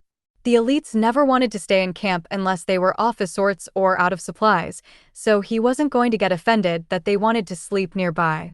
All right, happy hunting, and I will expect your reports tomorrow when you leave the location. The general insisted, dismissing them to get back to work. Ray made them a nice fort in the trees, while Hawk kept a close eye on Remy to ensure she wasn't sneakily casting a minor blizzard spell to keep the blowing snow active around their camp. Blizzard Snake was definitely untrustworthy. She must have been learning bad habits from the frost giants. The worst part was, he couldn't even throw things at her because she was just a stupid snake, and she would probably eat it. If he made her sick, Karl would be mad. The next morning, they packed up camp, leaving the double-walled fort which had served them well for the evening, and began to make their way toward the spot that the general had marked on the map. According to Hawk's scouting, it was hidden within a valley full of blowing snow, where he couldn't see the ground from above, and he wasn't going to fly down into it, in case the winds were strong enough to keep him from flying. He was powerful, but his feathers were rather delicate, and once they were pushed out of place by extreme winds in the wrong direction, he would be forced to land. Hawk says that the snow is blowing too hard to see down into the valley, so we are essentially going in blind. I will have to call him in or have him sit on someone's pack when we enter, as the high winds will cause issues with flight. Actually, we might have to tie Dana and Lotus to Thor and Ray, or they might blow away as well. Karl joked. Well, it was intended to be a joke, but when they got to the edge of the valley and felt the raging winds, it started to sound like a more practical idea. They waited in the trees near the ridgeline while they tried to make a decision, and watched as a group of frost giants left the area, headed to the other front. Then, a half-hour later, another group went the same way. Hey, don't you think there is something odd about those giants? Lotus asked as she watched the second group. Karl inspected them more closely. One commander, 9 ascended. Standard group formation, the usual assortment of weapons, blades with a few axes. Lotus shook her head. No, that's not it. Let's wait here for another group. Memorize this group as well as you can, and I think it will make sense. Karl did, and then they waited half an hour for another group to come out. One commander, 9 ascended, an assortment of weapons. The same assortment of weapons. Same outfits as well. We must have never noticed because the groups mix later, but those groups are identical. Karl gasped. Exactly. That's why we were getting so many of the same swords. Not because there's some obsessive frost giant blacksmith, but because the groups are being cloned. Tessa's eyes glowed red again, and Karl smiled at the war cleric. We're going down soon. We won't let your goddess down. The group has just gone, so we should be all right to head in and start searching now. If they could spit out a group every few minutes, the border would have been long since overrun. Karl led the group into the blowing snow, down the ridge, and into the bottom of the valley. They could only see a few meters in front of themselves, so unless they stumbled across a group accidentally, nothing would be hunting them. The lack of visibility, even with thermal vision, made it seem like an impossible task, but once they were close to the valley floor, the storm ended, raging above their heads and revealing an entire valley full of frost giants. There were hundreds of them in the area, standing around a pulsing blue pillar of crystal. Yes, I need the good thing. Put that shiny stone in my swamp, Remy insisted. First we need to get there and get rid of the giants. Karl laughed. The groups here were the same as the last two they had watched leave.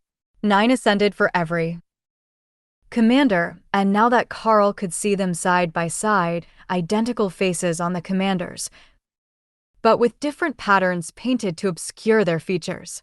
How that had escaped everyone was a mystery, but nobody really tried to memorize frost giant faces. Oh look, a welcoming party. Torai sighed as the frost giants began to turn toward the interlopers. Tessa nodded. Well, let's not let them down. If anyone has a hidden secret skill, now would be the time to show it off. Karl quickly checked his points. 21 left. He had a variety of options available from his skill tree.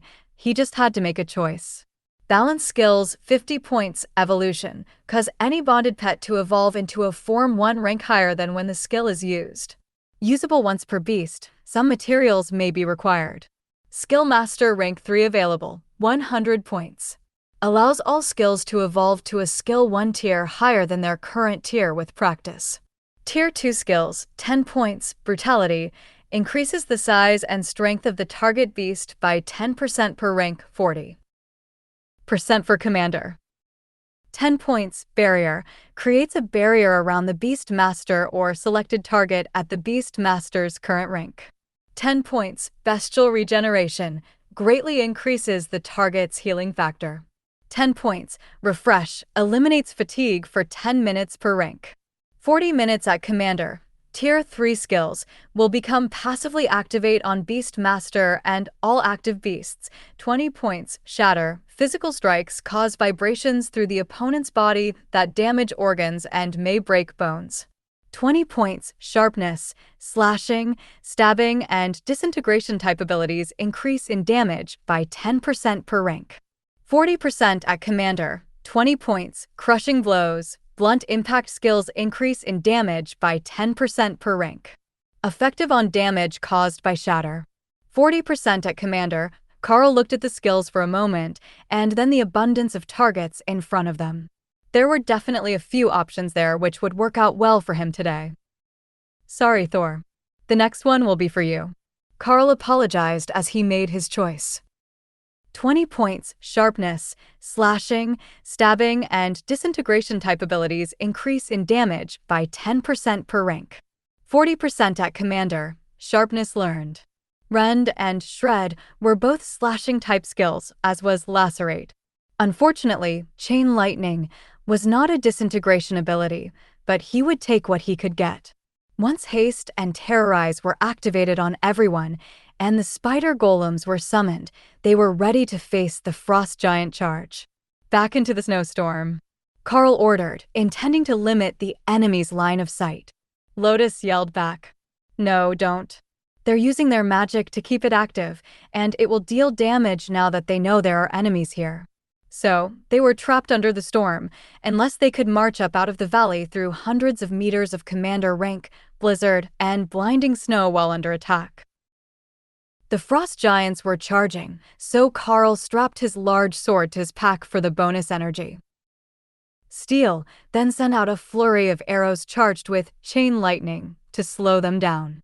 With the benefits of sharpness and terrorize, the arrows were punching holes clean through the ascended rank giants when they hit bare flesh, and the lightning was doing its job, scorching flesh and slowing their movements to give the spider golems time to shine.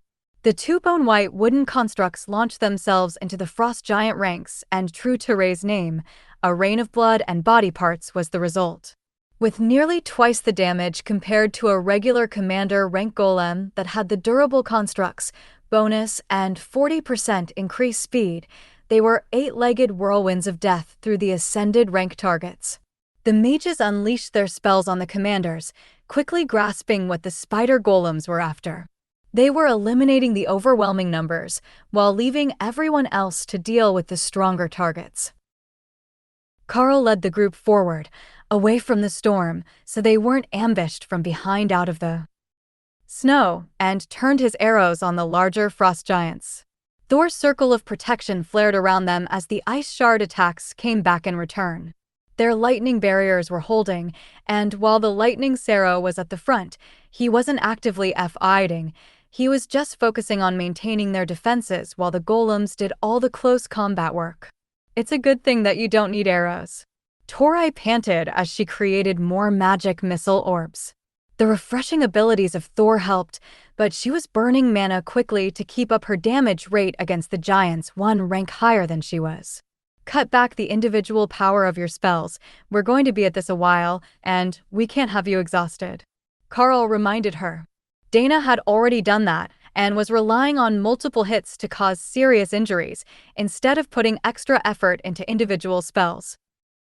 Hawk was on Thor's back, using rend in wide arcs to damage anything that got near them. It wasn't royal rank, but it was the easiest spell on his energy, and he could keep these attacks up all day.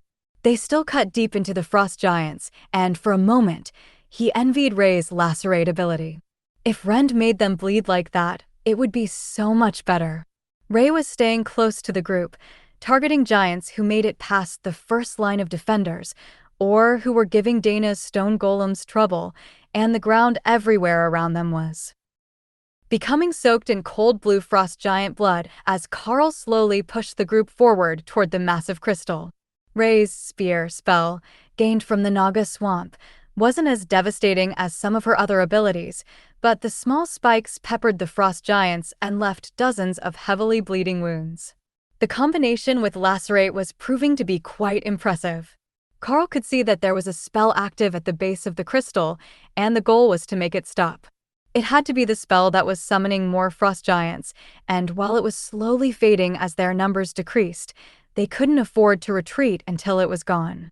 Ophelia pointed to a spot to their right, and Karl adjusted the group's movement to go see what it was. The Werbear berserker ducked down and pulled a book from the corpse of a frost giant woman that didn't match the clones, before tossing the tome to Karl. It looked like a spellbook of some sort. Not a skill book, but it might be useful to Remy if the dead giant was a shaman. If not, he would just hold on to it for their berserker bear. Ray hissed in pleasure as she summoned a fresh group of spider golems, which appeared larger than Karl remembered them. Did she just upgrade her golems? Lotus asked. I think so. The same skill that allowed Hawk to improve fire body is active on everyone.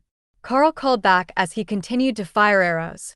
His arms were getting sore, even with the refreshing effect, and he was mentally exhausted from the chain lightning, which he was only using now when there was a cluster of targets. An arrow caught an unfortunate ascended rank frost giant in the face, then hit the inside of his helmet, throwing the body backward into a commander, who glared at Karl with pure murder in its eyes. Tessa was laughing and glowing with red light as she cast some sort of area buff on everyone. This was the sort of war that her patron deity craved. Pure controlled violence, crushing an enemy. Position with absolute, overwhelming power. Every dragon priestess knew the ways of the dragon species. Might makes right. They all had their own ways of doing things, though the dragons made at least some effort to work together and keep society functioning. But when it came down to conflict, the strongest were the only ones with the right to speak. Tessa's spell completed, and the golems, as well as Karl's arrows, were coated in a layer of red energy that caused the frost giants to boil and explode after being injured. Karl had no idea what to call that divine blessing, but it was the most wonderful thing he could think of at this moment, as the entire valley of frost giants was headed their way. Karl switched to simply coating his arrows with fire from flaming body and letting them loose into the charging giants. With Tessa's blessing active, The wounds began to boil, and even a hit to the leg would be fatal. They were getting closer to the spell on the ground and the ring of frost giants, who were focusing all their attention on it. There's a weird little crystal in the middle of the circle. Remy noticed once they were 10 meters away, with a wall of commander-rank giants between them and the spell. How lucky are you feeling? Karl asked the spirit snake. Pretty lucky. You're totally going to get me that big stone after we finish, she replied. Then grab this next giant by the ankle, and I will send you to the circle to recover the little crystal. Once you have it, return directly to your space before they mince you into sushi rolls, Karl instructed. Karl switched to his maul, and Remy moved to his leg, prepared to strike when he got close. Karl leapt into melee combat and kicked his leg forward, tossing Remy onto his target giant, who raised a shield to block the strike of the oversized hammer, but was blown backward by 5 layers of flaming body on the blunt weapon. He flew right over the spell circle, even over the casters, who ducked to avoid a collision. As she passed over, Remy dropped from his body and swallowed the strange object whole before returning to her space and spitting it out. The storm overhead instantly stopped, leaving the battlefield in an eerie silence. I don't think we should have done that, Ophelia muttered as the huge blue stone in the middle of the valley began to pulse more violently, making the ground shake. I think you're right. Everyone, get on a ride, we're leaving, Karl ordered, grabbing Dana as he ran past the mage. Lotus climbed on Ray, while the stone golems grabbed Tori and Tessa. Thor tried not to laugh as he chased everyone out of the valley. This was a great game. They ran in, slapped the frost giants in the face, and now they ran away before they got slapped back. Hawk fired back into the giants chasing them, while the spider golems did their best to stop the tide and keep them in the valley. Now that the storm was gone, the bird took to the air, bombarding the enemy with a combination of rend and fireballs. Run faster, that stone is starting to crack, he warned when the group was only 2/3 of the way up the valley ridge.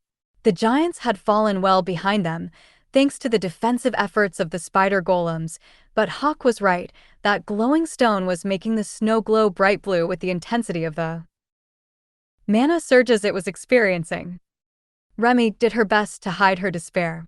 That was supposed to be her prize, but now it was going to blow up, and she was left with just a cute little crystal statue of a fat lady.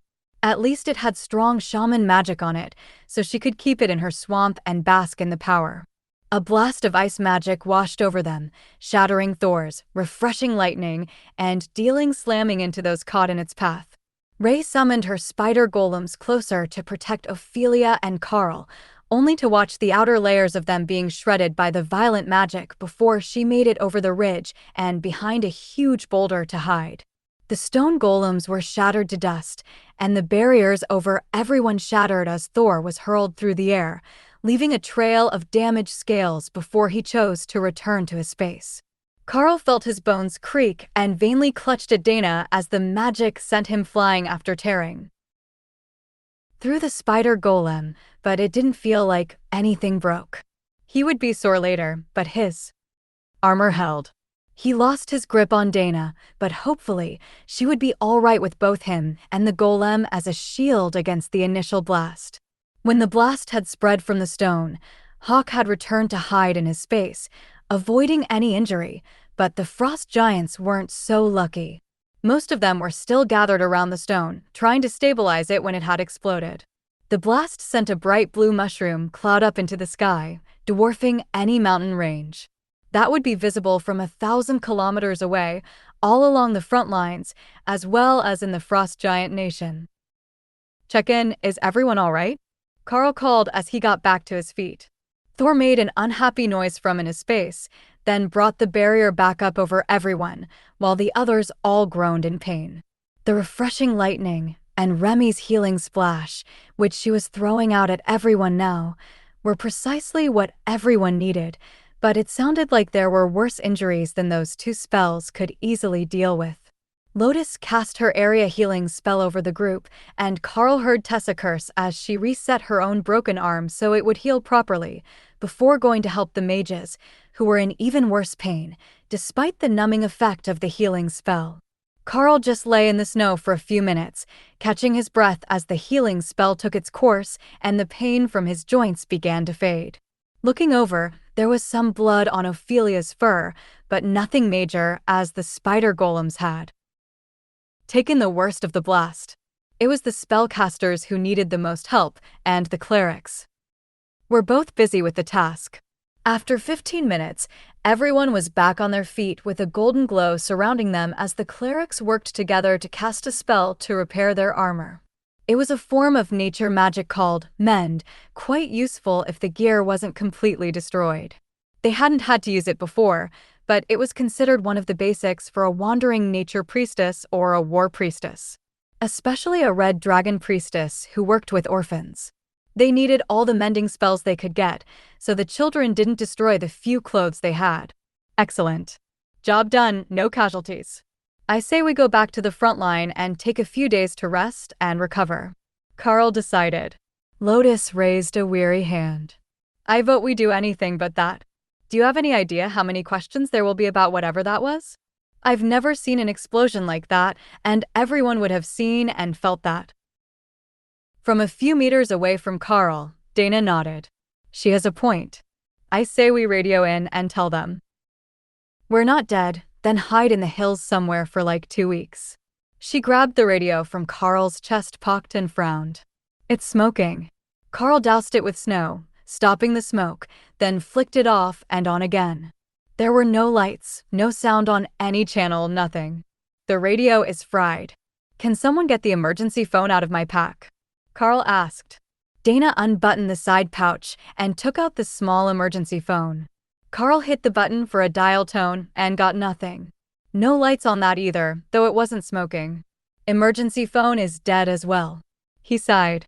The barrier, combined with Lotus area healing spell, had already repaired the damage to the group, but it couldn't fix their communications gear. Well, maybe if we go find a scout team, we can tell them that we're not dead? That should be enough to ensure that they don't make our families cry, Ophelia suggested. Tori looked shocked, as if she had forgotten that was a possibility.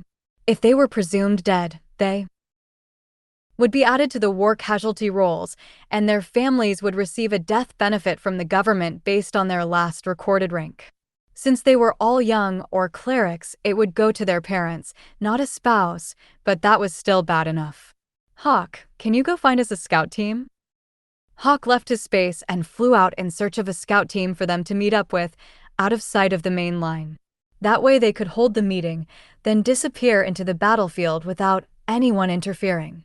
That didn't take long, as there were dozens of scouts coming their way from all along the front line, even a few two-person teams running their way from the other portions of the front line. Only the ones closest to them would be likely to suspect that there was someone from the elites here already, but they would all need to confirm what the situation was, and if you couldn't see it, the sight would be very concerning. They weren't at the front lines, but they weren't that far from it, so the other lines wouldn't be able to tell that the line here hadn't just suffered a catastrophe. Karl turned the group to the closest group of scouts and saw that there were others running toward them. They were the first on the scene, so they might have more information than the others who hadn't reached the site yet. Commander, was your group close when that happened? Is everyone all right? The leader of the Earth Scout team they reached asked. Indeed we were. We were tasked to scout the Crater Valley, and it turned into an all-out battle with the Frost Giants.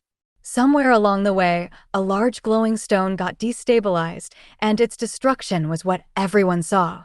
Karl explained. Perfect. I will send a runner back to the line to report. Karl gave him a confused look. Just radio it in. The scout shook his head. The explosion knocked out every radio in the base. We had no communication when our team was dispatched. They should have some fix soon. I heard something about blown fuses, but I don't have a working radio. Same here. Even my emergency phone is fried. We were still in the crater when the explosion happened. Karl explained. You're lucky to be alive. I will have the runner explain to the general that your team is fine. Where are you headed next? Into the wilderness between frontline groups. I will come grab a new radio in a few days, or poach one off another scout group. Karl replied. The scout smiled and nodded, then led his whole team back to the line. They were elites, they knew what was up, and they weren't going to waste their breath trying to get Karl to come straight to the chaos of a base with no communications. For the next 2 hours, Karl repeated the explanation to various scout groups, who returned to the frontline camps to give explanations, as anyone close enough to reach him that fast had lost their radios to the blast. It's time to go. Frost Giant Army, 40 kilometers out, coming for the crater from the city. Hawk informed them as the last of the scout groups was about to leave. You, Lieutenant, I forget your name. There is a Frost Giant Army battalion coming this way from the city. Can you run and tell the general that he's likely to have incoming hostile forces later today? Karl shouted after them. No problem, Commander. Make yourself scarce before they get close enough to spot you. Karl nodded and led the team away, headed for the woods between the two sections of battle line, where he could take the team and disappear into the mountain caves in only an hour or two. That would keep the frost giants from finding them, and if Remy cast a blizzard once they were out of sight, they wouldn't even leave a trail to follow. Yep, blizzard is useful. Remy agreed, while coiled around her new statue, trying to determine what it was for. Blizzard is useful. Hawk mimicked, while Thor chuckled, startling the group members who were standing beside him. They're bickering about the virtues of ice magic. Karl explained, while the mages climbed up behind Tessa on Thor's back and the golems were dismissed. The trees were densely packed in the foothills here, and Thor had to be dismissed, while Ray chose to return to her space, as she couldn't climb sideways between the trees without dropping Lotus. Remy started a snowstorm with Blizzard, as Hawk gave them directions to a nice cave he had scouted. It was part of a large cave complex, as far as he could tell after his brief exploration, but there were spots that could be blocked off for safety, and the whole place was well underground and warm from the stone of the mountain. That's good enough for me. We might even get to explore another cave and spend a few days without going out in the snow. Karl agreed. It probably wasn't that large, but no snow sounded good to Hawk. Ray blocked the door of the cave with silk and a few entangled branches, while Remy blew snow up against it to make it look like it had been that way for some time.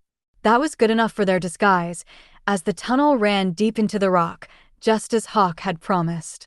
And it was a tunnel, and not a natural cave, as it was carved with a smooth arch to the ceiling, and alcoves every 5 meters along the wall that had likely once held lanterns of some sort. The sight put everyone on edge, in case this was another trial instance, or home to some sort of intelligent monster. The good caves, like this one, would normally be claimed by something, and there was no telling how nasty that thing might be. So, they were cautious as they made their way deeper into the complex and into a chamber where a set of long-forgotten houses stood petrified, coated in mineral stone from the dripping water. Hey, look at this. I think that is dwarven writing. There haven't been dwarves here in 1,000 years. Not since the frost giants betrayed them, and they fled the continent. Lotus noted as she gestured toward some runes written at the entrance to the cavern. Do you have any idea what it says? Karl asked. Nope, I can't read dwarf.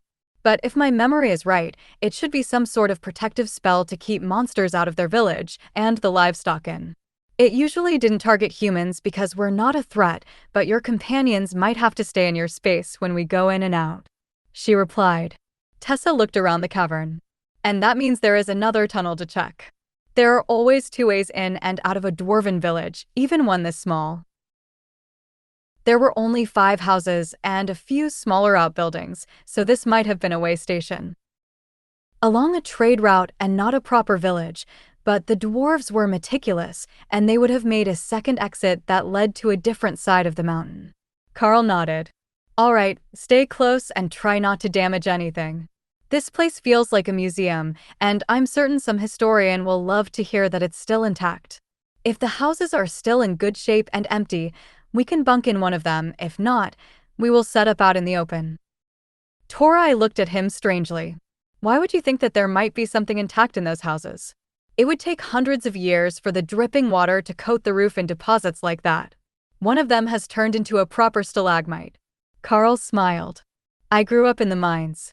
There were always old men joking about how we were digging so deep we might find dwarves, and how they made their furniture of stone so they could pass it down to their grandchildren in a few hundred years. I don't know how true that is, but it seems like it might be possible. Look at the fences. They're all stacked stones, carefully cut to interlock. The other tunnel only took a minute to locate, as the designers weren't trying to hide it. But there would be no threats from that direction, as the tunnel had been carefully blocked over with cut stones. However, the stones weren't the same as what was in this cavern. It was a different sort of granite, darker, and with a faintly pink inclusion in it. What's got you staring at a stone wall so hard? Lotus asked as Karl paused to take it in. The stone comes from deeper in the mountain. I think they bricked it up from the other side. Karl explained as he ran his fingers over the cool stone. A holdout against the allies of the frost giants? Tessa suggested. Possibly. But if it's still standing and undamaged, we should be safe here. I don't see any bones, campfire rings, or other signs of previous uncivilized inhabitants. If this really had been a holdout against the frost giants when they sent their allies against the dwarves, it could be a very valuable safe spot for them. It was deep in the mountain, secure, warm even without artificial heating, and there was plenty of room for anything they might need to bring inside. You look like you're considering a long-term residency, Tessa noted as Karl surveyed the area.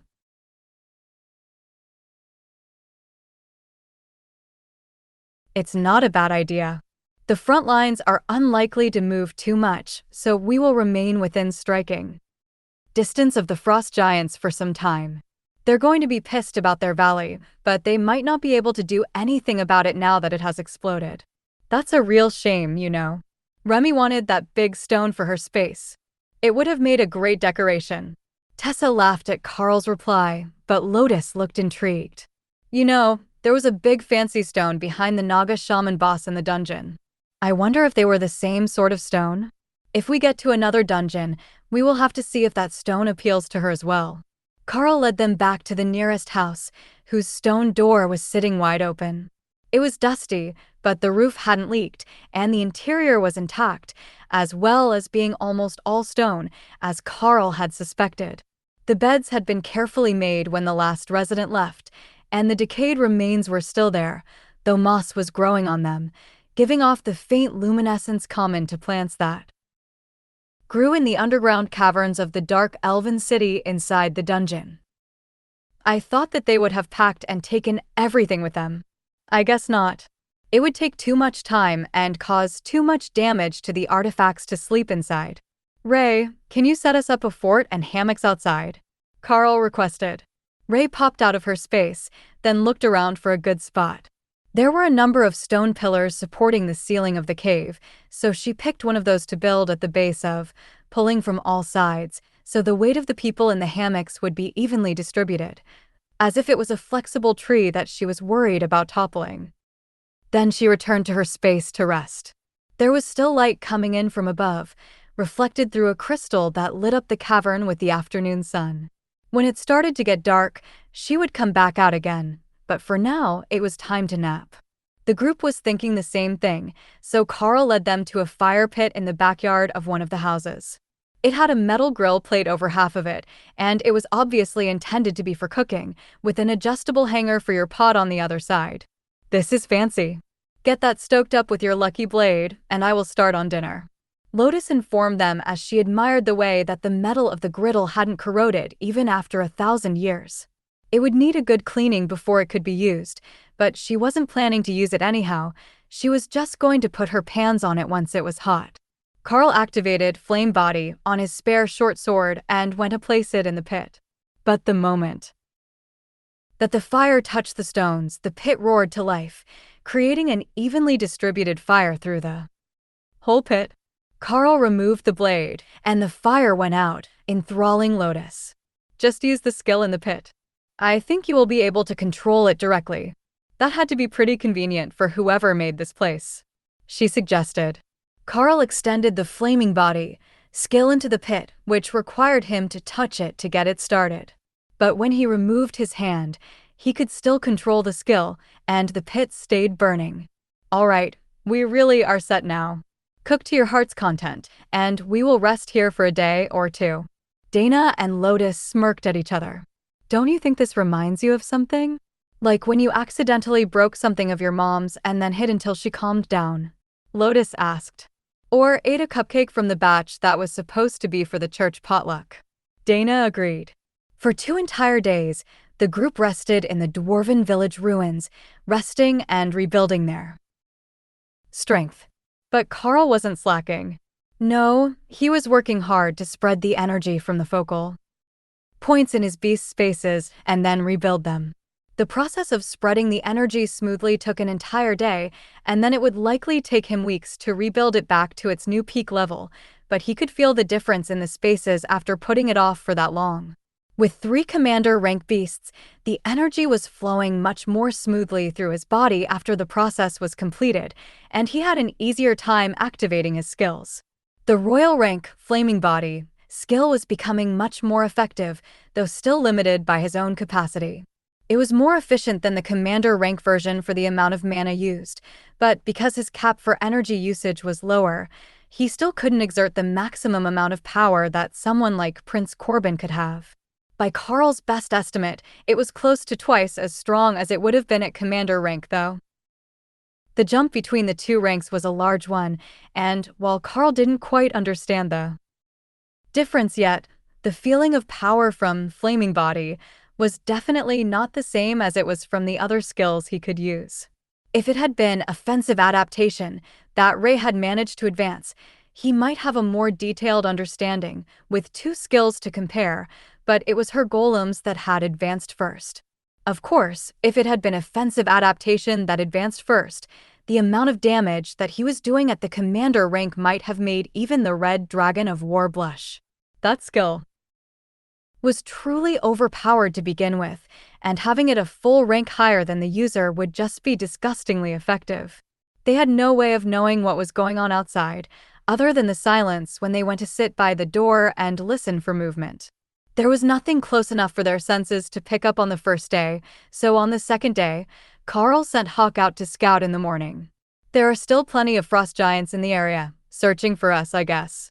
They're big mad about something, and it has to be us blowing up their rock. Hawk explained as he returned to rest in his space for the remainder of the day. With the energy stabilized in an even layer on the 3rd day, and the new focuses forming properly, Karl sent Hawk out to scout again, updating them on the situation. Not so many frost giants as yesterday, but still plenty of frost giants to keep us busy all day. There are humans there now too, fighting. Hawk informed them during his dawn scouting mission. It sounds like it's time to go. There are other human teams outside now, fighting with the frost giants that are looking for us. Well, they likely don't know it's us they're looking for, but they're looking for the relic from the crater. Karl explained. But it blew up. Tori reminded him. Dana and Tessa both gave Karl matching suspicious looks. It did blow up, didn't it? Tessa asked. Karl took Remy and her new lucky statue out of her space to show to the others. I think that this is what they're looking for, he explained. A statue of the All-Mother? I mean, she's the primary goddess of shamanistic magic, but what does that have to do with the frost giants? Lotus asked. Tessa shrugged. No idea. But if it was in the crater, then it's not just a statue. Where did you find it? Remy wrapped protectively around her statue, in case someone tried to take it from her. Karl smiled and stroked the spirit snake's back as he answered. They were using it as the focus for the circle that was summoning more frost giants. I stole it to break the spell. Tessa nodded in understanding. And then the crumbling spell destabilized the frost stone, and everything blew up. All right, I see what happened now. Tuck that away again, and don't let it come out. It should be good for Remy, but the frost giants will sense its magic if they're close. Remy quickly vanished into her space to protect her statue, while the clerics tried not to laugh. The little spirit snake was growing quickly, but nobody had noticed because it was so cold that she never came out of her space. Or at least she never came far enough out that they could see her. Are we bringing our packs? Or leaving them here in camp? Tori asked as she glared at the heavy bag. Unlike the others, the mages couldn't use the rings of giant strength, so they were working with basic human stats, and carrying their packs all day was tiring. You and Dana can sling them on Thor's back. It should help mobility, and he won't mind a pair of saddlebags if Ray helps us tie them on nicely, Karl suggested. Ray happily made a harness for the packs and for the riders to hang on to while they sat on top of Thor's new white fur cape. It was warm, it helped him hide, and it had a hood. The hood was the best part, in Thor's estimation. Tessa had cut holes for his upper horns, so it would stay in place when he moved his head, and it kept his cranial ridge warm without blocking his eyes. The harness kept it securely in place, with the backpacks hanging at his rear hips and the riders in front of that, with Tessa sitting at the base of his neck, where she could more easily attack their targets. We need to get you a lance, Karl decided as the riders took their places. Lotus was back in her spot on Ray again, so they could ambush from the side without the bloodbath spider losing her pocket healer. That put both mages on Thor's back, but they would climb down as soon as the fighting started, as they weren't physically adept enough to stay on a bucking lightning arrow during battle. Karl led them down a path toward the closest group of human scouts, who were about to end up in combat with the frost giant hunting team, keeping the pace to a moderate jog so that neither of the beasts was tired when they found their fight. "Can I engage?" Hawk asked, after relaying that the frost giants were about to reach the human scouts. "Go ahead, just don't get yourself attacked." The fireballs made it easier to track the scout from the ground, and Karl adjusted their route to intercept the frost giants. The scout team had slowed their advance, wary of the insane dragon hawk, allowing Karl and the others to make it to the hunting team first. It was just 5 ascended frost giants with spears, no fancy armor or magical weapons, but they had a large hound of some sort with them, who was sniffing at the ground, searching for something. It wasn't them, as the hound didn't make any signal that it had recognized them, but if they were tracking every group who had been near the crater, they would get to him eventually. Karl took out the dog handler with an arrow, while the others fell to Hawk's fireballs, leaving a very shocked scout group standing 50 meters to their right, unsure as to what they should be doing now. "Good morning, everyone. I don't suppose that you have a working radio, do you?" Karl asked. The team leader smiled and gestured for someone to bring one forward. "We do have a spare. All the teams do, now that we've learned the trick." The only ones that blew up were the radios that were in use at the time. The ones in storage with the batteries removed were affinity. It took a few hours to realize that with all the chaos, and by then the scouts who had been near the crater had all dispersed again. He explained. "Got it.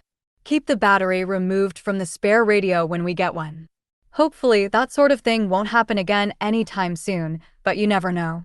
Karl agreed. "You should call in soon, Commander. The General would like to have a few words with you, and he is requesting that you return to the base." The scout chuckled as Karl tucked the radio in his pack and put the earbud in. "I thought that might be the case, especially after 2 days of recovery time.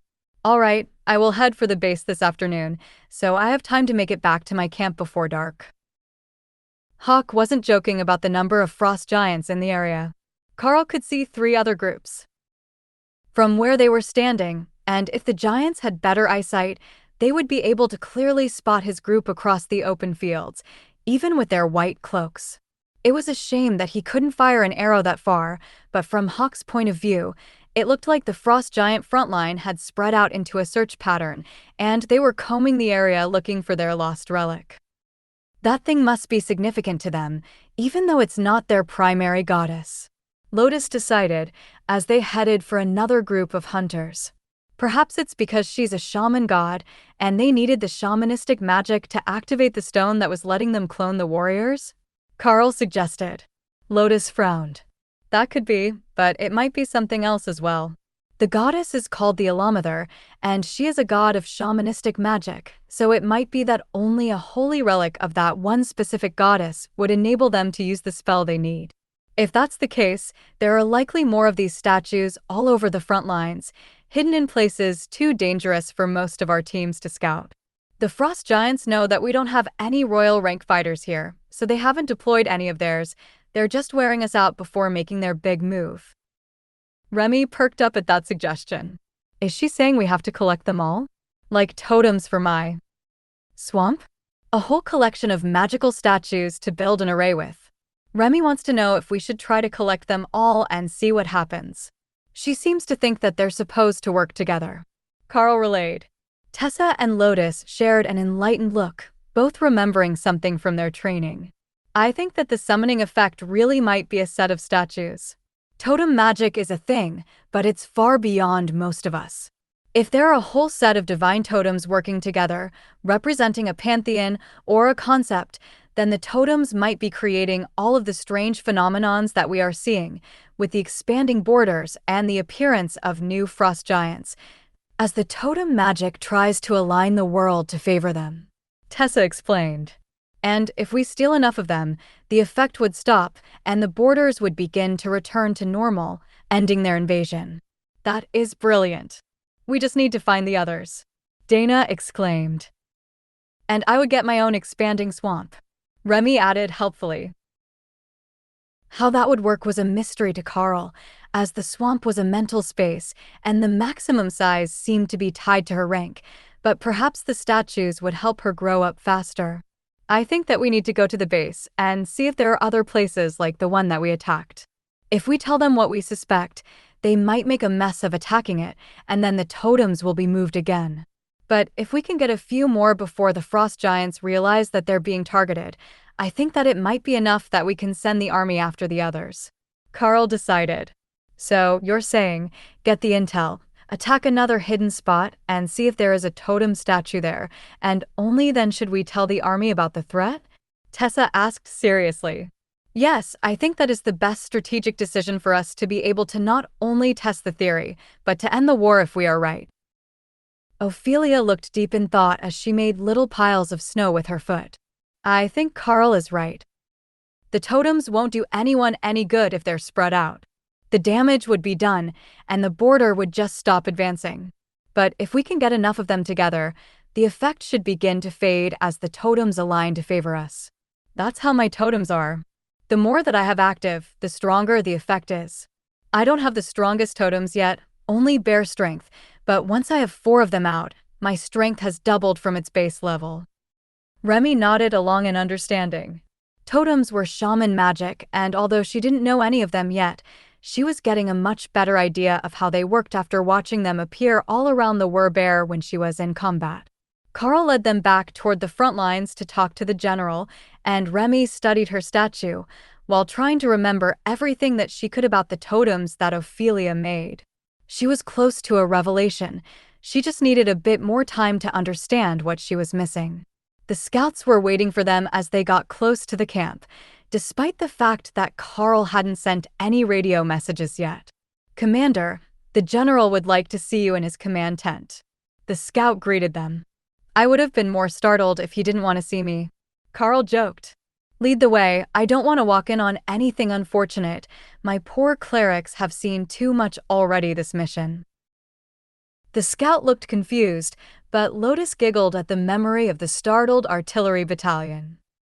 Commander, when he was quite literally caught with his pants down. They heard the general's laughter when the scout stuck his head in to see if he was free, and then followed him inside. General, good to see you again. I trust that you got a relayed version of the events from the other scouts. Karl asked. Yes, all sorts of confused and conflicting reports. Now, firsthand, what happened out there? You did go to scout the location, did you not? The general asked. We did, and here is how it went.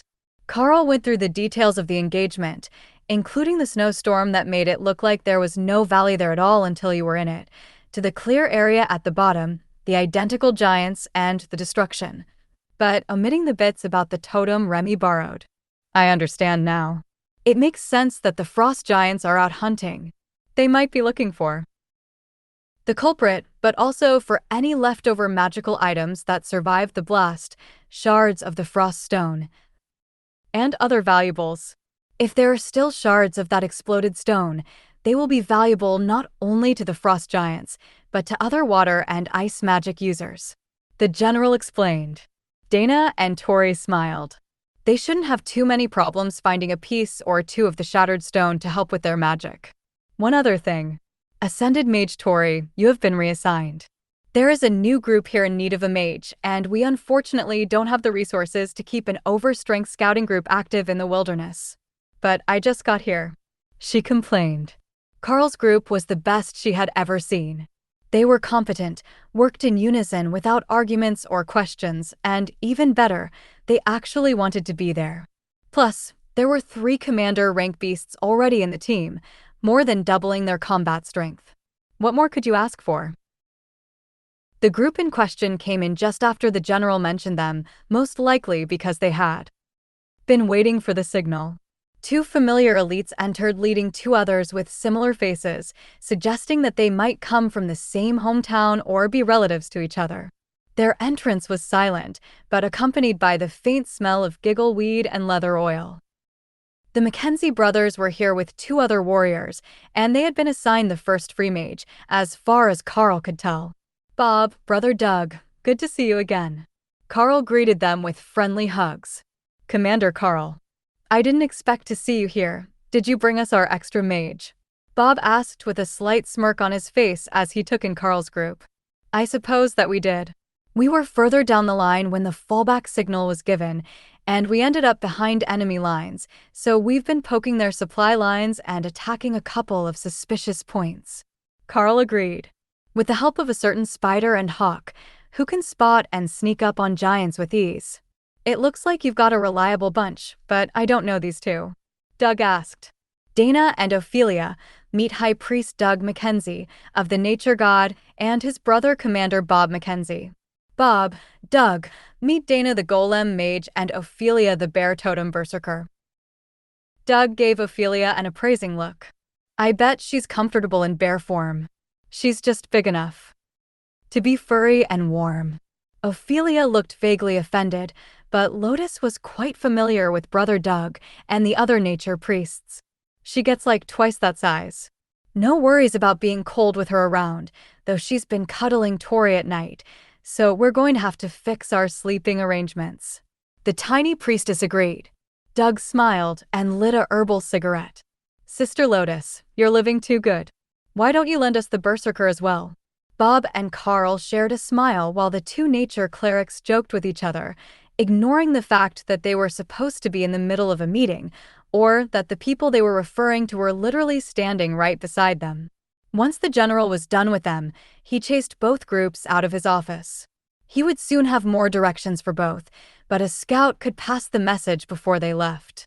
He had enough to deal with already without adding the stress of dealing with a stoned nature priest and a bunch of miscreant elite mercenaries. Only 1 mage in your group? Karl asked as he looked at the combination. Yeah, not great luck on the combo this time, but we've got a ranger who's good with longer distance attacks. Our sisters were both sent to the capital for security detail, so we can't get them for the team this time. Bob sighed. Well, Tori is good with multiple target attacks, but it's a bit of a shame that you don't have a second caster. Then Karl paused. There was a spell that Ray knew which could likely be used by Brother Doug. The skill book ability required that he study and have some understanding of the skill, and he had certainly fulfilled that requirement, though it wasn't one that he could use himself. If you wait a moment and find me some paper and ink, plus 1 of those cigarettes, I think I can make a spellbook for Doug. It's a nature spell, so a nature priest should be able to use it, he added. Doug didn't hesitate and brought out a stack of paper intended for reports as well as his good pen. And a rolled herbal cigarette. Karl crushed the herb onto the paper as he took a seat at one of the tables in the dining tent beside the general's and began to write out the spell book. Ray got this in a dungeon instance as a reward, but I think it will be compatible. I managed to make a refreshing lightning version for the Blue Dragon priests, Karl explained. Doug laughed. I heard all about that. They're so excited to have a new spell to teach that they've been trying to get everyone they meet to learn it. The problem is it only works for the Blue Dragon priests. Not even the shamans have managed to learn it straight from the book. Thor laughed at that one. He didn't know how human shamans played with lightning, but Remy's lightning and his lightning were totally different things that just looked the same. He was also eager to come out and play with his old friends, but the camp was so crowded that there simply wasn't space for him. Karl needed Ray to help him with the book, for the parts that he didn't understand, but between them, they quickly got the spell completed, and it formed itself into a skill book with a simple wooden cover and a spear tip on the front. Doug took the book and flipped the cover open. That was all that it took for the book to vanish, while the others looked on in envy. "You know, there is a supply tent here with the essentials. Why don't you get a golem book?" one of the warriors with Bob's group asked Tori. "I've already tried. I'm incompatible with the book. I can use arcane spheres that fire multiple magic missiles, though. I'm not great at defense, but I've got strong offensive abilities," she replied sadly. "That's all right. We've got a high priest with us and a commander-rank defensive warrior. Golems are nice to have, but they're not the only way to deal with frost giants." The warrior consoled her. Lotus raised her hand. "I would just like to say, what the heck, dude? You could teach nature priests to use spear all this time, and you didn't make me a copy like 2 weeks ago? I've been right here, riding on Ray's back while she casts it, and you didn't once think to teach me." Karl blushed in embarrassment. "Would you believe me if I said that I forgot it was possible? I have to study and somewhat understand the skill to transcribe it, but I've seen it cast 1,000 times now, by Ray and her golems, and with her help, it wasn't hard." Lotus made a get-on-with-it gesture, and Karl started over with Ray's help to make her a copy of the book. Lotus grabbed it and did a little happy dance the moment they finished. "This will be perfect. I will have vines and spikes." The book vanished in her hands, and the little priestess frowned. "I have been robbed." "Oh, wait, no. This is just as good." Karl tried not to laugh at how similar her response was to his beasts when things didn't go as expected while he waited for her to calm down. "The two spells combined to give me a third option, which replaced the other two. Thorned vines are basically the two at the same time, but the spears are thorns and don't fly out, they just stab. When the vines grab something, that seemed like it would actually make things easier on Lotus.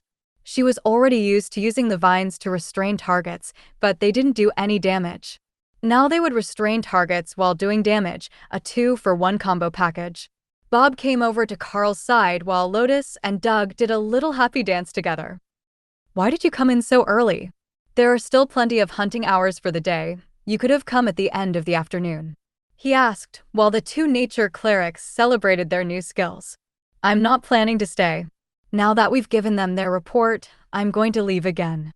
We've got a good spot in the forward operating area where we can engage the frost giants easily, but still remain safe to sleep at night," Karl explained. "We found your other fort on the way in, the one in the trees near the camp. At least, I assume it's you. It is spider silk, and I didn't see any sort of monsters in the area other than the frost giants," Bob replied. "Yeah, that was almost certainly the one made by Ray. It's far enough outside the camp that you don't get suckered into a frontline rotation in an attack, but you're close enough to assist or return to inform them of your destination when you head out in the morning." Suddenly, Doug and Lotus both turned back to the group. Lotus had a huge smile on her face as she made her announcement. "We have an idea. Why don't we head out together tonight?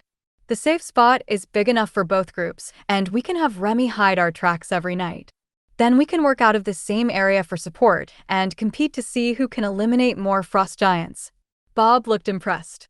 "That's actually not a terrible idea.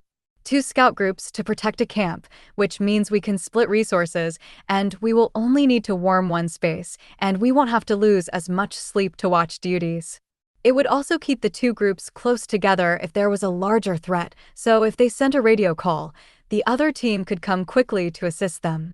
The official stance was that they didn't have enough elites to have large teams, but their 2 teams working out of the ruins was no different from all the teams that returned to base at the end of the day. The ranger on Bob's team immediately became suspicious and began looking back and forth between the team leaders and the nature priests. "What are you not telling us? We all saw the scout reports. Why do you think that we need 2 teams with multiple commander rank members working together?" he demanded. Bob patted him on the shoulder. "Bless your heart, you don't get out much, do you? The official scout reports don't include anything from teams that were lost, or teams that haven't reported in, or any of the enemy reserves that are too far for our scouts to get a confirmed number for. In short, it's about a quarter of the total combat power that the enemy has in the area at any given time, and only gives a general idea of what you're likely to see on patrol. But the Frost Giants are all worked up today, so they're going to start sending more attackers forward. When they do, we will be glad to have the support nearby. Their team is fast, and if we call when we see a major threat, we can face it as a group instead of taking risks, then spread out too. Continue scouting. The Ranger side. I work for the Bureau of Natural Resources. I run an animal shelter for unwanted and abandoned pets. I didn't expect to get a draft notice in the mail so soon after the conflict started. That was truly unfortunate. Nobody wanted to be in the first round of draft notices. It did, however, solidify Karl's opinion that he had done the right thing by picking a team and coming in advance. The trip to the cave took longer than Karl had expected, as the other group was on foot, but they still managed to make it there before dark and got Remy to use a blizzard to hide their tracks. That's some serious paranoia you have, you know that, right? The other warrior in Doug's group asked. The Frost Giants are out here hunting for whoever blew up their holy relic, and given that we're the ones who did it, I thought it might be better if nothing could track us back to our sleeping spot. But you will like this place. It's an old dwarven village, deep in the mountains, and it's got all the creature comforts. Or will once we have Ray set up a second fort with hammocks for you all. Karl explained. Torai smiled. The hammocks were a wonderful thing. Her mind briefly went to the muscled physiques of the men in her group. Then she shook her head, dispelling those notions. She was here to work, and after that last fiasco, she had learned her lesson about leading her group members on. No more flirting to get favorable treatment. It wasn't worth it. This time, she was going to prove to a group that didn't know about her past indiscretions that she was truly worthy of her place on the team, and that she had the skills to make a name for herself as a combat elite. As they got settled in, Ray started to work, building up a second tent in the town for the second group, again arrayed around a pillar using spider silk at the commander rank anchored to the floor and wrapped around the stone pillar as the structure. As they relaxed, the warrior, whose name Karl had learned was Harry Kim, began to dig through his pack for a dinner ration. The clerics burst into laughter, and the warrior stopped, confused as to what was so funny. It was definitely dinner time, and they might as well start cooking before it got dark. Doug explained with a grand gesture at the two priestesses. We have not one, not two, but 3 clerics here, including a high priest, who can all use advanced food creation spells. There will be no eating lousy ration packs in this camp. In fact, you might eat better here than you do at home. Harry smiled and put the ration pack away. Now that is good news. Me and Lautai, we're not used to eating ration packs. It would likely mess up our digestion for months. I eat almost all my meals at the office cafeteria, since they're free and I only recently got the raise for my promotion to Ascended. The high priest chuckled and ran his fingers through his short beard. It has been a season for promotions. I just made high priest. Commander Karl was promoted in the last few months. Dana made Ascended recently as well. With you, that's almost half the group that has made a milestone right before the war. Ophelia chuckled and raised her hand. I made Ascended 2 weeks before we left, but I was only officially promoted at the end of term exams the next week. Harry laughed. I'm not sure if that makes me feel better or worse. Usually, the Ascended members are pencil pushers with a lot of involuntary experience, not promising students. The ranger joined in the laughter and shook his head. If I didn't know better, I would say that half of you were still in the second year. And before we get too far, my full name is Lautai, but please call me Tai. Well, I can say for certain that you are wrong, but not for the reason that you think. Doug joked. Karl nodded. Ophelia is in the second year, but Dana is in the first year. Tai gave her an assessing look that narrowed. His black eyes almost looked closed. First year and Ascended? What the hell were they thinking, even letting you out of the academy, much less to a forward scouting team? Now both the Mackenzie brothers and all of Karl's team were laughing. Commander Karl is also a first-year student. The monster of the academy. Compared to sending him out, sending Miss Dana with him was a small thing. Bob finally explained. Thor saw that as his opportunity. Everyone was laughing, that must mean they want to play, so he came out to bump up against Doug, begging for head pats. Who gave Thor a cloak? That is adorable. He asked as he reached under the hood to scratch between the lightning Sarah's horns. It's cold outside, and it helps him blend in. I'm the one who cut the horn holes for the hood. Tessa replied with a soft smile for the happy Sarah. Bob and Doug tag-teamed Thor, showering him with attention as he pranced around happily. It was good to have happy people around again instead of serious people. Ty stared at Thor for a few minutes, then turned to Karl. That's a commander rank lightning Sarah, isn't it? No wonder you've grown so powerful. How did you manage to bond a beast that strong? He actually started as an egg, as did the others. No, that's not a restriction of my class, just an oddity of fate. A combination of resources, combat experience, and training made him into the Sarah that he is today.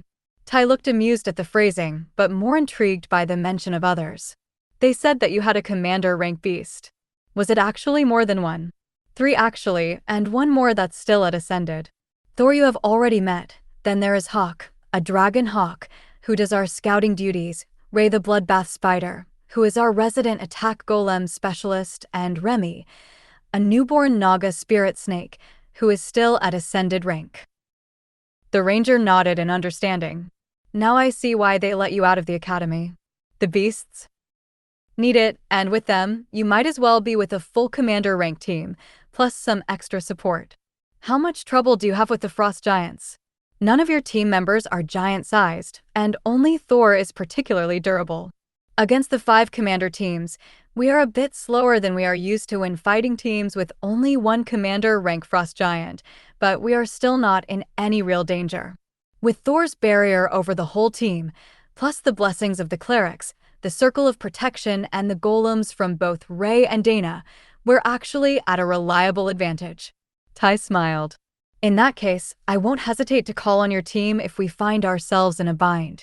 Normally, it's considered bad manners to pull another team from their mission unless it's an emergency, but if you've got strength to spare, you will probably be able to finish up and come to us in time. Ray headed back to her space for a short nap after she finished creating the second fort for the Mackenzie team, and the clerics made their way to the fire pits to start cooking. Doug had a skill that created a small fire, and that was enough to control the cooking area, where they were happily scrubbing away centuries of dust and preparing the area for an elaborate meal. It was going to be fairly late when they finished cooking, but neither team was rushing to head out in the morning. They would head out when they were good and ready, then hunt until mid-afternoon and return here. With the number of frost giants that Karl's team had reported, they wouldn't be short on targets, and they would be exhausted well before the sun went down. This is quite the fortification. How long do you think that we will be able to continue to use it? Harry, the ascended warrior with the Mackenzie brothers, asked, his ice blue eyes glinting with curiosity. Bob shrugged. For at least the next few weeks, unless the frost giants mount an offensive that puts the main battle line out of reach of it. I don't see them pushing the line that far back, especially now that their holy relic in the area is destroyed, but unless we can find another and destroy it as well, they're unlikely to retreat either. So, it is a stalemate, and we just continue to wear them away and keep them from building up enough of a force to challenge the general. Karl nodded. We are almost certain that there are more locations like the one that exploded, most likely near the other main lines. But what we suspect is that we need to pull the cores of them together to be able to reverse the changes they have made. Simply destroying them likely won't be enough. So, my team was planning to scout further to try to find similar hiding spots near the other lines. Bob smiled. And with the 2 of us sharing a fort, we can cover for you when command wants to know what your status is. Hawk went out extra early the next day, intending to make it to the next pass, so he could check the frost giants that had gathered near the next portion of the main defense lines. That was the most likely spot for there to be another of the relics, and he would happily help them steal it if it was going to make the cold go away. Even if Karl gave to the snake again. He was in luck, they weren't even hiding this one. Or maybe they were, but not from above. It was just like the other one, a magical circle next to a big stone, but this one was in the caldera of a dormant volcano, and it didn't feel the same. Instead of so much snow, it was bitterly cold, and the monsters around the magical circle were different.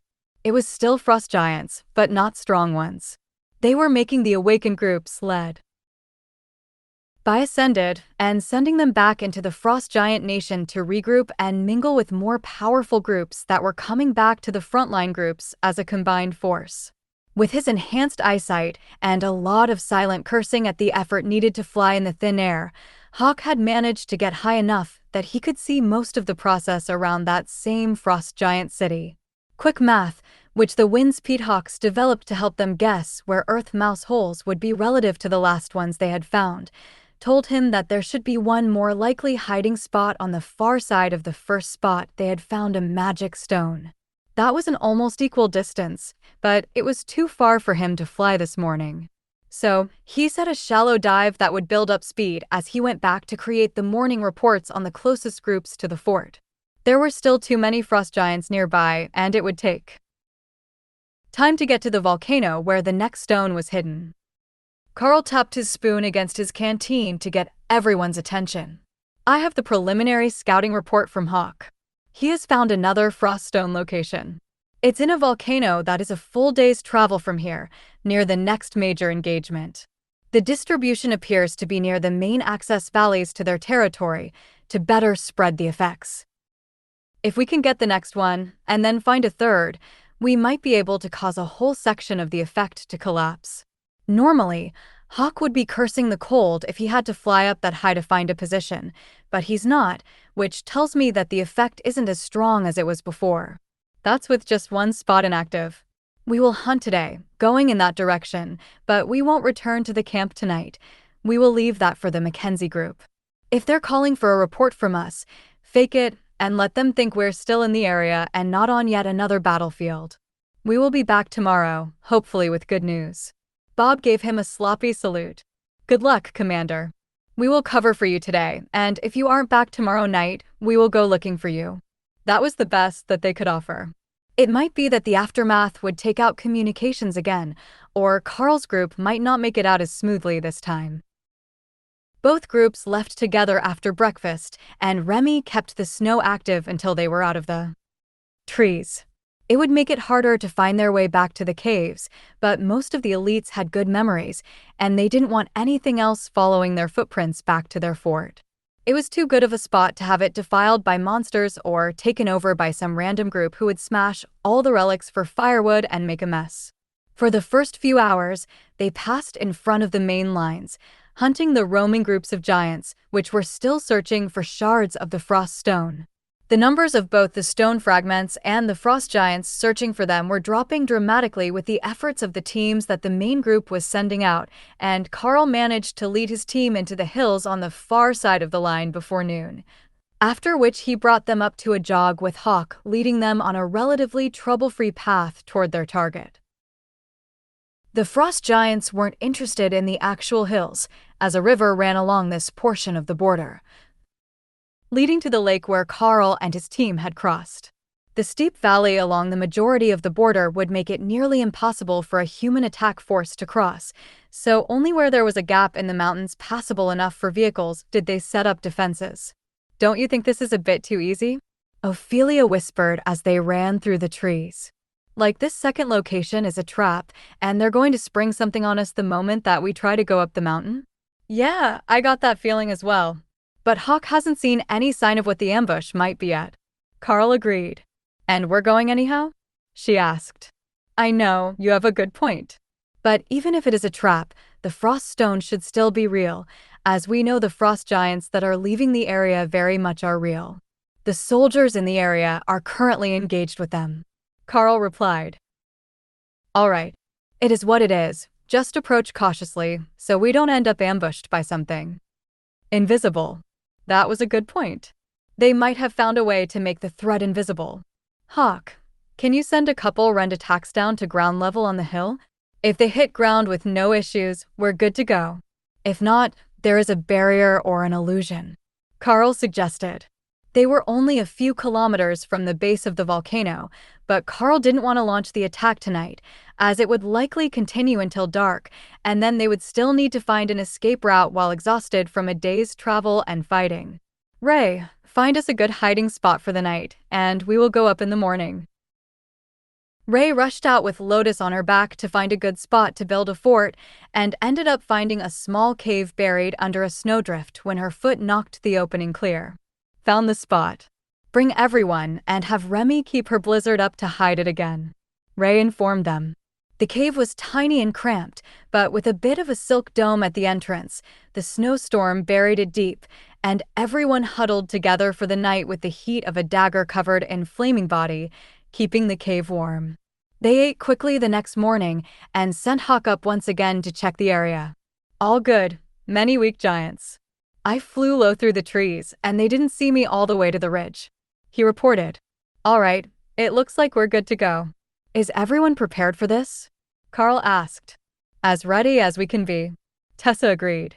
Once they were out of their snowy sleeping location, Karl called out Ray and Thor so that everyone could get a ride on their way up and began carefully following Hawk's route up the mountain.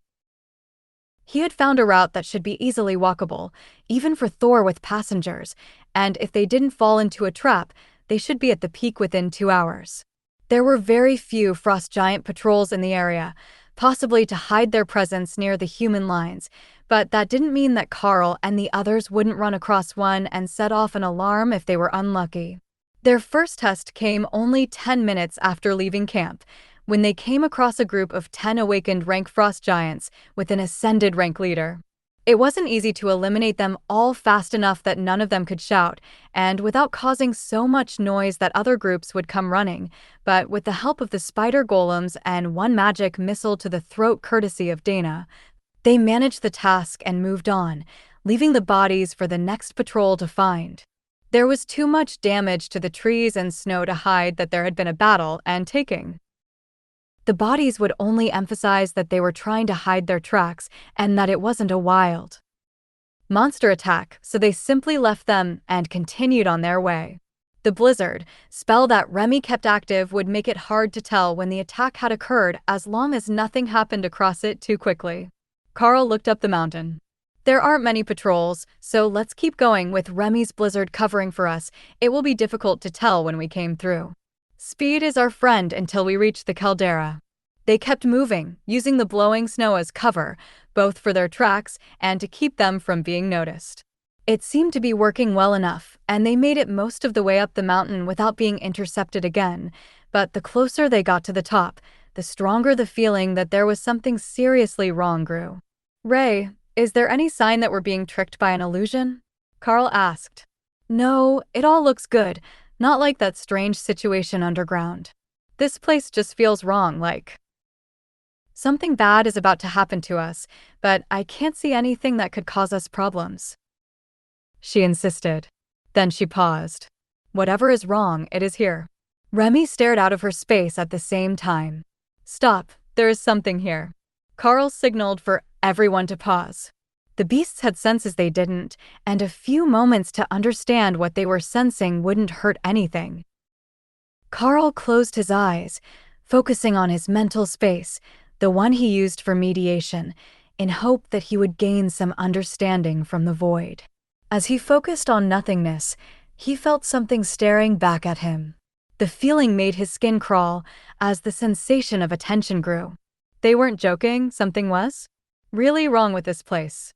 Then, the ground began to shake under their feet, and the thermal vision that Karl only paid minimal attention to during the day began to show him hot spots everywhere on the hillside, and even more potently above them.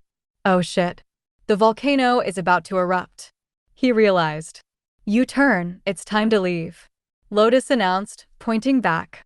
Ophelia was momentarily frozen, but when Thor began to turn around and run, she joined the group. The first spout of hot gas vented only a few meters from their path as they ran, and the rumbling of the volcano got worse. Thor and Tessa were glowing with golden holy light, which was unusual, as they would normally spread the effect to everyone. But as most of the group was on Thor's back, it might be the best way to protect them from venting gas from below. Ray was doing a better job of dodging the vents, as she could see them coming, but Thor could feel the rumbling in the ground before they erupted, and he wove through the trees as he ran down the hill, struggling not to topple over forward. Like a war bear, with his build he was a bit top-heavy, and the steep slopes were hazardous for him when running downhill. The top of the mountain exploded in a shower of rock and fire, firing high into the sky. That almost certainly spelled the end of one of the statues, but this time they weren't lucky enough to have recovered it. A sense of power drew Karl's attention behind them, and what he found was the horror of every frost giant in the world. There was a massive mottled red dragon bursting free of the volcano, flying easily among the explosion of magma and stone. "Lotus, look back." "What is that?" Karl shouted over the roar of the volcano. She only looked for a split second, then shuddered and looked forward. "That is a magma dragon, a form of chromatic dragon. But I don't think they're supposed to get that big. Even an ancient forest dragon doesn't have a wingspan that large." She shouted back. "Do you think it might be on our side?" "It looks pretty mad at the frost giants," Dana asked. Lotus just laughed and shook her head. "Magma dragons aren't really known for their kindness or humanitarian actions. It's better that we just get out of here before it turns its attention in our direction." As if to prove her point, the magma dragon tail swatted an enormous glowing red boulder in their direction, headed straight for their group. Everyone scattered as it crashed down between them with an impact that shook the ground even better than Thor's earthquake skill. Karl was momentarily blinded by the steam from all the melted snow from the impact trench, but quickly realized that they had fully evaded the attack, and they could keep going. "Wait, shiny rock for me." Thor cheered as he picked the boulder up with his horns and moved it to his space. It was still radiating huge amounts of heat, but as it cooled, Thor could see that it was a naturally blue crystal, a large portion of the frost stone from the top of the mountain, that the dragon had used as an artillery projectile. It would look good next to Thor's pond once it cooled enough to regain its natural blue appearance, Karl decided as they ran down the hill and away from the tidal wave of molten stone making its way down the slope behind them. But the flow was not the greatest danger, at least not to the common people who weren't on the volcano slopes. The massive cloud of ash and fire had blackened the sky, turning day to night and blanketing the snow in a thick layer of ash. Maybe this was their plan all along?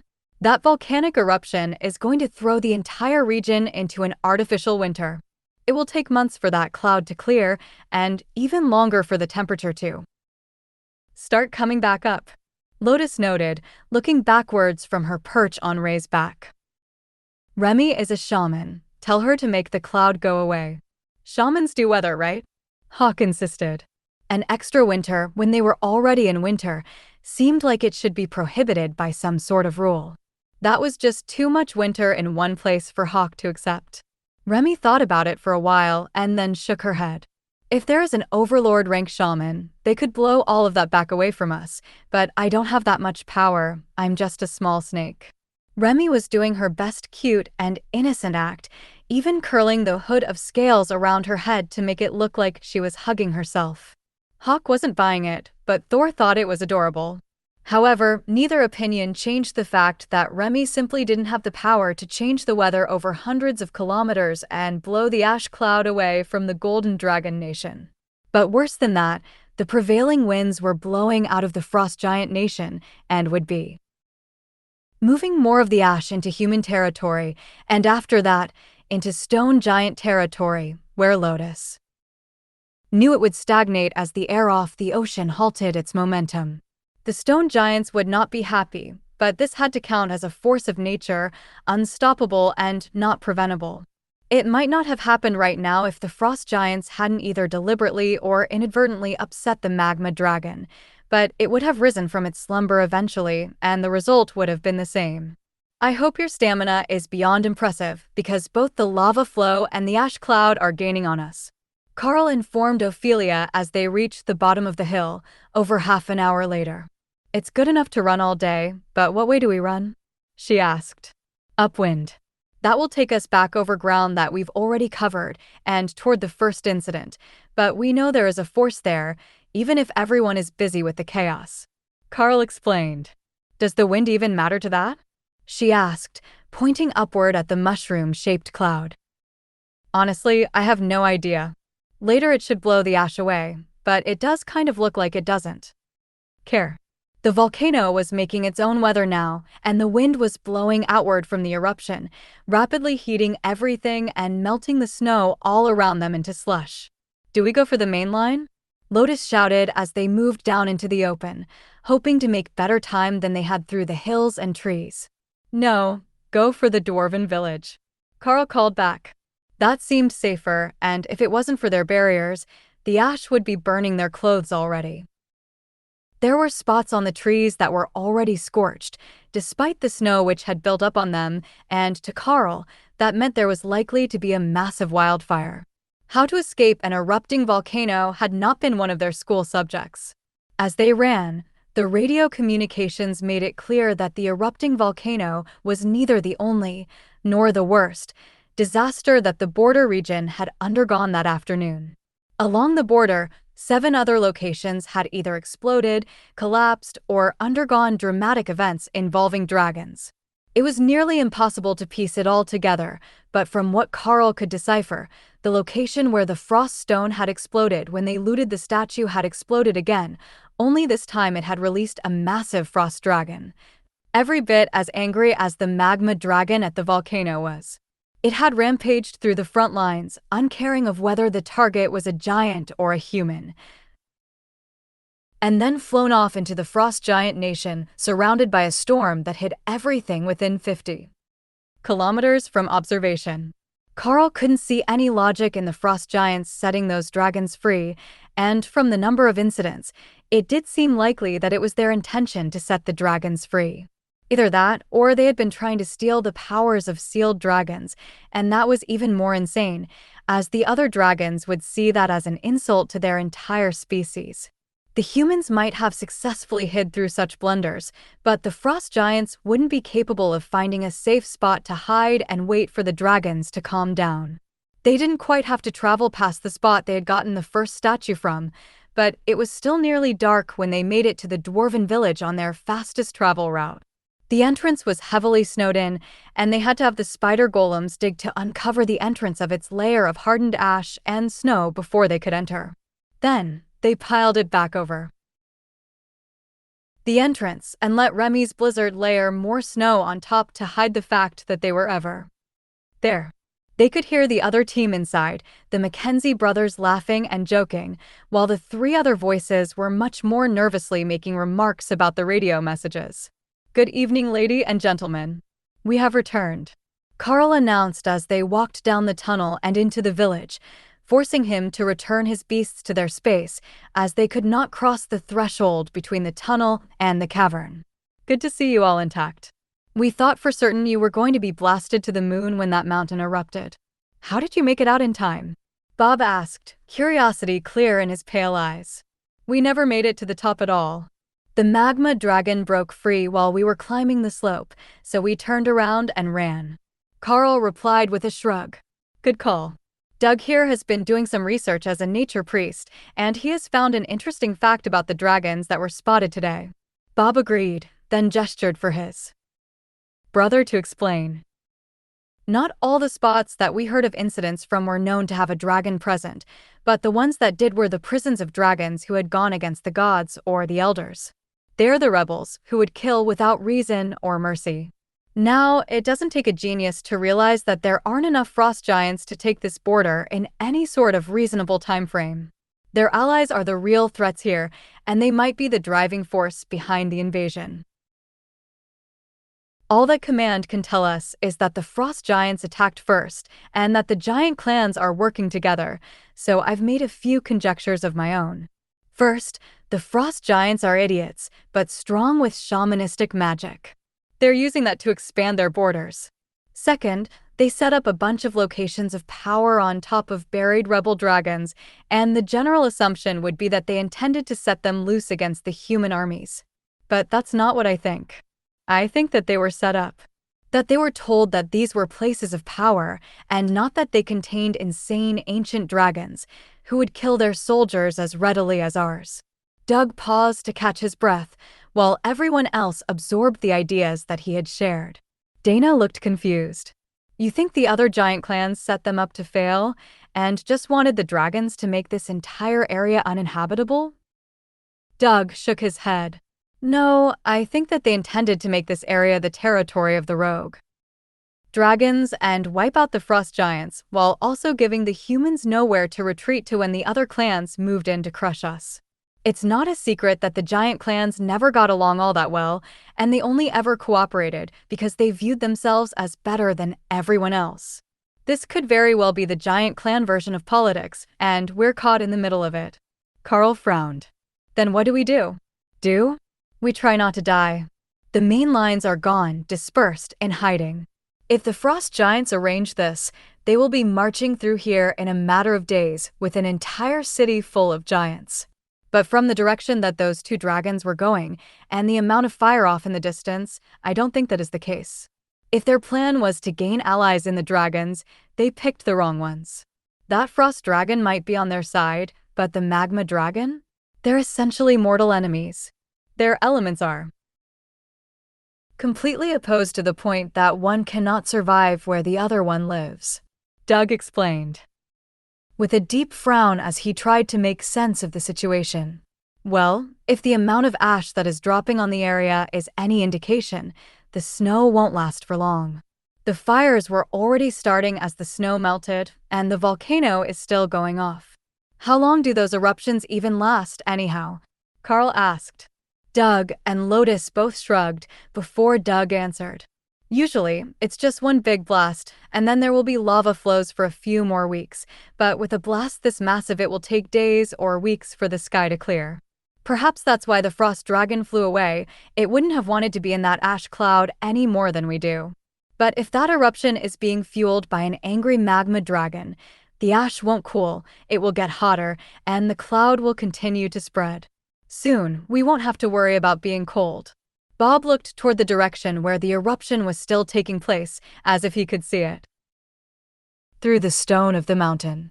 That's all well and good, but it doesn't answer the question that both of our teams were sent here to learn the answer to.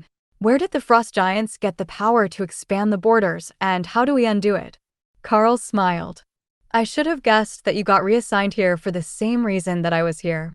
We thought that it was the frost stones, and that if we could reverse whatever we were doing, or steal enough of the focal points, it would reverse the effect and let the snow begin to recede.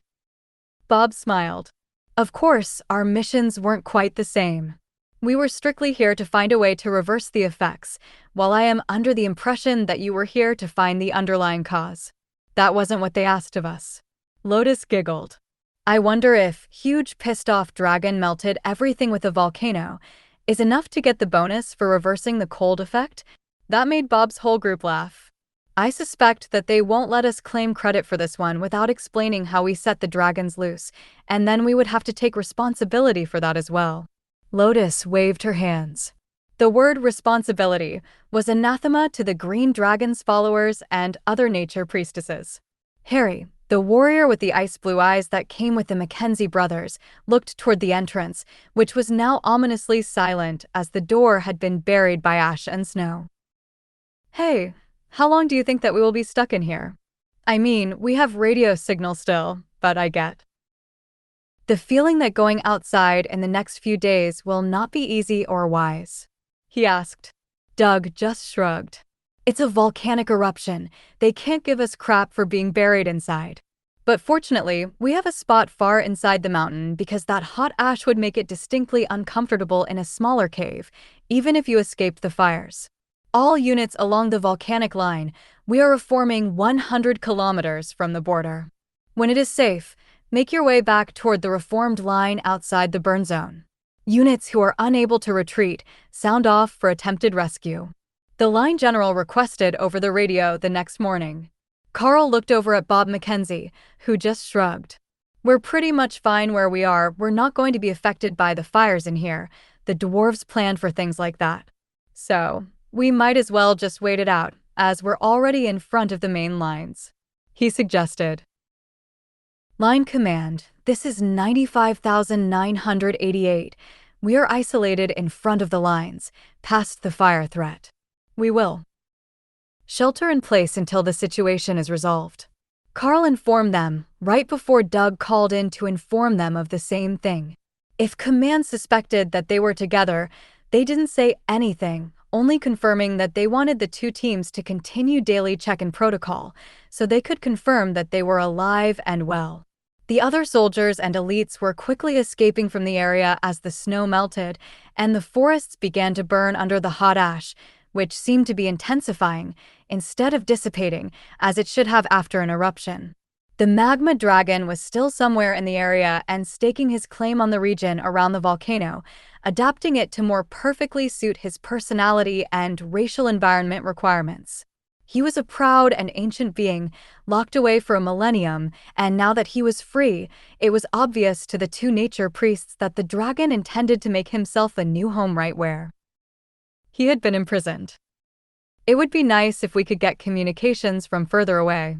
Now that they're retreating, it's not going to be easy to even get the daily communications out to the lines.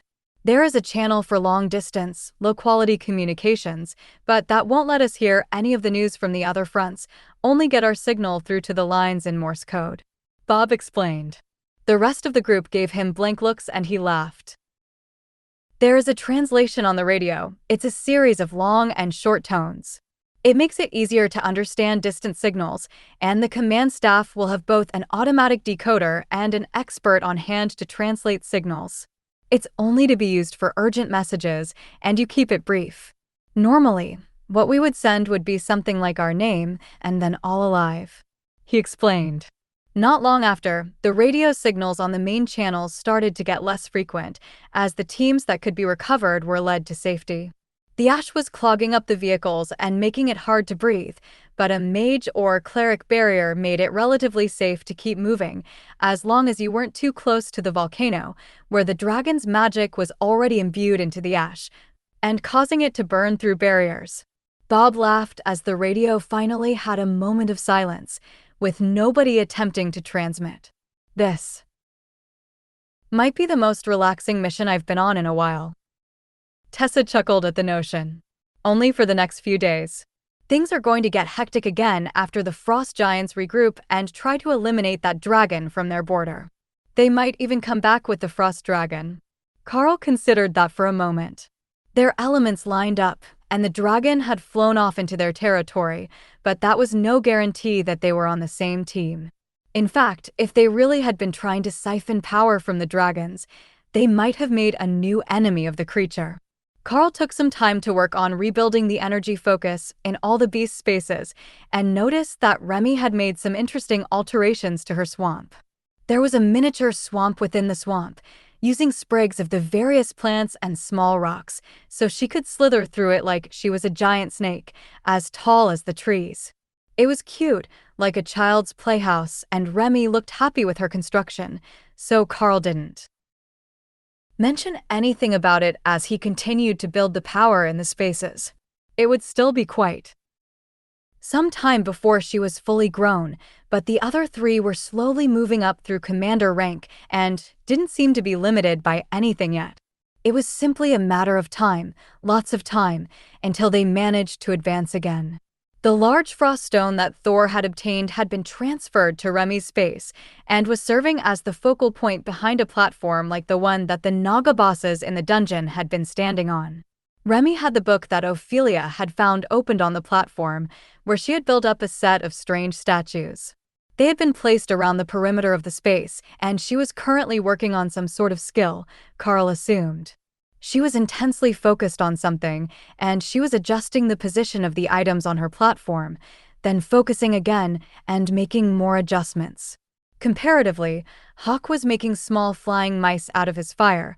Thor was napping in his pond full of holy stones, and Ray was carefully rearranging the corpses strung up in her forest. It took a while for Karl to understand what the little snake was up to, but Remy was trying to create a totem. Each of the stacks of stuff was designed to represent something, and she had even made a bunch out of mud, then adorn them with shiny things to get them just right. He couldn't tell what sort of effect she was going for, but it looked like the frost stone had been permanently changed by the magic of the magma dragon. Even now that it had cooled her swamp, the stone was still glowing red and not ice blue, though it was still giving off a strong sense of magic.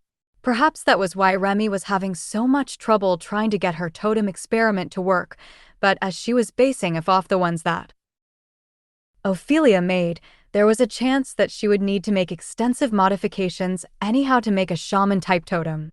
It didn't really matter if she was successful, though. Remy had found a learning project that was keeping her attention for more than 5 minutes, and that alone was impressive.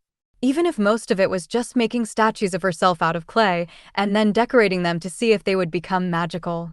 It seemed a bit silly, but it was making her happy, and the fact that there were dozens of little Remy statues around the platform now was highly entertaining to the other beasts. Among the humans, everyone had a hobby to pass the time as they waited. Karl had chosen to meditate to work on his strength, as had the 3 clerics, though they had taken a mid-afternoon break to play with the beasts before focusing again. They were just beginning to relax for the evening, secure in the fact that they were underground with the entrance to their bunker buried under ash, when a roaring from above them caught everyone's attention. It wasn't the deep roar of the magma dragon, it sounded smaller, but similar in tone. Then there were more roars in the distance and the sound of flapping wings. Doug laughed as the dragon flew away. I hope that's a territory fight about to break out. Because if that idiot of a magma dragon has attracted a mate already, it's going to take forever before it's safe to leave the mountain. That was a thought that hadn't occurred to them before. The magma dragon was turning the area into a perfect nest for himself, but what if there was another single magma dragon in the area? It seemed unlikely, as there were no other volcanic areas that Karl knew of, but anything could seem possible if you knew little enough about how the world worked. And he knew exactly zero about how magma dragon mating rituals worked. Whatever happened, it was in the distance, because they didn't hear anything else that night other. Then a few more messages from the lines, reporting that there were no frost giants approaching their new position today, and that the black cloud of ash was still blotting out the sky. Once that changed, and the ash began to cool, they would head out to see what survived. The first of them to see success in their endeavors that week was Remy. On the 3rd day after they had hidden inside the village to wait out the volcanic fallout, she managed to reach a level of success with her totems that none of the others had expected. Well, did you find something good in the book? Karl asked as the overjoyed spirit snake came outside to show off for everyone at the same time. Remy shook her head and gave a smile that made her fangs drop, startling the members of the other group, except for Doug, who had been expecting it. She focused hard, glowing with red energy for a moment, and then a small lamia statue appeared on the ground. It was 4-armed, with brown scales and a cream underside, where Karl had been expecting it to be blue and gold like Remy herself, but the head definitely looked like Remy. The statue just sat there, looking almost lifelike, until Remy asked Karl for some help. I need a target, she explained. Remy needs a target for her spell. Karl informed the others, causing Dana to create her 2 golems for the spirit snake to work with. There you go, Remy. Show us what you've got. The mage laughed, unsure what the statue was actually going to be able to do against a golem. Unless it was a form of golem itself. The totem rotated to face the golems, and then began spitting flaming balls at the golems, leaving them scorched and dripping with some sort of thick burning liquid. Flaming serpent totems. They burn and poison, Remy declared proudly. After a dozen fireballs over the course of 30 seconds, the golems were looking ready to crumble and the totem vanished, but that was more than enough for the group to see what they could do. Burning poison? That's a new one. I thought she was an ice element creature with a secondary lightning attack, Doug asked. She's a shaman-class creature. A natural-born spirit snake shaman, Karl explained. So, she's basically an elemental caster with a full range? Those totems will be a game-changer for ambushes. They can be left behind, and they will attack enemies without putting anyone in danger. Doug realized. Remy's shock startled Karl. She had never considered using them that way. How were you thinking they should be used? Karl asked the little snake, curious as to how her mind worked. You put them on your backpack, and they fire poison fireballs at anything trying to bother you. Hawk laughed in amusement. There was no doubt about it. He had been the inspiration for that totem, sitting on Dana's backpack and firing fireballs. Maybe Stupid Snake isn't as stupid as I thought. He mused, keeping the communication as a whisper between him and Karl, so Remy couldn't hear him. Remy says she thought they would be good if you put them on your backpack, so they would go where you go and protect the group. They only last 30 seconds or so right now, but I think that with some practice and time, that can be extended. Karl relayed to the group. Oh, that's not bad. A defensive snake totem. Ophelia agreed, then frowned. The totems were too small to see over her head when she was in bare form. But they could at least watch her back or something, she guessed. But just casting them on the ground to the sides of the fight would be good enough for most situations. It would allow them to attack without being in the way, and like her own totems, which expired quickly when she wasn't fighting, they could be constantly moved to be in the best position for the current situation. Totems were easily crushed, and these ones would be targeted because they actually did damage, so you wanted to keep them some distance away from the main fight. If the enemy had to turn their back on you to crush the attacking totems, you got free swings at them while they were defenseless. Once things calm down, I will work with Remy to show her all the ways that you can use totems in AFI. The Bear Totem Berserker announced with a smile. She didn't have any offensive totems yet, but her class was known to gain them once they reached commander rank. The advancement made by Remy served as motivation for everyone else, and they all increased their training that week as they waited for news from outside that the ash cloud was beginning to dissipate. The fires were raging through the mountains, only stopping when they reached natural fire breaks like rocky cliffs or wide rivers. That had turned a huge chunk of the mountain range around the volcano into an uninhabitable nightmare, and there were reports from the scouts that there were fire elemental creatures roaming the area when they went to inspect it. If nothing else, that should keep the frost giants away, but the ash cloud was lingering much longer than it should have, and wasn't spreading out to darken the skies over as wide of an area as the radio reports suggested they were expecting. The dwarven village had proven to be an incredible radio antenna after Doug had attached their antenna to a vein of metal on one wall, and they were able to receive, but not easily transmit, clear signals even the 100 kilometers from the new front line. The rest of the front line wasn't that lucky. The spots where there was no massive ash cloud or enraged magma dragon were facing intensified assaults from the frost giants, who had been displaced from a few unfriendly areas along the border. Now that they only had a few areas to launch their assault through, the frost giants hadn't given up. They had only focused their reinforcements on the more hospitable areas, which was giving everyone a headache. The defenders couldn't afford to transfer too many soldiers, in case the frost giants moved back to the less friendly portions of the border, but they needed as many as they could get on the portions of the line where the attacks were still taking place. From what Karl could tell, further down the border between the two nations, there had been another incident of some sort, and the frost giants had completely retreated, ceding the area to the hill giants after the snow melted. That put their current position near the southeastern end of the battle lines, with a large frost giant city supplying new troops constantly as a staging point for their invasion. On the 10th day, the ash cloud began to dissipate, and the temperature of the falling ash dropped until it stopped sparking spontaneous wildfires. There was still a layer of blowing ash all over the region, sustained by the dragon's magic so it would never truly fade, but what was blowing out of its territory wasn't harmful to anything but a housekeeper's sanity. That was their sign.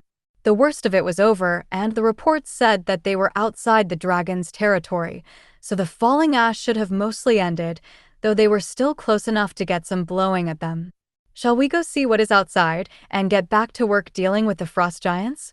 We can strike what dares to come close to these hills and return here every evening, Bob Mackenzie suggested. Karl nodded. That works for me. We can work our way into the Frost Giant Nation and attack troop patrols as one large unit to cut down on the number of reinforcements that the main line is getting. They're still being drowned in numbers by the weaker giants, so there is almost certainly at least one more of the summoning spots active. If we can trace it back, we might be able to do something about it. Torai and Tai both gave Karl matching looks that said he was insane, but a strong desire for vengeance burned in Tessa's eyes. I owe them for the broken arm. Do you have any idea how much that hurt?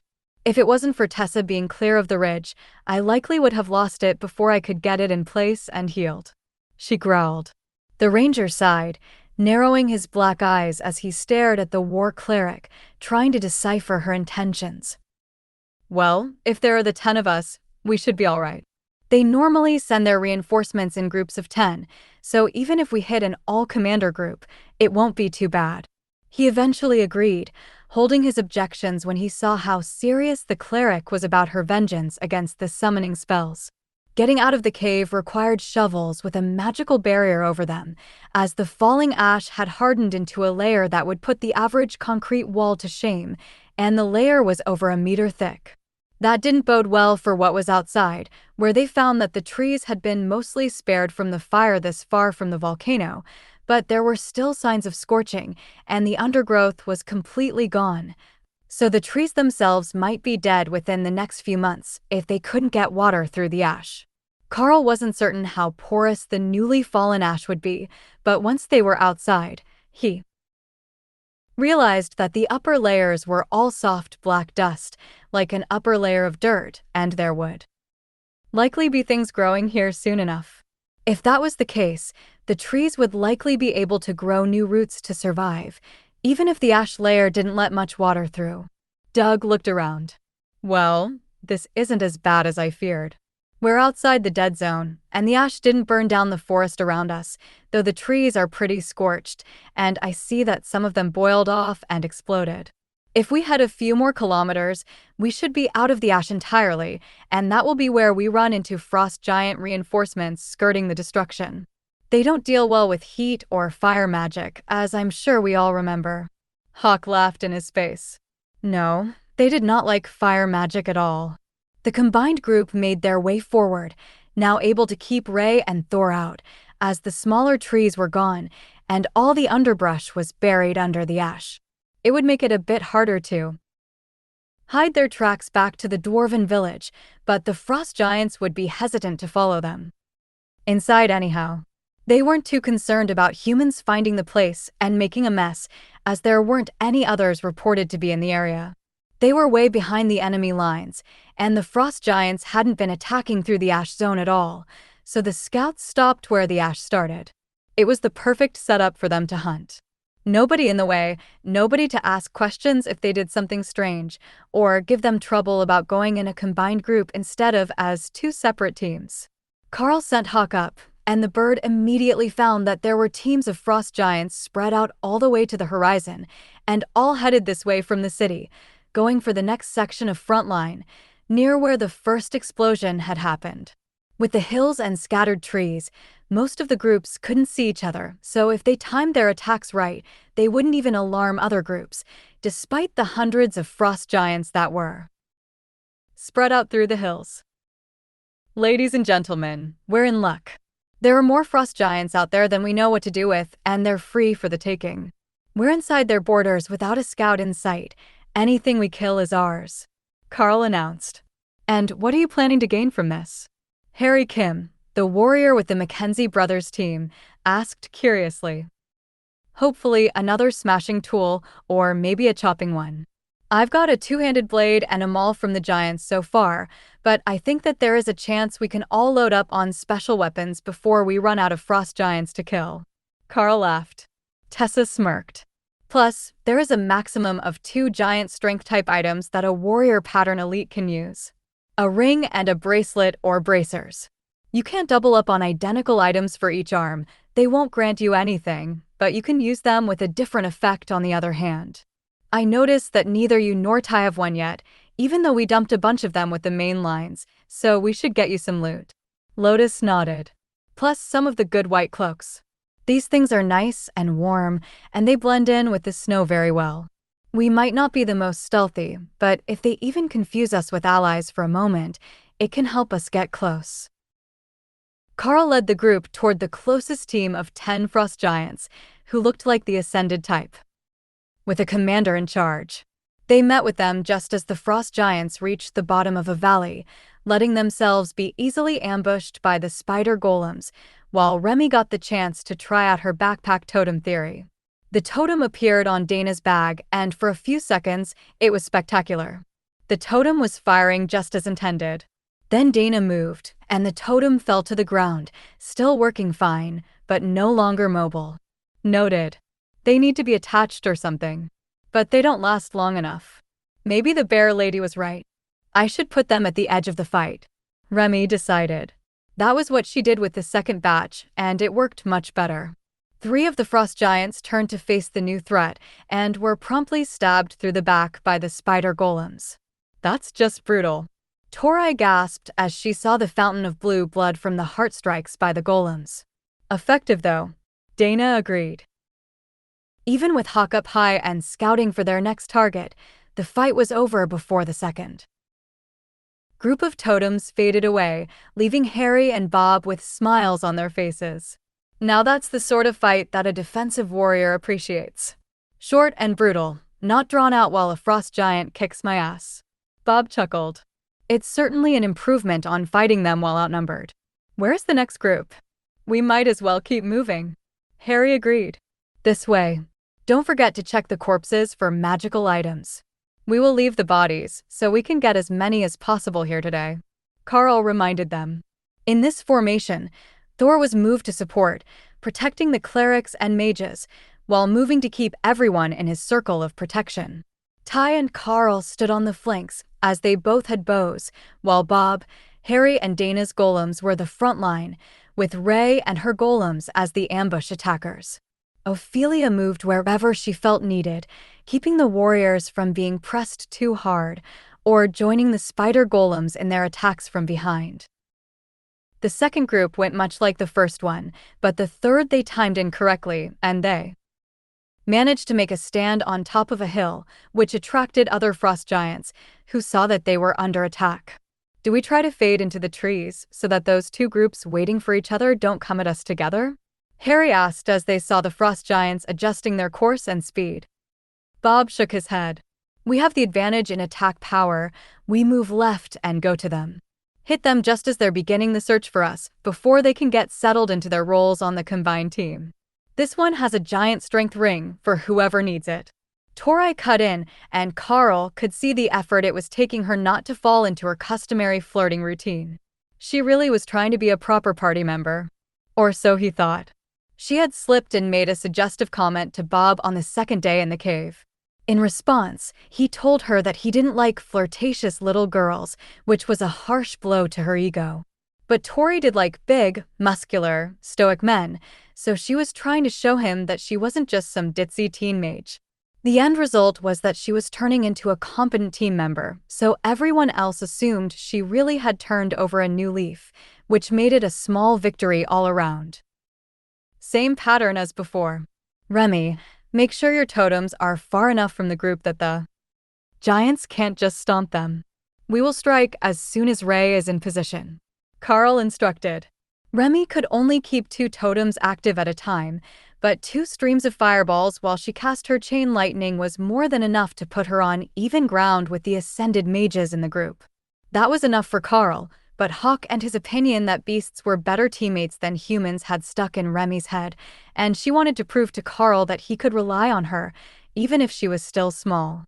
The group rushed the frost giants, who were ready for their approach, but not for the dirty tricks that the team was about to pull on them. First, the appearance of the 2 snake totems pulled their attention to one side, as fire and venom invaded their bodies, amplifying the pain of the chain lightning. Then, once the left flank was distracted, the spider golems hit from the back, causing chaos in the ranks before Ray herself was into the right flank of the frost giants. She was laughing as she dodged a long spear that one of the giants was holding, completely removing one of the two commanders from the fight and forcing the formation to spread out to avoid being in the way of his attacks. With haste, the giant had no chance of actually landing a solid hit on the nimble bloodbath spider unless she got closer to him, but that wasn't her goal. She just wanted the real fighters out of the way while her minions took care of the weaklings. Then she got a brilliant idea. A stream of silk wrapped the spear, and with her forelegs, she pulled it free of the giant's hands as he lunged forward on the attack. Then she fired her own volley of spears back at him, small spikes that peppered him with heavily bleeding wounds. "Where's your spear goddess now?" Ray laughed, and Karl felt an ominous sense of attention in the back of his mind, as if they had insulted something that could look down on them from another plane of existence. "Maybe don't insult war goddesses," Karl suggested as Ray hurled mental insults at the enraged frost giant, who was finding it impossible to catch her. "Then I will make him give the pointy stick to our war cleric and have her teach the frost giants how to use one," Ray retorted. She whipped the strand of silk, sending the spear flying clumsily toward the clerics. "Tessa, catch. She says it's for you, since a Sero knight needs a lance," Karl joked. Though she was confused, Tessa caught the flying spear, which instantly bonded with her, creating a golden-shafted and silver-headed spear that looked infinitely more impressive than the crudely enchanted item the frost giant had been using. Instead of a crude metal wedge, the spear now had wide, three-sided blades as long as her forearm at the tip, with a hooked crossbar, like a boar spear, to keep it from running all the way through the target. The spear glowed with holy light as she hopped up on Thor's back and led the lightning Sero on a charge into the frost giant ranks with her spear leveled and her shield in her other hand. The warriors laughed at the sight, but when she thrust the spear forward and the blade sunk into a commander-rank frost giant to the crossbar, then carried him off his feet with the momentum of a charging Thor, they couldn't help but be impressed. The spider golems closed on Thor's flanks, so nothing could attack him as Tessa shook the spear free of her target, and they came around for a second charge. "It's a spear, not a lance. You don't have to run them through," Bob yelled as the duo charged at the giants again. Thor bugled an annoyed response. "Running them through us? Way more fun than just stabbing them." But with quick thrusts of the blade, Tessa attacked the frost giants, letting Thor run down the ones he wanted, so she could stab them while they were on the ground. If Thor was going to remain as a charger, he was going to need some practice. The happy prancing was not at all dignified. The second charge carried them out of Ray's side of the battle, while the ascended rank giants scattered and tried to survive the affections of the spider golems chasing after Thor. As for actual damage, it might not be the most effective. But as a chaos tactic for breaking an enemy formation, Thor's method was unparalleled. The frost giants didn't last much longer, and the next group was still over a kilometer away on the other side of the ridge when the last of them fell. "Check the bodies quickly for other good things. There are more giants coming. Thor, this time you and Tessa are in reserve. Stay back unless you need to charge to rescue the warriors, but no charging right through the lines," Karl admonished. Thor nodded and stomped his feet. He was a good Sero. He would help however they needed, even if it meant all barriers and no smashing. "You can come forward and smash them with Tessa if they try to run away at the end," Karl allowed, knowing it would make Thor happy. The next group came over the ridge as they were finishing the looting process, and Thor promptly forgot his instructions and opted to go with Tessa's motion to charge into battle with the spider golems. Karl realized that he really should have told Tessa as well, to prevent exactly this, but the stone golems were on their way forward, and the combination of a rampaging lightning Sero and two spider golems had taken out the commander before the reinforcement group even realized that they were in trouble. Then the arrows from Karl and Ty reached them, sending lightning and fire into their ranks, while the warriors moved to flank the existing frontline formation. The spear seemed to have an affinity for Tessa, and it adjusted from 2 to 3 meters long with a thought as she fought the frost giants. giving her the reach she needed in battle, while also shortening enough that she could still stab them when Thor got up close and personal. Insulting war deities might not be the brightest thing they had ever done, but it seemed to have worked out well for their war cleric. Once the battle was over, everyone took a break to refresh while Lotus made them a light snack and some fresh water. Harry smirked at Tessa as she rested against Thor's flank. "You know, you have to be the least cleric-like priestess that I've ever met," he joked. "You just aren't around the Red Dragon priestesses enough. We love to fight, we just don't often get as many great opportunities as I do. If I was the only cleric in the group, I wouldn't be able to charge into combat with Thor. I would have to hang back, as the group couldn't afford to have me injured. But with two others, including a high priest, it's no problem at all if I buff up and head for the front." Line.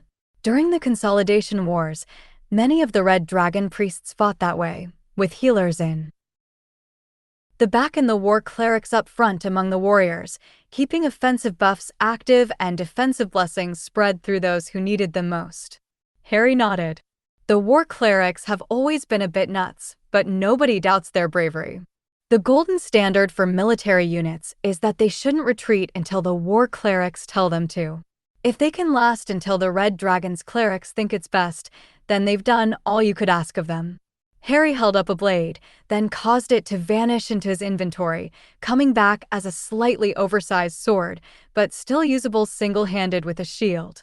"Nice, nothing too special, but a freezing effect on a commander rank blade will serve me well for many years after I get out of this frozen shithole," he explained. Bob gave him a celebratory pat on the back. "You can't argue with that. Once we finish here, freezing the enemy will work much better." He had a good point. Once they were outside the Frost Giant Nation, freezing effects were going to be incredibly effective. Most creatures could be easily slowed or encased in ice if the magic was strong enough. It just didn't affect the Frost Giants and Yeti the same way, due to their ice elemental nature. "How many more groups will we hit today?" Lotus asked as they finished the cleanup work. Karl shrugged. "I say that we head back just after lunch. We're going to have to start moving back and forth to get the groups, as they're not all following the same path, so we will want to be back for an early dinner." There were no arguments to that suggestion. They had been sitting for days, and the first day back they had been working hard to eliminate the Frost Giants. An early dinner and a long rest were just what they needed to be ready to target a new region tomorrow. After all, hitting the same one every time would only cause the Frost Giants to avoid it. Tessa frowned down at the body of their last kill of the day. The Frost Giant was a commander, one of the many team leaders that they had killed that day, and unfortunately, identical in appearance to the others under the war paint. Doug stepped up beside her and turned the corpse's head to one side with his boot. It would have been better if they were different looking, he grumbled, agreeing with Tessa's silent complaint. "Well, we can say for certain that they still have the means to summon more Frost Giants, and we now have a decent idea where they are coming from," Lotus added helpfully. Karl checked a corpse for magical items before he joined the conversation. "And once we radio in for the evening, Command will know as well, but I'm not certain what they will be able to do about it.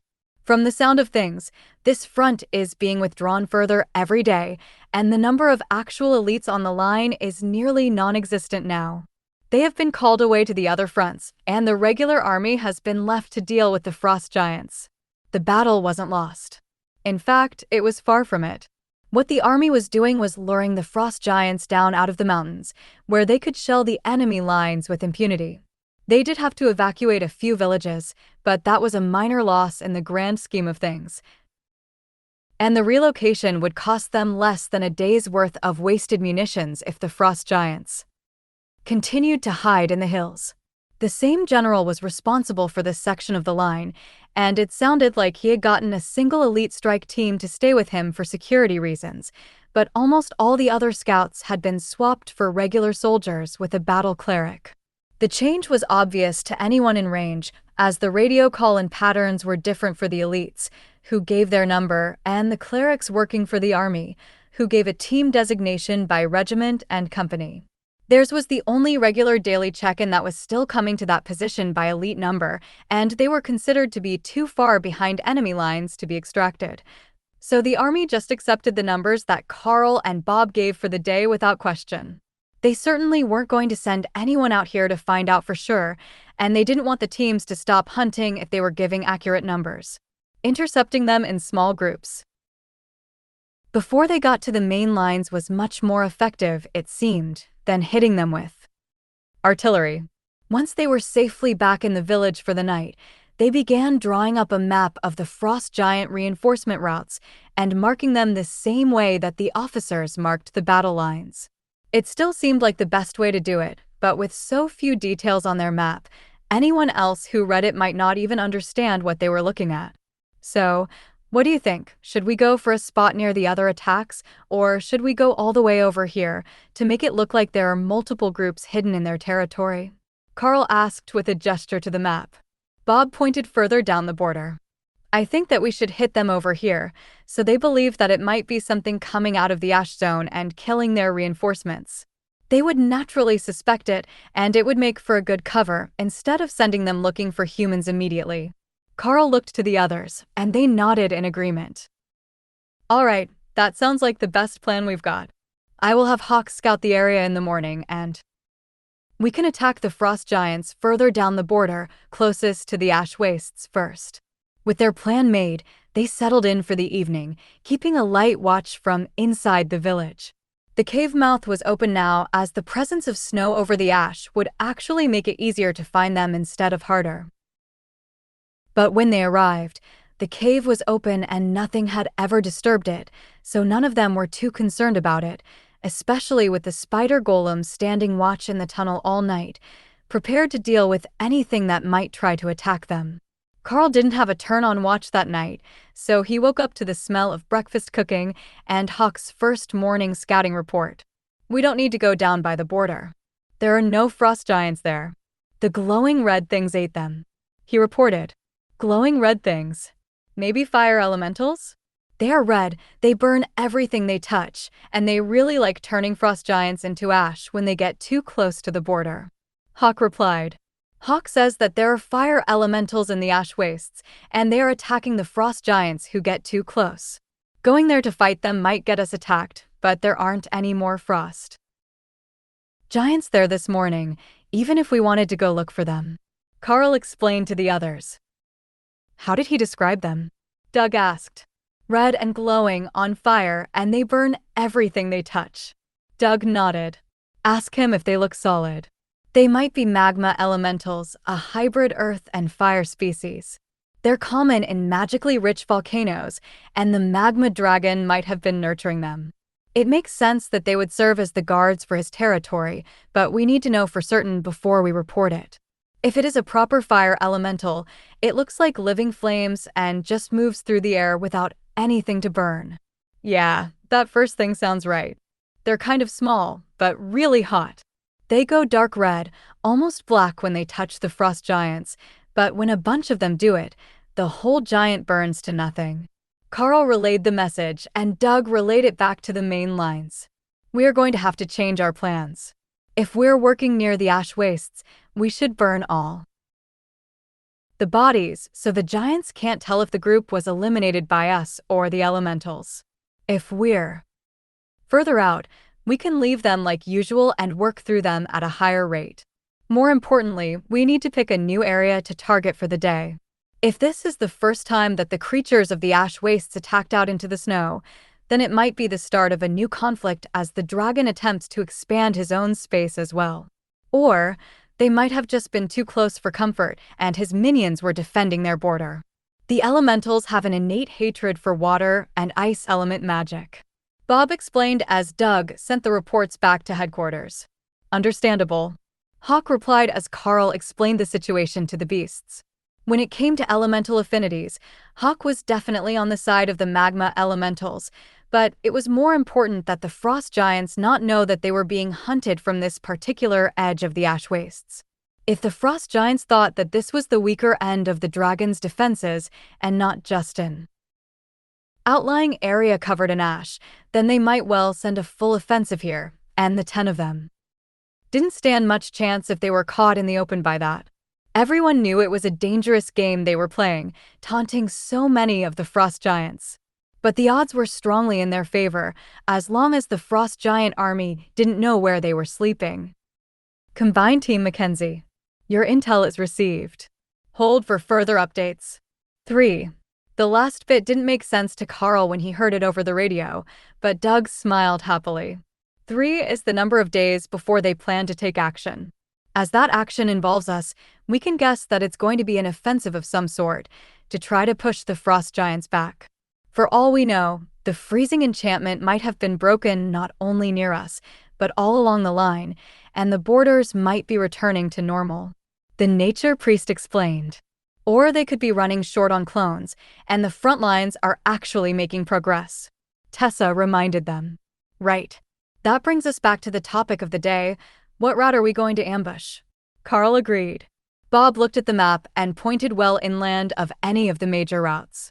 What if we don't ambush any of them, but instead, we zigzag across the pattern as if we were a wandering monster pack being chased from place to place? It would confuse them with its disorganized nature, and it would let us search their territory to see if there are any signs of where they might be making the new clones. I suspect that it is actually in the city, where we won't be able to easily get to the next summoning spell, but if it is still out in the wild, then there is a chance that we can break their reinforcements a little more. And not just by killing them in vast quantities. If one spell can make a group every half hour, we would have to kill them every 15 minutes during daylight hours just to keep up. That isn't feasible in the long term, so it would be better if we could find a way to either distract or delay them, assuming that there isn't a good way to stop the cloning. Karl nodded. That works for me. The main lines will thank us for every frost giant that we kill, and if we happen to find something that can stop them from continuing to make more attackers, it will be even better. I know that we reported it, but who knows if High Command took it seriously enough that they are going to actually do something about it and not just throw more bodies on the line to face an unending tide of frost giants. Eventually, even we will get tired and worn down by the fight, so anything that has a chance to change the balance is worth trying. They led the group out again, hunting groups of frost giants, who were no more on guard than the F or stay back had been. That made no sense, as they hadn't cleaned up the bodies. They had to have passed at least a few dead groups of giants on the way, but they hadn't taken any additional precautions, and they were barely paying attention to their surroundings. But their inattentiveness began to make sense when the group reached the second path. They giants there were almost running through the tundra toward their spots on the main lines. So, it wasn't that the first group was inattentive, they were all rushing, and the frost giants were just doing the best they could while following orders to make it to the front as soon as possible. Well, we should kill a few groups this way. We will still be fighting when the next group shows up at this rate, so we are going to eventually have to rush a fight so we can break free and make it to the next path. Bob realized as they prepared to fight again. Doug shrugged, unconcerned. We will do what we can. If it turns into a huge fight here, then it is what it is. Ty and Harry gave him a look that said he should be concerned, as it would lead to an all-day fight until they were exhausted and made a mistake. But the nature priest had a level of confidence that they could only aspire to. Today, Thor was pulled back to the second line, defending the casters, but by the time that the fourth group made it to their battle, that proved to be a valuable bit of foresight. The frost giants pushed past the warriors, taking light wounds to shoulder them aside. If it hadn't been for Thor, they might have made it into the much less durable magic users, and that would have been a disaster. With Thor's lightning barrier on them, they weren't just squishy and easily killed, but they didn't have giant strength, so they could end up being grabbed and hurled through the air, while they were unable to fight back. But with Thor blocking, the giants ended up boxed in and were quickly dispatched by the arrows fired by Karl and Ty. This is a mess. Ray, finish those quickly, and we will withdraw to the first line, but further toward the city. That way, we can make a fighting retreat at the end of the day. We're not going to make it any further with so many giants on the path today, Karl announced. Hawk broke away from the fight to scout them a route to the next fight, assuming that they could get away from this one, but came back with bad news. There is no more first line today. They're all on this path. The elementals have chased them away from the ash wastes. He explained. Hawk says we have 2 routes worth of frost giants to fight. They abandoned the line closest to the dragon's territory. Karl informed the others. Bob nodded. Finish these as quickly as we can. If we can charge into the next group, we can take them by surprise. Advancing into them so they don't see the other bodies should give us a little bit of an advantage, and we can use all we can get. When the day starts to wear us down, we will retreat toward the ash and see if they follow. Karl burned extra mana to add Flaming Body to all the arrows, in addition to Chain Lightning. The extra damage took the giants out fast enough that they still hadn't heard or seen any sign of the next group when the fight ended. So, they charged forward, away from the growing pile of corpses and into fresh snow, where they could ambush the frost giants from inside of Remy's blizzard. The change of pace was just what they needed, and the group picked up a new rhythm, hitting the frost giants hard, and then taking a short breather before charging into another group. They didn't move far between fights, just enough that the next group didn't realize that the blinding snow wasn't a natural phenomenon, as the day was windy, and blowing snow was a constant phenomenon in their lands. They managed to keep the pace until the middle of the afternoon, when Hawk informed them that the flow of giants was slowing, and that would give them a chance to retreat and hide before they got too hungry. There wasn't enough of a break for them to sit down and eat a proper meal, so they had been snacking between fights. That was enough to keep going for a while, but it wasn't good for a whole day's worth of combat. They weren't uncaring bureaucrats who saw fighters as data on a sheet, just numbers to be added and subtracted, so they would let the rest of the frost giants go and take care of themselves first. They were about to retreat when Lotus pulled an interesting item from the body of one of the commander-rank team leaders. Check this out. I think that it's a drawing of the statue of the Alamather that Remy is holding on to. They're still looking for it, so there has to be something special about that particular statue, she announced as Ray flipped the tiny cleric onto her back for the run. Did we find anything similar on the others? Karl asked as they jogged off toward a stand of trees closer to the ash-covered lands near the volcano. No, the tube that it was in caught my eye because they never have scrolls or anything with them, and I'm not sure that they even have a written language to read. But it's just the drawing, so I don't know what they're planning to do when they find it. For all I know, it might be a drawing to get someone to make another statue, Lotus realized. Karl shrugged and slowed his pace once they were out of sight behind the trees and headed into the ashes. Anything is possible, but my guess is that they can't recreate whatever magic is on the old one, so they want it back, and they've got the reinforcements looking for it. We just happened to find someone who didn't dispose of the instructions before leaving town, he offered. Bob frowned as he replied, an expression that made him look much older than he actually was.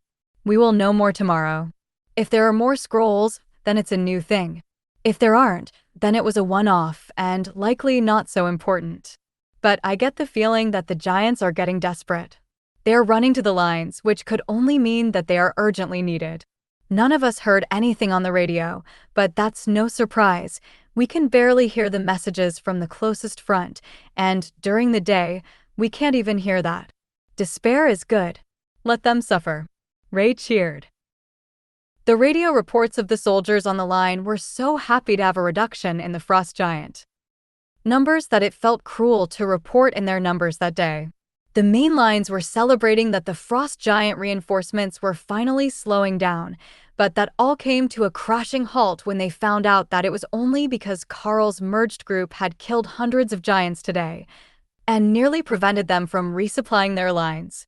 That news was a shock all through the command structure. There was something definitely amiss with this double-strength group, but none of them were privy to the details of the group's strength, other than their official rankings. On paper, they didn't look like anything special. There was one extra cleric from the usual composition, but that shouldn't change the outcome of the fights in a highly positive way. If anything, it would normally reduce their efficiency, as the clerics weren't known for their damage output among well-equipped elites. It was only among the average soldiers and the faithful on the line that they really shone as the beacons of power with their blessings. So, the generals in command of the theater were thoroughly baffled by the number of frost giants that the 10 elites were managing to kill. So much so that they even sent a scout up the mountains to watch the frost giant city through binoculars. They could see that the giants were leaving the city, and then at various points, they just stopped coming over the hills. A few times, they did manage to get a view of the fighting, but it was so far in the distance that none of them could make it out clearly through the blinding snow. Seeing all those giants disappear before they could make it to the front lines was a wake-up call for the soldiers. The elites in whatever group was hunting out there were even more scary than the groups of frost giants that they had been hoping not to run into during this mission. But more than that, they could keep up their kill count all day long. They seemed to have left the battlefield mid-afternoon, but you could only be in combat so long before becoming exhausted, and by the preliminary count of the scouts, they had killed hundreds of giants in a single day, just as their reports had insisted. Most of the top brass would not be happy to hear that, as they had thought that the threat was tapering off, and they could claim credit for their stalwart defense. But if it wasn't the case, then they were only resting while the frost giants found a new way around to attack their lines. But for groups that had retreated, other than the two who were closest to the volcano, it was a golden opportunity to move up to a better position. They could retake the best defensible spots and fortify them as much as possible while the numbers coming at them were lower than usual. It might be their only chance, and they didn't know how long that group would be in the area. The suspicion was that it was an unannounced royal rank elite, and not two commander-led groups working together, as the official reports said. If they had a prince with them, it would make sense that they could mow through frost giants so quickly. But even 2-on-1 at the same rank, it would not be easy to defeat the groups fast enough to get out of the way before the next group was on you. The sun faded from the sky, and the scouts bedded down for the night, hoping that Karl and his group would be back out in full force the next morning. The next morning brought the generals just the reprieve that they were hoping for. More disappearing frost giant reinforcements all along the paths leading to the closest sections of the line. But what Karl and the others found was not nearly as encouraging. Tessa sighed as she picked up a wooden tube with her spear. That's the 15th one this morning. Every group leader, whether it's a commander or an ascended, has one of the drawings of the statue. They're definitely hunting for it, and that means they're not going to give up until they either find it or run out of soldiers. But if they're still making more clones. She trailed off, letting that sentiment linger. If they were making more clones, they would never run out of troops. They would just keep hunting for the statue, or whoever had taken it. Lotus shrugged. At least the flow is lighter today. There are only a third as many groups as before, and that is with the first route blockaded by the magma elementals. I think that we might be able to push further forward or up into the other routes soon. If we can find out where the ones who aren't coming this way are going, we can relay that back to the lines and maybe save some lives. Don't you think that it's getting warmer here? I mean, it's still frigid, but it is definitely warmer here than it was a few days ago. Doug noted as they fought. I think it is. That warm breeze coming from the volcanic ash area is taking the chill out of the air, and it's only a little below freezing now.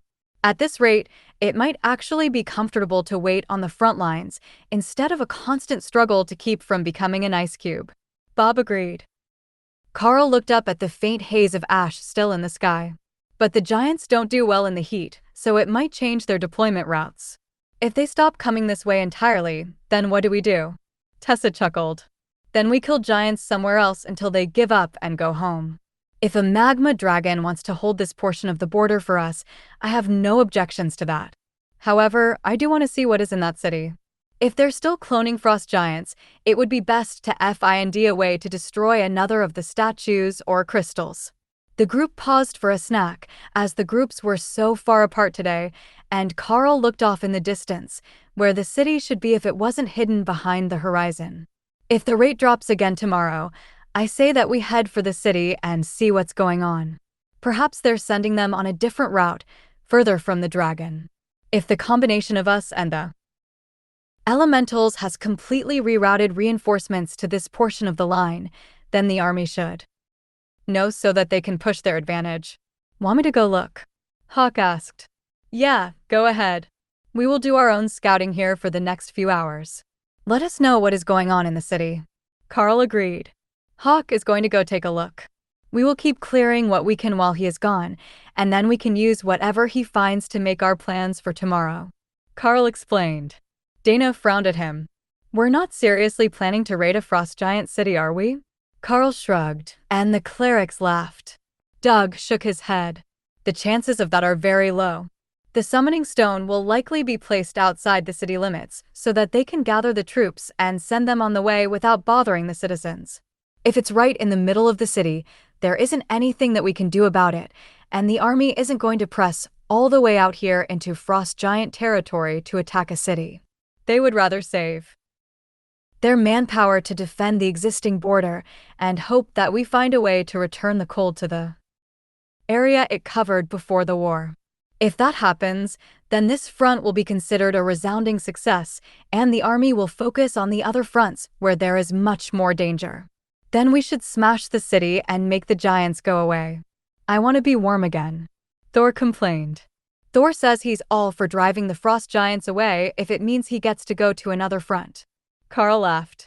This might be the supposedly easiest front, when judging purely by the rank of the opponents, but the pure numbers as well as the freezing cold certainly didn't make it the most popular. What Hawk found in the frost giant city was not at all what anyone had been expecting. The city itself was nearly demolished, with a large breach in the wall that faced the ash wastes near the volcano. He was not the first one there. The elementals had beat him to it, and from the look of it, they had either taken the city or done enough damage to make the civilian population retreat. There was still a sizable military contingent nearby, so the elementals might not have won the battle, but the city was demolished anyhow. That began a search for the summoning spot. If he could find that, they could smash it and stop the reinforcements entirely. There was nobody on this team who wanted to leave more than Hawk did, and that included Remy, who couldn't survive the cold for long in her current state. The logical place for him to start was where the remaining giants were. If they were still being summoned, the stones had to be there. But there was no big stone, no giants standing in a circle to cast a ritual spell, just a bunch of weak frost giants standing in rows. Hey, these frost giants are strange. They're not identical to each other. Hawk informed Karl. Of course they're not. There is a whole city full of them. How is the military situation there? Karl replied. The city is empty and most of the buildings are smashed and burned. All that is left are a few awakened and ascended giants standing around outside, but they're the ones who aren't identical. Hawk explained. Do you see the path where the other frost giants left? They must have sent the ones who can't fight, the very young and the elderly, out of the city when things got bad. Karl asked. Yes, back further into their lands. Lots of them went that way, too many to tell by footprints. And they're gone over the horizon already, even from your altitude, Karl confirmed. Long gone. Not even traces left, except the stomping that broke all the little bushes and flattened the snow. That is excellent news. If we can find where they were summoning from, we might be able to gain another statue. Hawk snorted in annoyance. I am looking. It's not by the soldiers, and it's not in the fields near the city, but there aren't any more frost giants. Well, there is a chance they took it with them when they left. But we will head there tomorrow and clear the area if there is a small enough group left for us to fight. That sounds good. There can't be more than 300 left, but they're almost all awakened, and they don't even have the good weapons with them. Hawk agreed. Now, Karl just needed to sell the idea to the others, who would naturally be very wary of approaching a frost giant city, even if it looked abandoned. They might not have taken their slave species, who would have been ordered to defend what was left, and whatever took the city would not be happy to see random humans either, so no matter what they ran into, it was likely to end badly for them. Karl didn't realize that everyone was watching him so intently until he turned to talk to them, with the intent to sell them the plan to go check the frost giant city. Well, out with it. I can tell that it's a bad plan already, but we might need to do it. Bob insisted. The frost giants have abandoned their city after it was attacked and mostly razed to the ground. That is why the number of attackers dropped today. They were too busy fighting to send anyone to the front lines. However, there is still an awakened rank garrison of giants there, plus any slave species or possible attackers who might still be in the city. What I am thinking is that we need to find out if they managed to take the summoning materials with them, or if they were destroyed in the attack. Karl began. Bob nodded.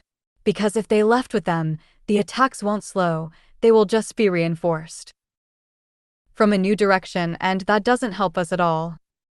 But if the materials were destroyed, the frost giant front lines could very well be in full collapse within the week.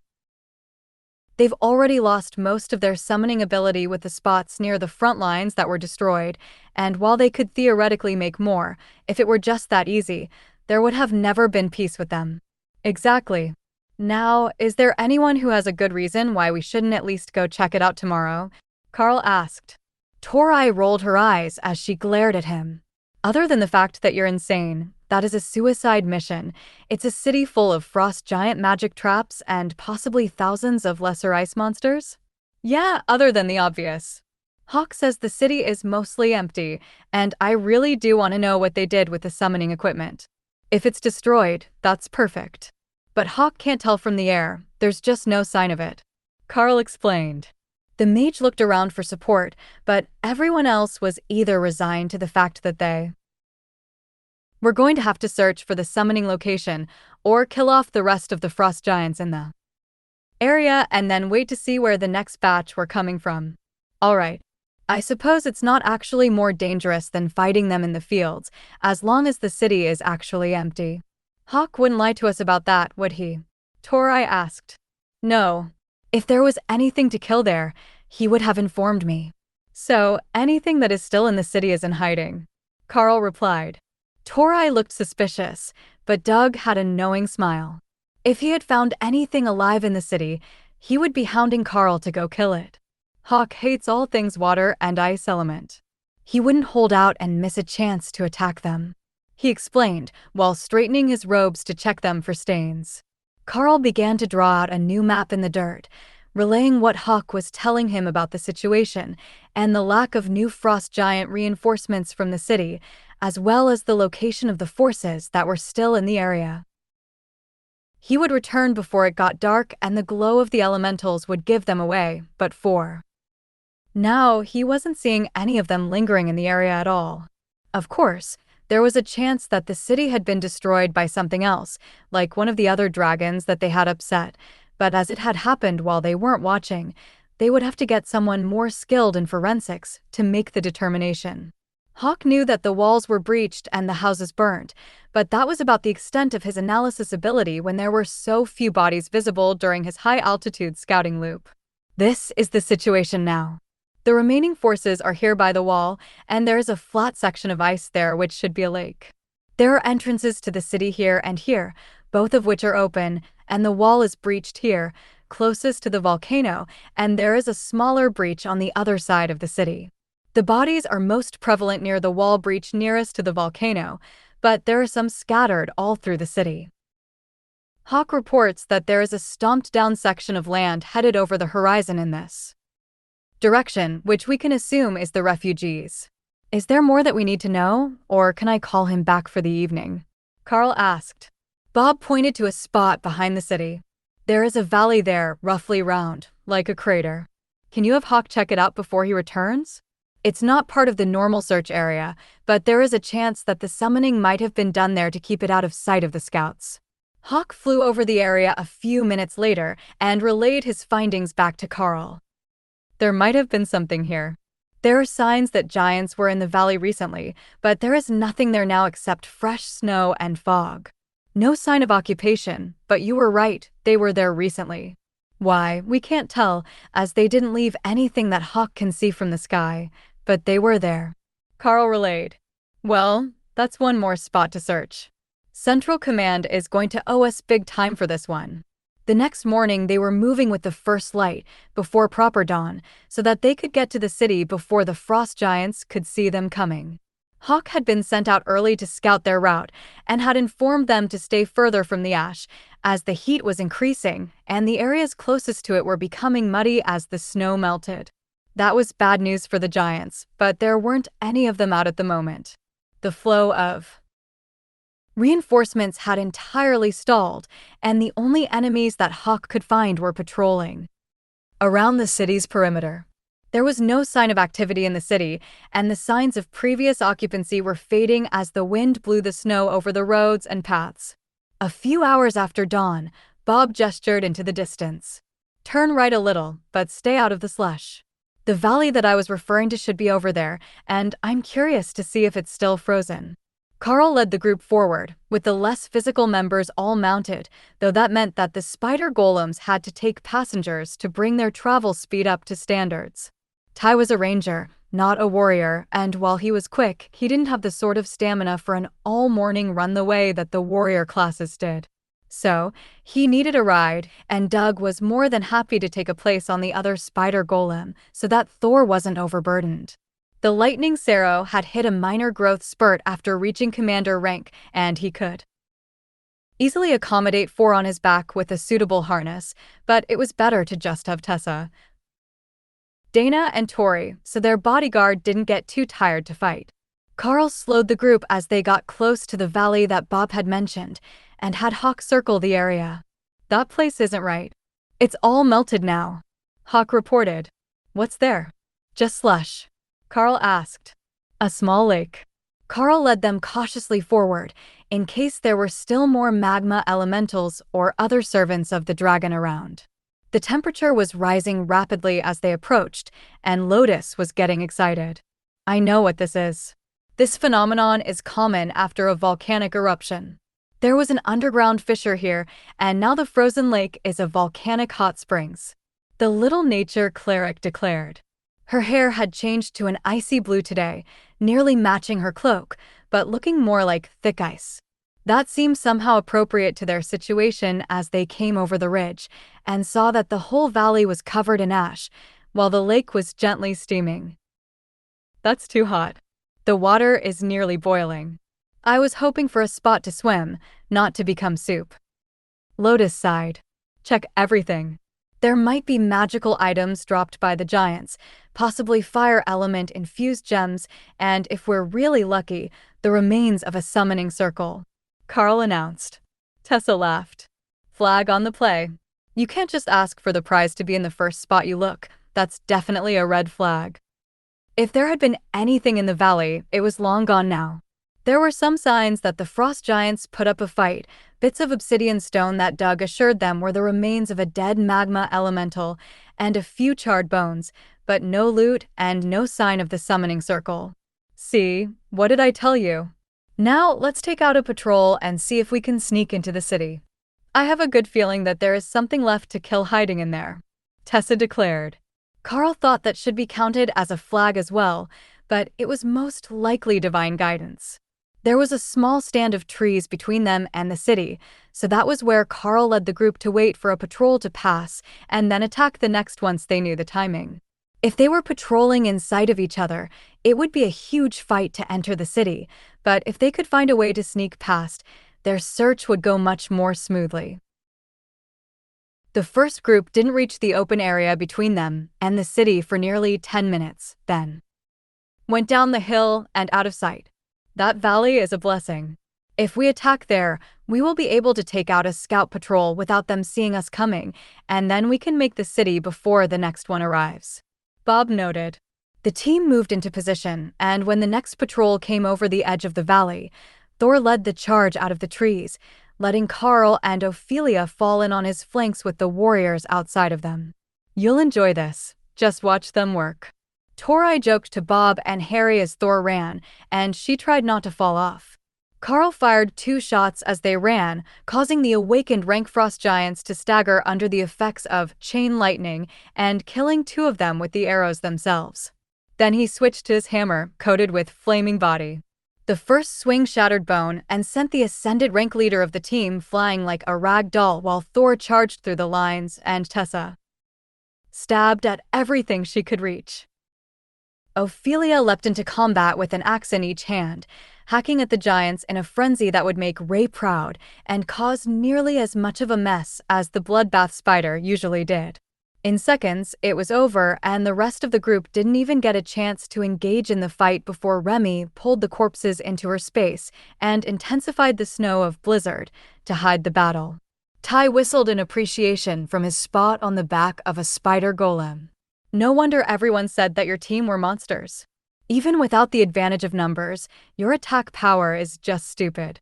What sort of skill one-hit kills an ascended frost giant? The ranger asked. The maul lets me stack layers of the same skill on it before I attack. That first hit was 5 layers of flaming body at the same time. Even if he was a commander, taking that hit square to the chest would have killed him. Karl explained as the group ran for the wall of the city. The blast went outward, so whatever had attacked had already been inside the city. That was not a good sign for the residents, who were sensitive to even normal heat. Their entry point was a small secondary breach, where something had melted the stone and caused it to run in liquid form. The blast went outward, so whatever had attacked had already been inside the city. That was not a good sign for the residents, who were sensitive to even normal heat.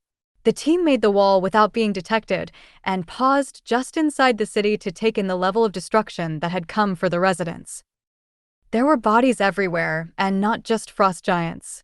There were yetis, some sort of satyr species, and even mountain ogres, who lived in the hills before the border expanded. Each and every one of them showed signs of fire damage, and they were all long dead, likely 2 days, as they were frozen solid and covered by a layer of snow. The dragon wasn't holding back. Karl whispered as he looked over what used to be a residential area of the city, and now didn't have a single standing building. Not even the little ones had been spared. Everything had been leveled as the invaders had passed through. From their entry point, they could see the main breach, so this was the start of the fighting, but that meant that the destruction didn't make much sense. If they had seen the attack coming, they would have at least evacuated the vulnerable to the other side of the city, so there wouldn't be many non-combatants near the walls. Tessa looked over the destruction and drew little lines in the air with her finger, as she worked to recreate the battle in her mind. They attacked from the other wall first. A diversionary attack that breached the walls and made the frost giants retreat.